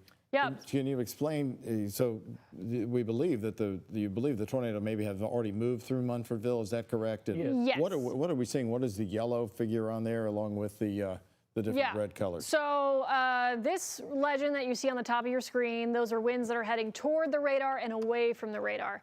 And the reason why that's important, if you have storms that are moving toward a radar point and or winds that are moving away from a radar point, so winds heading toward, winds heading away, what that means is they're moving in opposite directions. And what you're seeing with some of these bright colors here, these pinks, this yellowish color, those are very strong winds. So not only are these winds rotating around each other, they're also strong rotations. So sometimes you can see rotation aloft, kind of higher up in the atmosphere. Doesn't necessarily mean that the tornado is reaching the ground or that it's producing a tornado. But anytime you have this kind of signature here, and as we mentioned earlier, we were watching something called debris detection or correlation coefficient, which compares basically raindrops to something like debris that would be lofted. That was very, very strong earlier. It does look like, did they just trim back, I believe, the edge of the tornado warning? I did see a change here. So Munfordville, you're no longer in that tornado warning, being that that has passed to your southeast, and this continues on its track once again southeast of there. So Munfordville, you have now been cleared, since this is now, the worst of it is off to your southeast. But just a very unfortunate, impressive storm that we're watching here this afternoon. So we got to triangulate the radars now, because it's Nashville radar actually might start showing it better as we moves off. It's getting further up in the beam. They just trimmed a little bit of the warnings. That's good. It's not in Munfordville technically. We already knew that. Munfordville, you'll be in the clear in just a few minutes, believe it or not. Yes. There may be a few rogue showers behind it, but that's not the problem. Meanwhile, there's another one that's going to miss Bowling Green to the west. Another tornado threat is over there east of Richmond, Kentucky. You're seeing all these. But the one that I think they're going to reissue, I really do. I think you're going to have a new tornado warning that will cover southern Greene, northeastern Metcalfe, and west-southwest Adair County. I do. I think you'll be under warning. So I'd start preparing. Those towns that Mallory just mentioned, if you are in southern Greene County, if you are in west-southwest Adair County, not in Columbia, I think it will miss, I know it will miss Columbia to the west. Yeah, I think that's the prime area to start getting your safety plan for you and your loved ones right now. Yes. Please, please, please take this seriously. Yeah, this is the real deal. I've never seen a long track tornado in July in Kentucky ever before. Or I lived in Tennessee and Alabama, never seen it in any of the states, none. Yeah. So center Kentucky, head into your safe places. This is heading in that direction. And of course, we'll alert you as soon as we know where the next polygon will go, the next alert. But expect that to kind of ride this wave here of portions of southwestern Greene County and into western Adair County as well. So that area of rotation that we're seeing right there on your velocity is what we're watching, where a tornado is likely on the ground. Elsewhere, just to, if you want some perspective of what we're looking at, this is the main line of storms now from Bowling Green, continues through, once again, Hart County, Greene County, Taylor County, moving into Adair County, areas off to the east from there. On the backside of this, the severe weather threat is over. We're seeing some pockets of continuous kind of moderate to heavy rainfall up to Hardinsburg, however, so we'll be watching that for additional flooding concerns. There are definitely active flash flood warnings on the backside of this, but obviously you're noticing a lot quieter conditions with a lot of sunshine actually on the backside of this leading edge here. So big picture view, you'll notice where the most prolific lightning is, right there where the tornado is. So that storm is tapping into all of that excessive energy that we have with a high heat and humidity and continuing to sustain itself as it moves into, unfortunately, a continuous favorable environment for this storm to persist. Yeah, the Weather Service putting out some graphics. Yeah, we all believe it's still on the ground, Mallory, as it's moving in the eastern part, southeastern part, I should say, of it's almost out of the county. Yep. It will only be in Hart County another 4 minutes. They've got to reissue this. So I believe you're on a tornado warning in southern Greene County. Yep. Period. And it would be the really far southern part, Mallory, like the bottom 1/10. Right. Kind of this sliver here. Yeah, the sliver, and then probably western southwest part of Adair. And then, of course, Metcalf, which is not our county, but I think they'll be in there too. Yep. Yeah, it's still on the ground. They got to go tornado warning. Yeah, so this active warning until 5:30. Once again, this is now southeast of Mumfordville. It is east of I-65 there. So that's, you know, if you're looking for some good news, it is now out of that general area, but it's hanging together, unfortunately, and continues to show signs. Right now. Yeah, continues to show signs of a tornado on the ground there in south central Kentucky. I think what's going to happen is it's going to cut off. I really do, and I think it will try to reform further down. So they're going to go base warning, not considerable, and what that means is a base tornado warning. I think it's going to stop being on the ground temporarily, and could reform in very, very far southern Greene County, northeastern Metcalf County, and west southwest Adair County. Try to say that fast.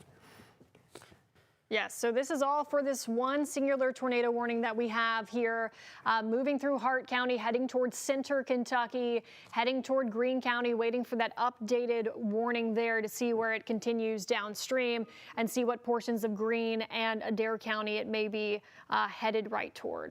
Yeah, they basically they're waiting until the last second to see if it's still on the ground, but I would just put it, they need to put a severe tornado warning out right now for Metcalf, Southern Greene, and Adair. I think it will be a base warning, Mallory. Yeah. Not considerable and all that. Right, so what John means by that is the considerable tag that we had earlier was due to that debris detection that we were mentioning. So we were seeing that with the correlation coefficient, meaning that the radar was picking up on something that wasn't rain. It wasn't precipitation. It was picking up on debris that was actually being lofted up and being detected on radar. So that caused it to be a considerable tornado warning, or confirmed sometimes. We show that as well. But now it goes back to base. Still something to take very seriously, because obviously this storm has a history of producing a tornado, and it's continuing to move into that environment that we keep talking about, this untapped environment with a lot of heat, humidity in play, and it can very easily wrap itself back up. So yeah, as John mentioned, it might be trying to occlude right now as it moves towards center. So you're kind of noticing where the winds aren't wrapped up as much, but what it can do is it can recycle. And so, you know, that's when you're better safe, not sorry. You can see it in the velocity data, Mel. You can see how it's cutting off right now. Yeah. Now, often these things recycle, they redevelop, and then they do it maybe, you know, 15, 20, 30 minutes later, and then they reform a new one. That's what's going on right now. Yes, yes. Yeah, so it's not on the ground right now. Right, yeah, that's exactly what we're seeing at this point. So just waiting to get the word on the next tornado warning. Okay, they wrote, okay, went back to a base tornado warning. So basically it's out, we just haven't got it yet. Okay, gotcha. So waiting for that update there. Elsewhere. Mostly watching to see, they're just waiting. They're waiting to the last second, I guess. Yeah, but Greene County, Adair County, watching that for you. Here's kind of that big picture view of what we're looking at across Kentucky. Anna, you're noticing here, this is all hugging our southernmost counties here, now south of the parkways. We still have some additional showers and storms that are formed on the backside. So around E-Town, Hardin County, Breckinridge County, those are not severe, but we do have ongoing flash flood warnings there. So you might still be dealing with some flooded roadways, at the very least ponding on the roads, standing water, down trees, power lines, things of that nature. Please be cautious if you're going to be out and about driving. That's the one good thing about a daytime event, is you can at least see the damage and things a lot clearer than if this were nighttime. But you're noticing all of this continuing to push through the state, moving through Kentucky here, and all moving toward the south and southeast. So, and you see the real cold front is almost to the river. You see up there along Madison. So these little, I taught you the word he calls them giblets. But these small little showers that you're seeing, they're not severe, they're nothing to worry about, but we are seeing a little bit of clouds bubbling up along the front, so that's where the actual front is, and all of this storm activity is out ahead of the front. We were just looking earlier, Paoli had a 79 dew point, and it's now 66. Yep. Wow. The beautiful air is coming We're in. starting to see, at least on the contour of the dew point map, we're starting to see that dew point begin falling. I have it behind me if you want to look at it real quick. You can see where that front is and how it's going to be moving through Kentuckiana. Again, Paoli now at a 66-degree dew point. Bedford 74, which is also quite a bit lower than what we've seen today, a 72-degree dew point. In Scottsburg, a lot of these are still quite high, but they're not quite as high as they were earlier. So we do have nice weather on the way. And in fact, I don't have the live camera set up to show what it looks like to the north of in our northern zones, but it's looking like blue skies for the most part. So it's on the way. We just got to get through the rest of this first. Give you a real quick traffic update. Real quick, they are going to go Metro. tornado warning. They are, for sure. It's coming. We got a new tornado warning coming. Here's the traffic tracker. Everything moving relatively smoothly. Just be wary of flooded roadways here, especially in the Louisville Metro. You know the problem areas. Saw a picture earlier. The can opener underwater again. But just note that you could run into some flooded roadways, some ponding on the roadways. Please be careful when traveling. We'll send it over back to Mallory. All right, thank you, Austin. So yeah, waiting for that to show up in my system. Yeah, it must be in the middle, but yeah, it'll be northern Metcalf, and I'm guessing a little bit of Green, and then O'Dare. Yep. So this is what we were talking about. You know, a storm can kind of cycle and recycle, and so that unfortunately will warrant a downstream tornado warning here through portions of Greene County, Adair County, as this is moving out of Hart County at this point. Yep. So it's really moving out of the county as we speak. Yeah, they say it's coming, so I'm waiting for as you are, but I'm sure it's that area we met north of Edmonton, south of Greensburg, southwest of Columbia. Yeah, so center, this area of rotation is right over you as we speak here in Kentucky. And then it looks like it's taking this general track here. So we'll see what the final polygon looks like with the updated warning, but it's right about out of there. So waiting for that update from the National Weather Service here. And there it is. So new tornado warning in effect. It does include, as we mentioned, portions of southern Greene County. It does look like they stretched it all the way down to Columbia. Or up to Columbia, I should say. They did go south of it, right? It looks like it includes part of it. Oh, okay. Yeah. So all right. I will say on this track, it should stay south of Columbia. Yeah, here. I think so too. But they just drew a wide polygon. So this now will take us through 6 o'clock Central Time, so 7 p.m. Eastern Time. Okay.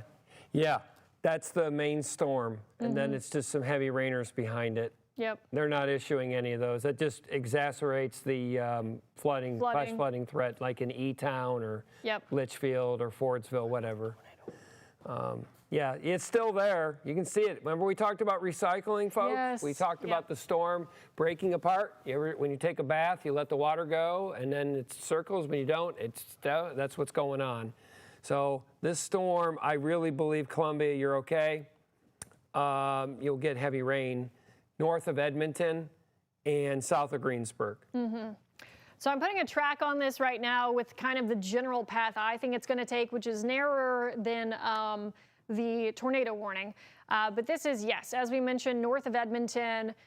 So a few of these cities that I have are towns in place: 518 Center, 531 Cork, 534 Central Time, Keltner, 539 Weed, 542 Gradyville, 546 Breeding, 553 Chance, 553 Walnut Grove School. Sometimes it taps into the closest school to a particular area. Obviously, these are all Central Time that we're talking about right now. So that is the latest track that I have. If this continues onward with its path, going about 35 to even 40 miles per hour here. Yeah, so I'm just looking at a couple maps to try to complement that. So it's moving. It's basically moving a little bit, about 150. So it's moving southeast. So it's moving southeast. Mallory's got it right there. Look at that little circulation, right? Yep. What's that little town right there? What do you got? Center. Center. Thank you. Yep. So from center south eastward would put it south of Columbia. Yes. Columbia, I know you're in the warning, but you're really not in the warning. Yeah, this is pretty much going to be in between Edmonton and Columbia. That's correct. Kind of staying in this narrow path here. So that goes through little communities like Weed. And, the Parkway's down there. Yeah. The Cumberland Parkway, it will be getting close to. So anyway, that storm still's legit. Unfortunately, this is our last county of our viewing area when it gets down there in Adair County. I hope it weakens, but it's starting to tighten up just a hair again. Yeah. Munfordville, Kentucky. I'm communicating here with Tiffany Wright. She lives in Hardeeville, which is directly to the east. Did the tornado go toward Hardeeville? A little bit. She's saying we saw only a thunderstorm near the lights in the city. Our power is out, but other than that, we're okay. It's clearing up now. We have no damage. She just sent me a photograph looking back at Munfordville, which is now sunny or partly sunny. It barely missed Hardeeville, just a hair. Right, Yeah. They are in communications. We have having a hard time getting information directly out of Munfordville, though, so that's critical to find, to hear from somebody directly in there, because Hardeeville's just to the east, but I believe the tornado was supposedly by the radar heading their direction, but they're okay there. They were right on the edge of it, yep. Okay. Yeah, if you have reports at Munfordville, give us a call. Call the news desk at HAS. We'd love to hear what's going on. Yeah, look at the circulation now. It's back. It's going again, unfortunately. I've been doing this a long time. I've never seen a long track tornado in July, late July. It's very bizarre. So northern Metcalfe County, if you notice, Mallory, in the last couple scans, it's moving just a hair more south than it is southeast. Yeah, I was noticing that as well. So I think it's really affecting Metcalfe County, maybe a tinge of on the edge of Greene County. But this may become a Metcalfe County storm and then go into the corner of Adair. You see that? Yeah, so it was taking this southeastward track, and then just within the last scan, a little bit more of a southern jog. Yeah. So. Yeah, look at the lightning on that storm. Can you show them just to show what a supercell thunderstorm looks like? The lightning, look at that. Can't even see the radar. Yeah. So don't try to go out and see any of this. Yeah, don't go outside and try to be a hero. Right. This is 1,200 lightning strikes within one storm. Yeah, that's very bad. So very, very loud storm. The tops are over 50,000 feet. I was looking at the echo tops. That's a big old boy. It's nasty. Yeah. So for anybody who might be hopping on, streaming our coverage on WHAS 11+, turning on the TV, getting the latest warning out of Adair County, this is the one active tornado warning that we have, and it doesn't look like we actually even have any lasting severe thunderstorm warnings left. I noticed that. So this is the one storm that we are watching still. So it moved from the county line of Grayson County into Hart County, tracked through Hart County and Munfordville, likely as a tornado on the ground, unfortunately, and is now continuing kind of this south-southeast track where it might clip portions of Greene County and Adair County. Otherwise, the main warnings that we have lingering in place, flash flood warnings. So. Yeah, I'm just trying to get some better towns there. So basically, north of Edmonton, that's 68. 68 goes into 70 east of Knob Lick. Yes, sir. Is the Grayson County area from the emergency management folks telling us in the Broadford area, they've got 8 heavily damaged structures. Searches are being conducted in that area of Grayson County right now, to see if anybody is trapped. One person has been removed from a structure with a possible injury. This would be Grayson County, the Litchfield community seat there before it moved off over to Munfordville. They're talking about an hour ago. Yeah, Litchfield, I'd like to know the exact address because Litchfield, everyone's got a zip code of Litchfield in Grayson County. The Broadford area. Bradford, okay, gotcha. Yeah, I have to look. Yeah, I just saw that was put in National Weather Service chat Got as it. well. Yep. From the What side of emergency Litchfield's management. that on? Where is that? Broadford area. Yeah, I'm not sure. I'm not sure either. But yeah, it was definitely, there was a lot of wind in Litchfield, and the tornado was a little bit southwest of there, just a hair. Yeah, so that was from the storms moving through earlier today that then moved into Hart County and also moved into Greene County and Adair County. So the circulation is very strong. It's right on the Greene-Metcalfe County line, but it's moving more to the south-southeast rather than the east-southeast. What does that mean? That means that Greene County, you are escaping. And it's going to ride along the Metcalfe, Adair County line, I believe. I did find out, so Broadford is northeast of Wax. That's legit, Doug. That's where the tornado was then. Yep. Yep. So I had to pull that up in a different system. I can't get that so fine-tuned in my That's particular where the system, tornado would be, southeast Grayson County. Yeah. Yes. Yeah. And then it continued. These are what's called cyclical supercell thunderstorms. They rotate, they spin, they stop, they recycle, they reform, they spin. They rotate again. They rotate again. And folks, if you're going down to Tennessee tonight, this stuff's going to keep going for a while, a little bit. So if you're on the east side of Tennessee, you may get some more warnings tonight. Yeah. So this is all pushing down into the southern part of Kentucky, into eastern Kentucky as well. So more and more counties will continue to be chipped from the severe thunderstorm watch that was issued for today. We keep mentioning as well on the backside of this, we do still have some lasting flash flood warnings. So please, if you encounter a flooded roadway, don't attempt to drive through it. Some of these storms just dropped heavy amounts of rainfall along with prolific lightning as well. And now we are watching basically one last storm that's really going to greatly impact our area. And that's the one that's moving out of Hart County, going to clip portions of Greene County and Adair County here. So watching that final tornado warning here. If you go to the Nashville radar, you can really see the couplet much better than the Louisville radar. That would be in the far northeast part of Metcalfe. Yeah. Very close to the Greene County line. There you go. Yeah. There she was, right there. So there's Little Bear in there. This is north of Beachville, southeast of Center. Yep. Heading in that direction. That is correct. Yeah. And it's really straddling more on the Metcalfe County side. Yeah. It'll be very close to Greene, but I think you're going to escape. Yeah. Maybe the far southwest side of Adair. Yes. So this is Greene County right here. This is Metcalfe County on the south side of that.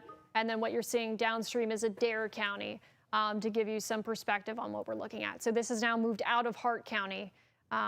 So this is that final warning that we're looking at. And John kind of mentioned this, how it's moving southeast almost. So that could be keeping it out of hitting more of Greene County here.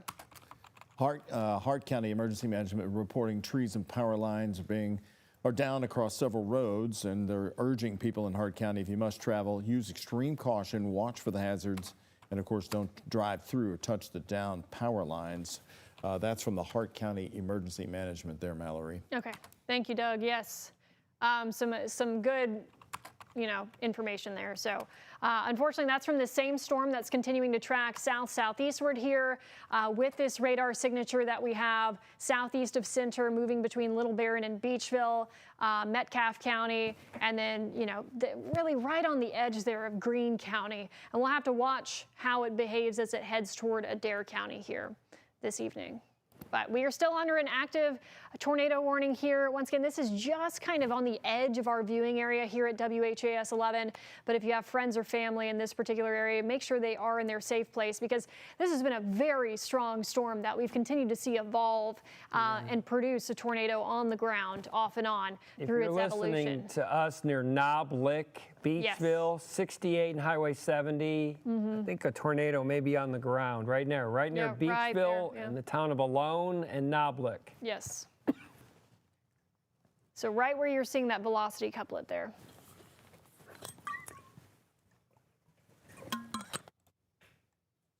Tornado warning continues, Metcalfe County.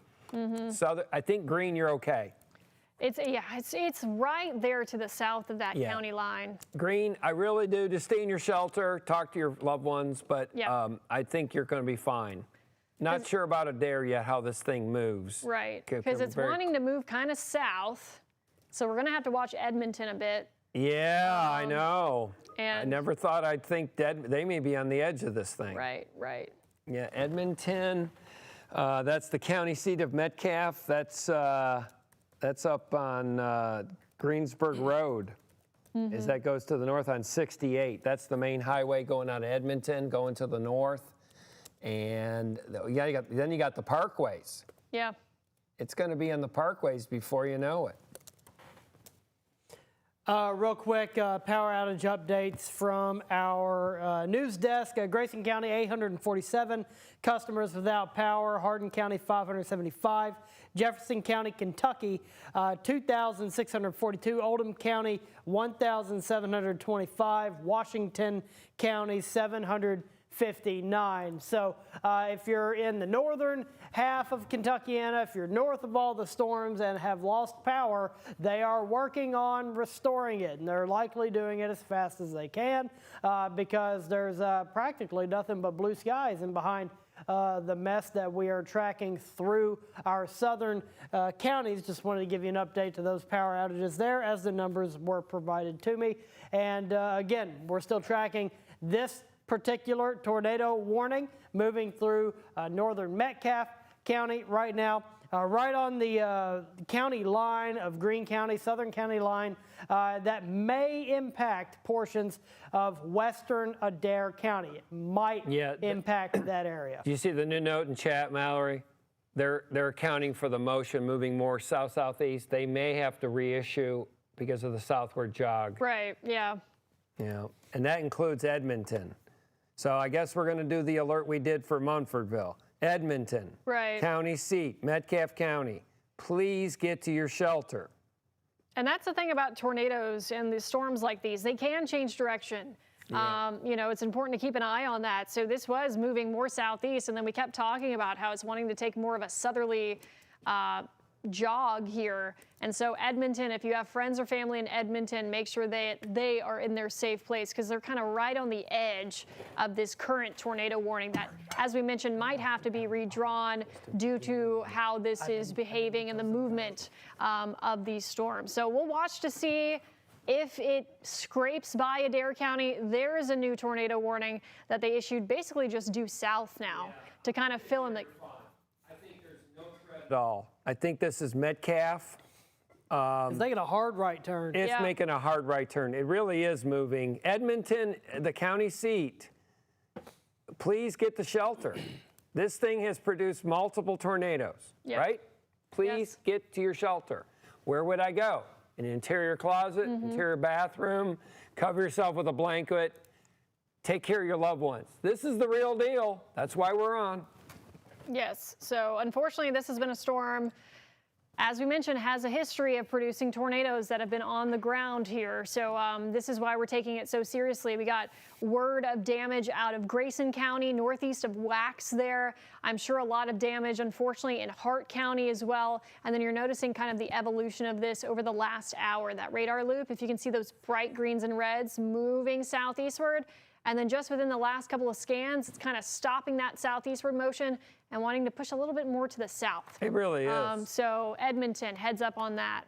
Yeah, US 68, I've taken this many, many times. That runs north of Edmonton as it goes up towards Greensburg, goes up towards Lebanon, actually. But anyway, that is the main area of concern from Edmonton northward on US 68. That means Cork and Beachville alone, and then it gets to the parkways. And I think it's on the ground again. Yeah. It's too high on the Louisville radar to look to see if there's things being lofted, but the velocity would indicate there probably is a tornado on the ground.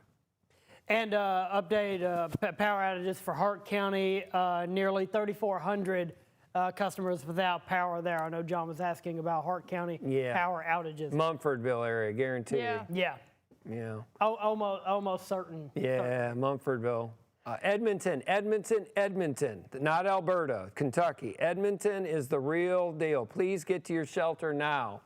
Everything Mallory preaches all the time for your shelter plans, do it now. Yeah, so as we were watching this original tornado warning, you'll notice where the velocity is right around Beachville.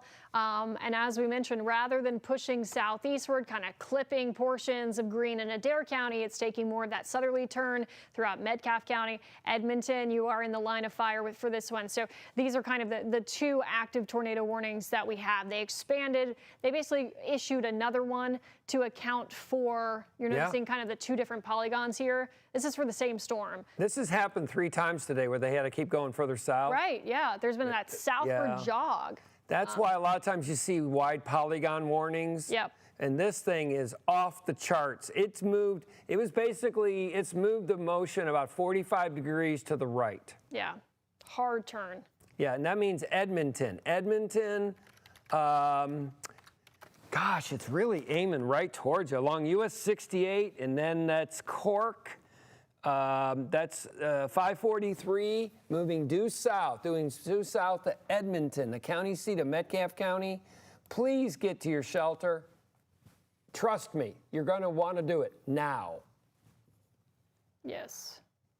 Lightning on that storm. Show them the lightning. Yeah, I mean, it's still It's like it's got to be a big number. Yeah. So, you know, we talk about lightning because it can give you insight on to how much power this storm has, how much fuel it's tapping into.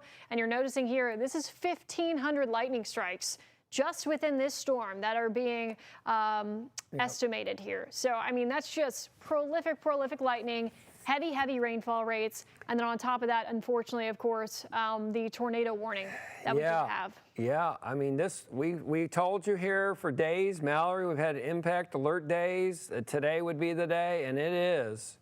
Yeah. You really like tomorrow, but today's not nice. Right. Storm moving due south at about 30 miles an hour. Edmonton,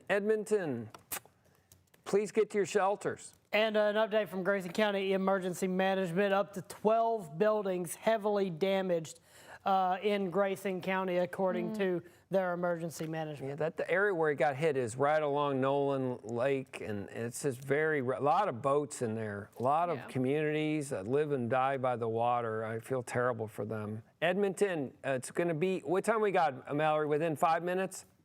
Let's see. Yeah, I mean, it's due north of Edmonton right now. Yeah, Edmonton, 5 minutes. Please get to your shelter. The softball game has ended. Go to your shelter now. So for those of you in our viewing area, getting the sirens or the alerts, if you're in Greene County, this is south of you.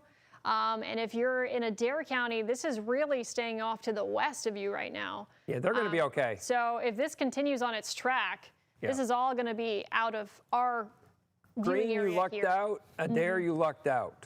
Yeah. And Edmonton, all the way to the Cumberland County line and Monroe County line. That's the.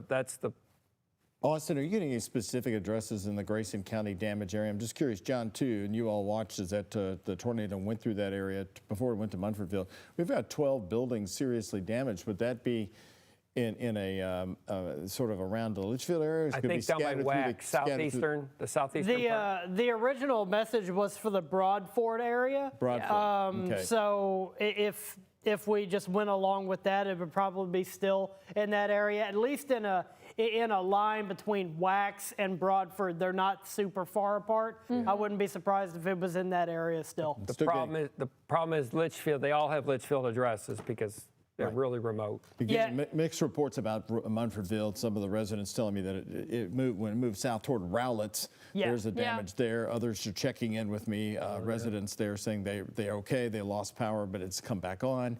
These are just scattered reports, but as we know, these wave of reports and the accuracy is going to increase as we go on through the night. Rowletts is quite famous. That's got the Amish Walmart. That's the biggest salvage store in Kentucky. And they're already noting in National Weather Service chat that these will be areas that they go and survey. They're going to be busy tomorrow. Yeah, Mallory, I think we give them. You got 4 minutes in Edmonton.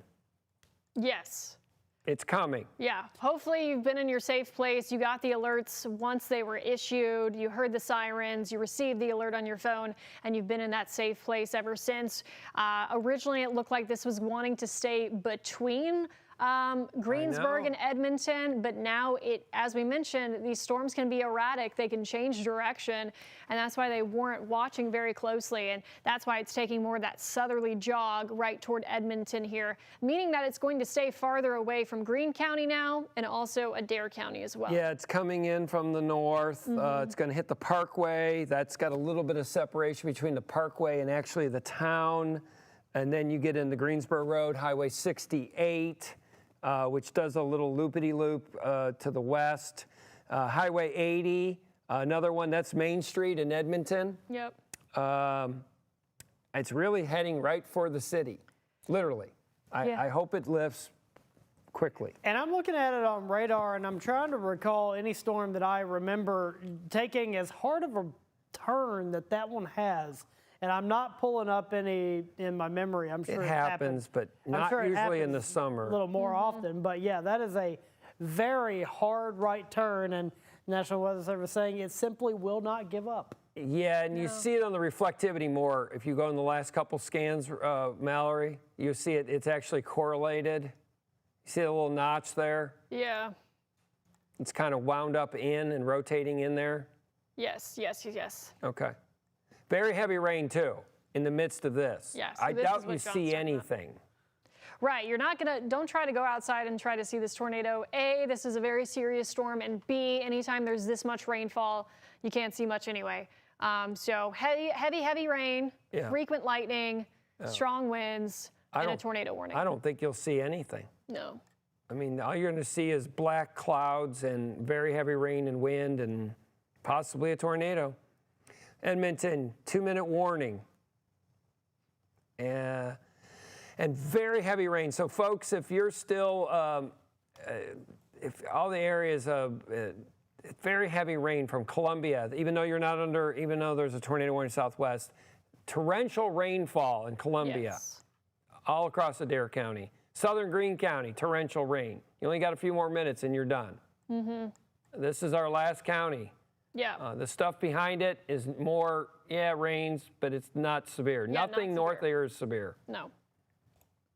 Nope. So we are waiting for this one storm to clear our area.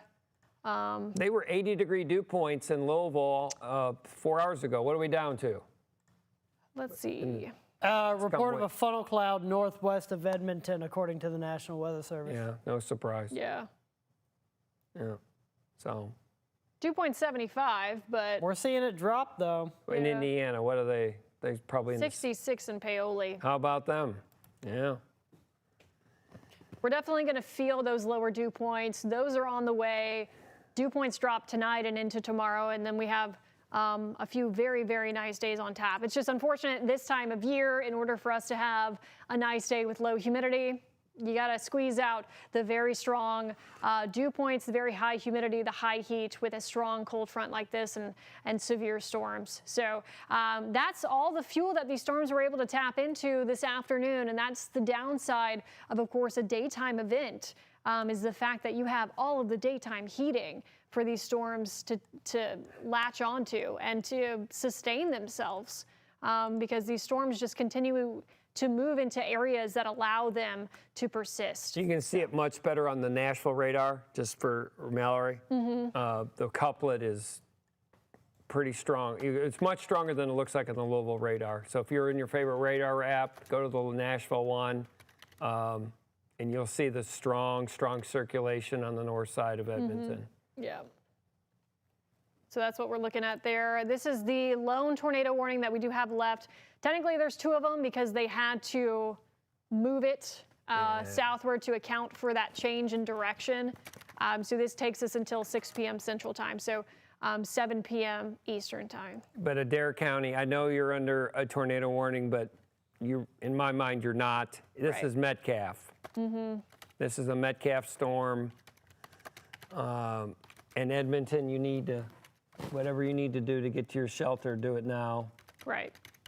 It's heading towards the county farmers market, heading towards the downtown square, the courthouse, moving due south along 68. It's kind of almost paralleling 68.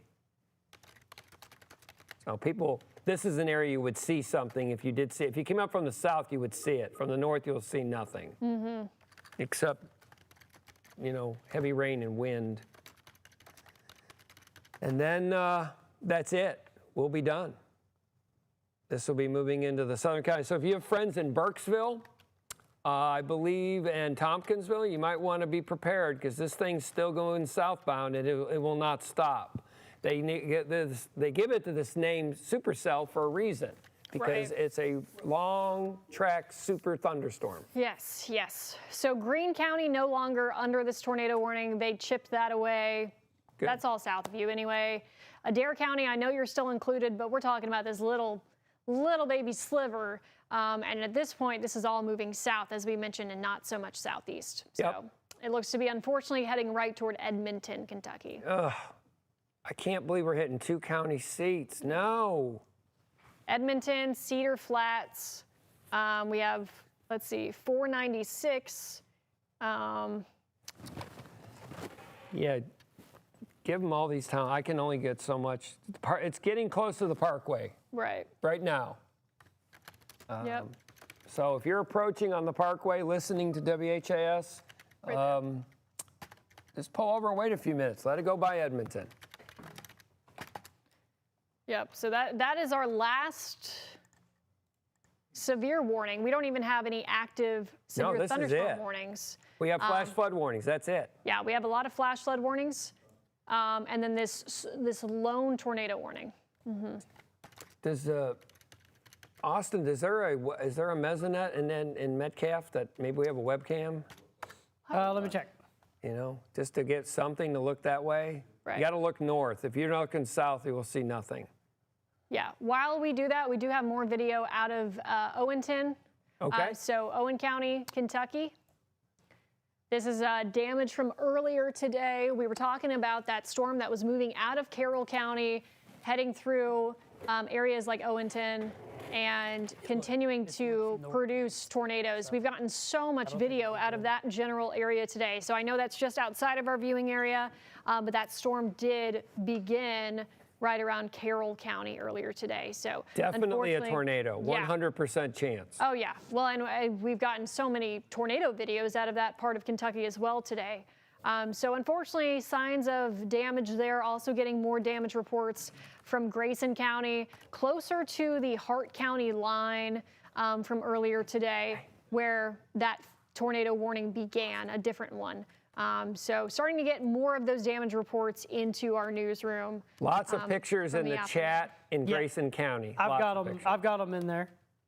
Yeah, lots of damage. I really don't know where they are, but you can just look at the pictures. That looks like a tornado. All the pictures I see there. So I'm assuming that's southeastern Grayson. Yeah, click on the photos and pull them up full screen because we have gotten off your computer. Oh, you want me to click? Yeah, click on the photos, just pull them full screen. Oh, there you go. This is damage in Grayson County. This is the Broadford, Wax area, and according to EM Emergency Management, a lot of these structures are vacation homes. Along the lake. Yeah, along the River. Yeah, so this is a lot of damage, and like you said, this appears to you to be tornado damage. That's a very, you can just see how the damage is going a couple different directions. I don't know if, Doug, you can see these. These are tornado pictures. They'll be going down there. Yeah. So this is courtesy of the Grayson County Emergency Management Thank you for those reports. Yes. Mm-hmm. Yeah, it's a mess. And I'm sure Edmonton, let's get back to... This area, do you have it? I know that I'm communicating with people down in that area, and they are going... what was the name of that town again? Broadford. Thank you. Broadford near Wax. With a space, though. It's 2 words. Okay, Broadford. Okay, and I've been talking with some volunteer firefighter down there who's... they are doing a house-by-house search just to be absolutely just to be careful. As they should, yeah. In the Munfordville area and of course the Broadford area around Wax, several of the fire departments are now safe for them to get out. As we've seen from our viewers are down there, it's now mostly sunny. They're getting the clearing sky, so they have several hours worth of daylight to get out there and check on people. And in Edmonton, it's on the Parkway right now. You've got about a mile. It will be in Edmonton before you know it. please get to your shelter. Yes. Right in the Edmonton, it's the county seat. It's a very rural county, but it's the county seat, whether you're at the McDonald's or the farmer's market or at the BP on the north side. Please get to your shelter. This is the real deal. US 68, 163, right in that area in Edmonton, Metcalfe County. I believe there's a tornado on the ground. Please get to your shelter. Radar is very ominous. So this is that same supercell storm that we keep tracking. And as we keep mentioning, it's taken more of a southerly movement rather than a southeasterly movement. And therefore, that was why that additional tornado warning was issued. Yep. And then after Edmonton, boy, it moves due south. That's 163, Mallory. There's not much down there. It's very rural. It's very farmland. A lot of farms. It'll be past east of Summershade. That's Barron County. But it's pretty rural south of Edmonton, if there's any good news. Yeah, Cedar Flats, Good Luck. There's Curtis. That's what's popping up in my system here. Yeah. Where The that will lightning is continue. very prolific. We got copious amounts of rain. It's a mess. It's a mess. It won't last long, so please get to your shelter. And in 10 minutes, you may see the sun, which is quite bizarre. Yeah. Yeah, so on the backside of this, much quieter. We are seeing some redevelopment of some showers, non-severe storms. Behind this, that's nothing to worry about. We're watching for any kind of enhanced flooding issues. Of course, though, we already have so many flash flood warnings that remain in effect, so that kind of covers that risk there. Yeah, to really, be honest with you, they got part of Grayson, the southern part of Grayson, it's pouring right now. Yeah. I think you're in a flash flood warning as far as I'm concerned. right. So That keeps falling over the same area, Mallory. Yeah, unfortunately, when you see kind of those training storms, these aren't severe, but as John mentioned, there's still heavy rainfall producers that are moving into southern Grayson County, back over to Hart County. So that can always be a bit of a nuisance with any kind of cleanup efforts and things of that nature. Yeah, it almost looks like there's two areas of rotation in Edmonton, more on the west side of town. It's not a huge city, but more on the west side. So basically from the parkways, I keep looking here, I'm looking for my map here, just from the parkways along 68 and a little bit west and about a mile or so west. And then there's another little area even further west in Metcalfe County. So I hope none of them are happening. Moving due, it's believe it or not, it's almost moving a little bit south-southwest. This thing has just turned viciously to the right. Yeah, and so I do want to give everybody, obviously we've been giving you a play-by-play of the movement of this, but if you just need that clearance, Greene County, of course, was cleared. Adair County is cleared from this warning. So all of our WHAS 11 viewing counties are cleared from that tornado warning because, as we mentioned, this storm, it looked like it could have clipped portions of Greene and Adair, but then it took this change in direction and is now moving right over Edmonton, pushing down to the south. Yeah, Adair's out of it. We have no active in our area. Yeah. So the active warnings we're looking at are active flash flood warnings at this point. Yep. Edmonton is the last major town, and it's very rural part of Metcalfe County. Right. Extremely rural. It's a lot of farmland, pasture land down there. So that's the one lone tornado warning that we do have in south central Kentucky. It does look like what was around Bowling Green is now a severe thunderstorm warning heading toward Glasgow or south of Glasgow. Yep. And then just lingering flash flood warnings. So that's what you're seeing in the green here.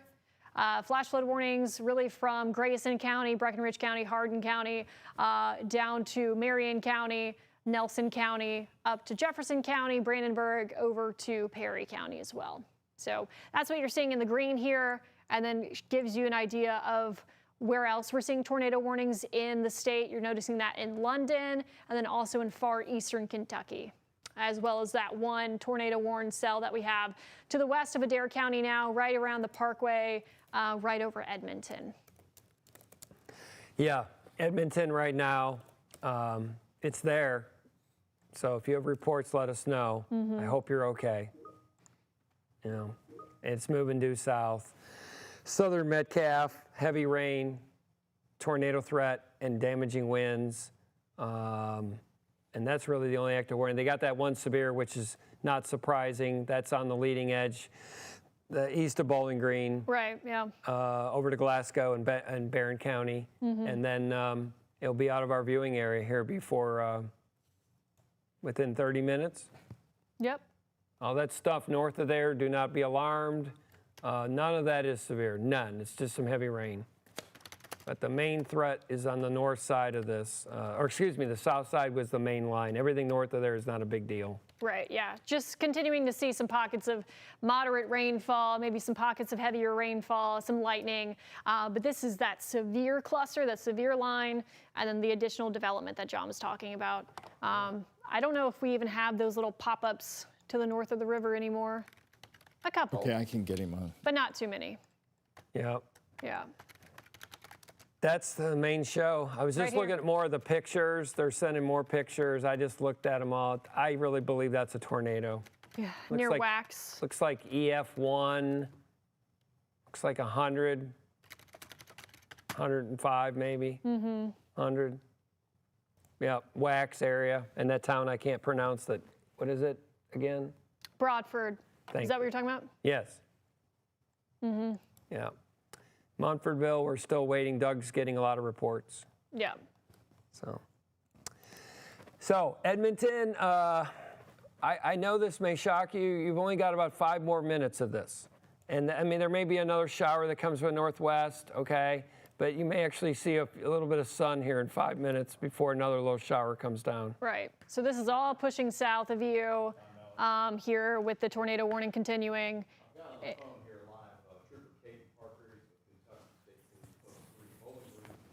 Let's toss it over to Doug. Trooper Parker, you're in Bowling Green, Kentucky. KSP Post 3, you told me you're heading to Munfordville. That's about a 45-minute drive. Tell me what you know about Munfordville at the moment. Do we have any fatalities, serious damage there? Fatalities are unconfirmed at the moment, but we do have some serious damage. We're out there right now trying to keep the street and the trees out of the roadway and remove the power lines and stuff like that and just preserve anything we could possibly preserve. What do you have confirmed? How serious is the tornado damage there in Munfordville?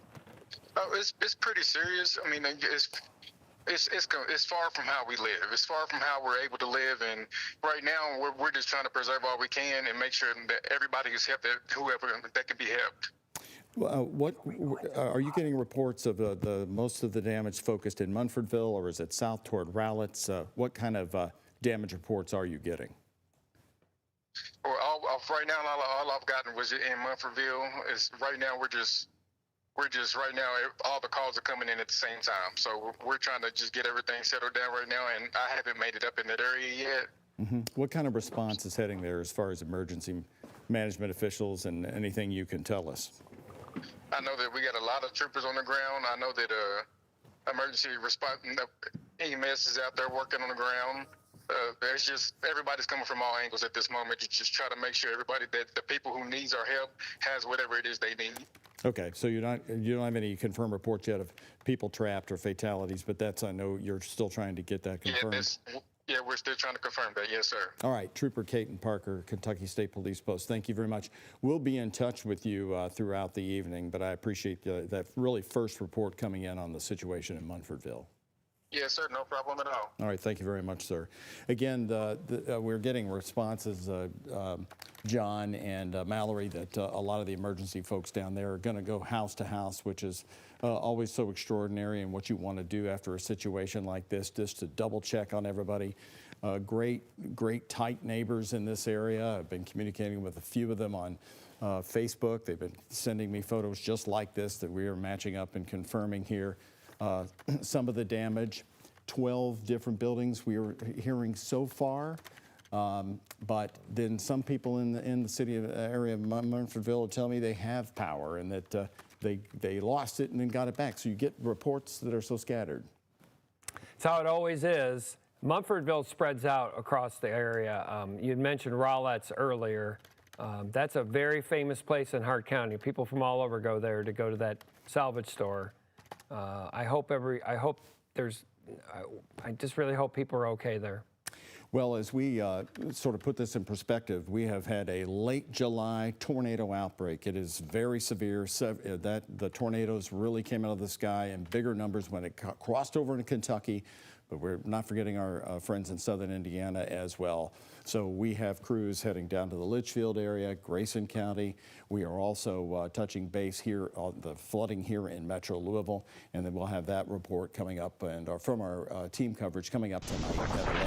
And some of the views here, as we see from a doorbell camera, this was in Austin, Indiana. This was earlier today as the storms were moving through. And then we have the incredible video of the one tornado coming out of the sky in Owen County, Kentucky, about an hour northeast of Louisville. We've got reports of a home being damaged here. This is from Josh Gibson, just one view of a large tornado as people pulled over and captured it on their cell phones. Again, at this moment, we still don't have any confirmed reports of serious injuries or deaths, but this is early on. Once these storms clear, that's when people can go out safely, and they are checking. And that's the story we are following for you throughout the night. So stay with WHAS 11 and the Weather Impact team.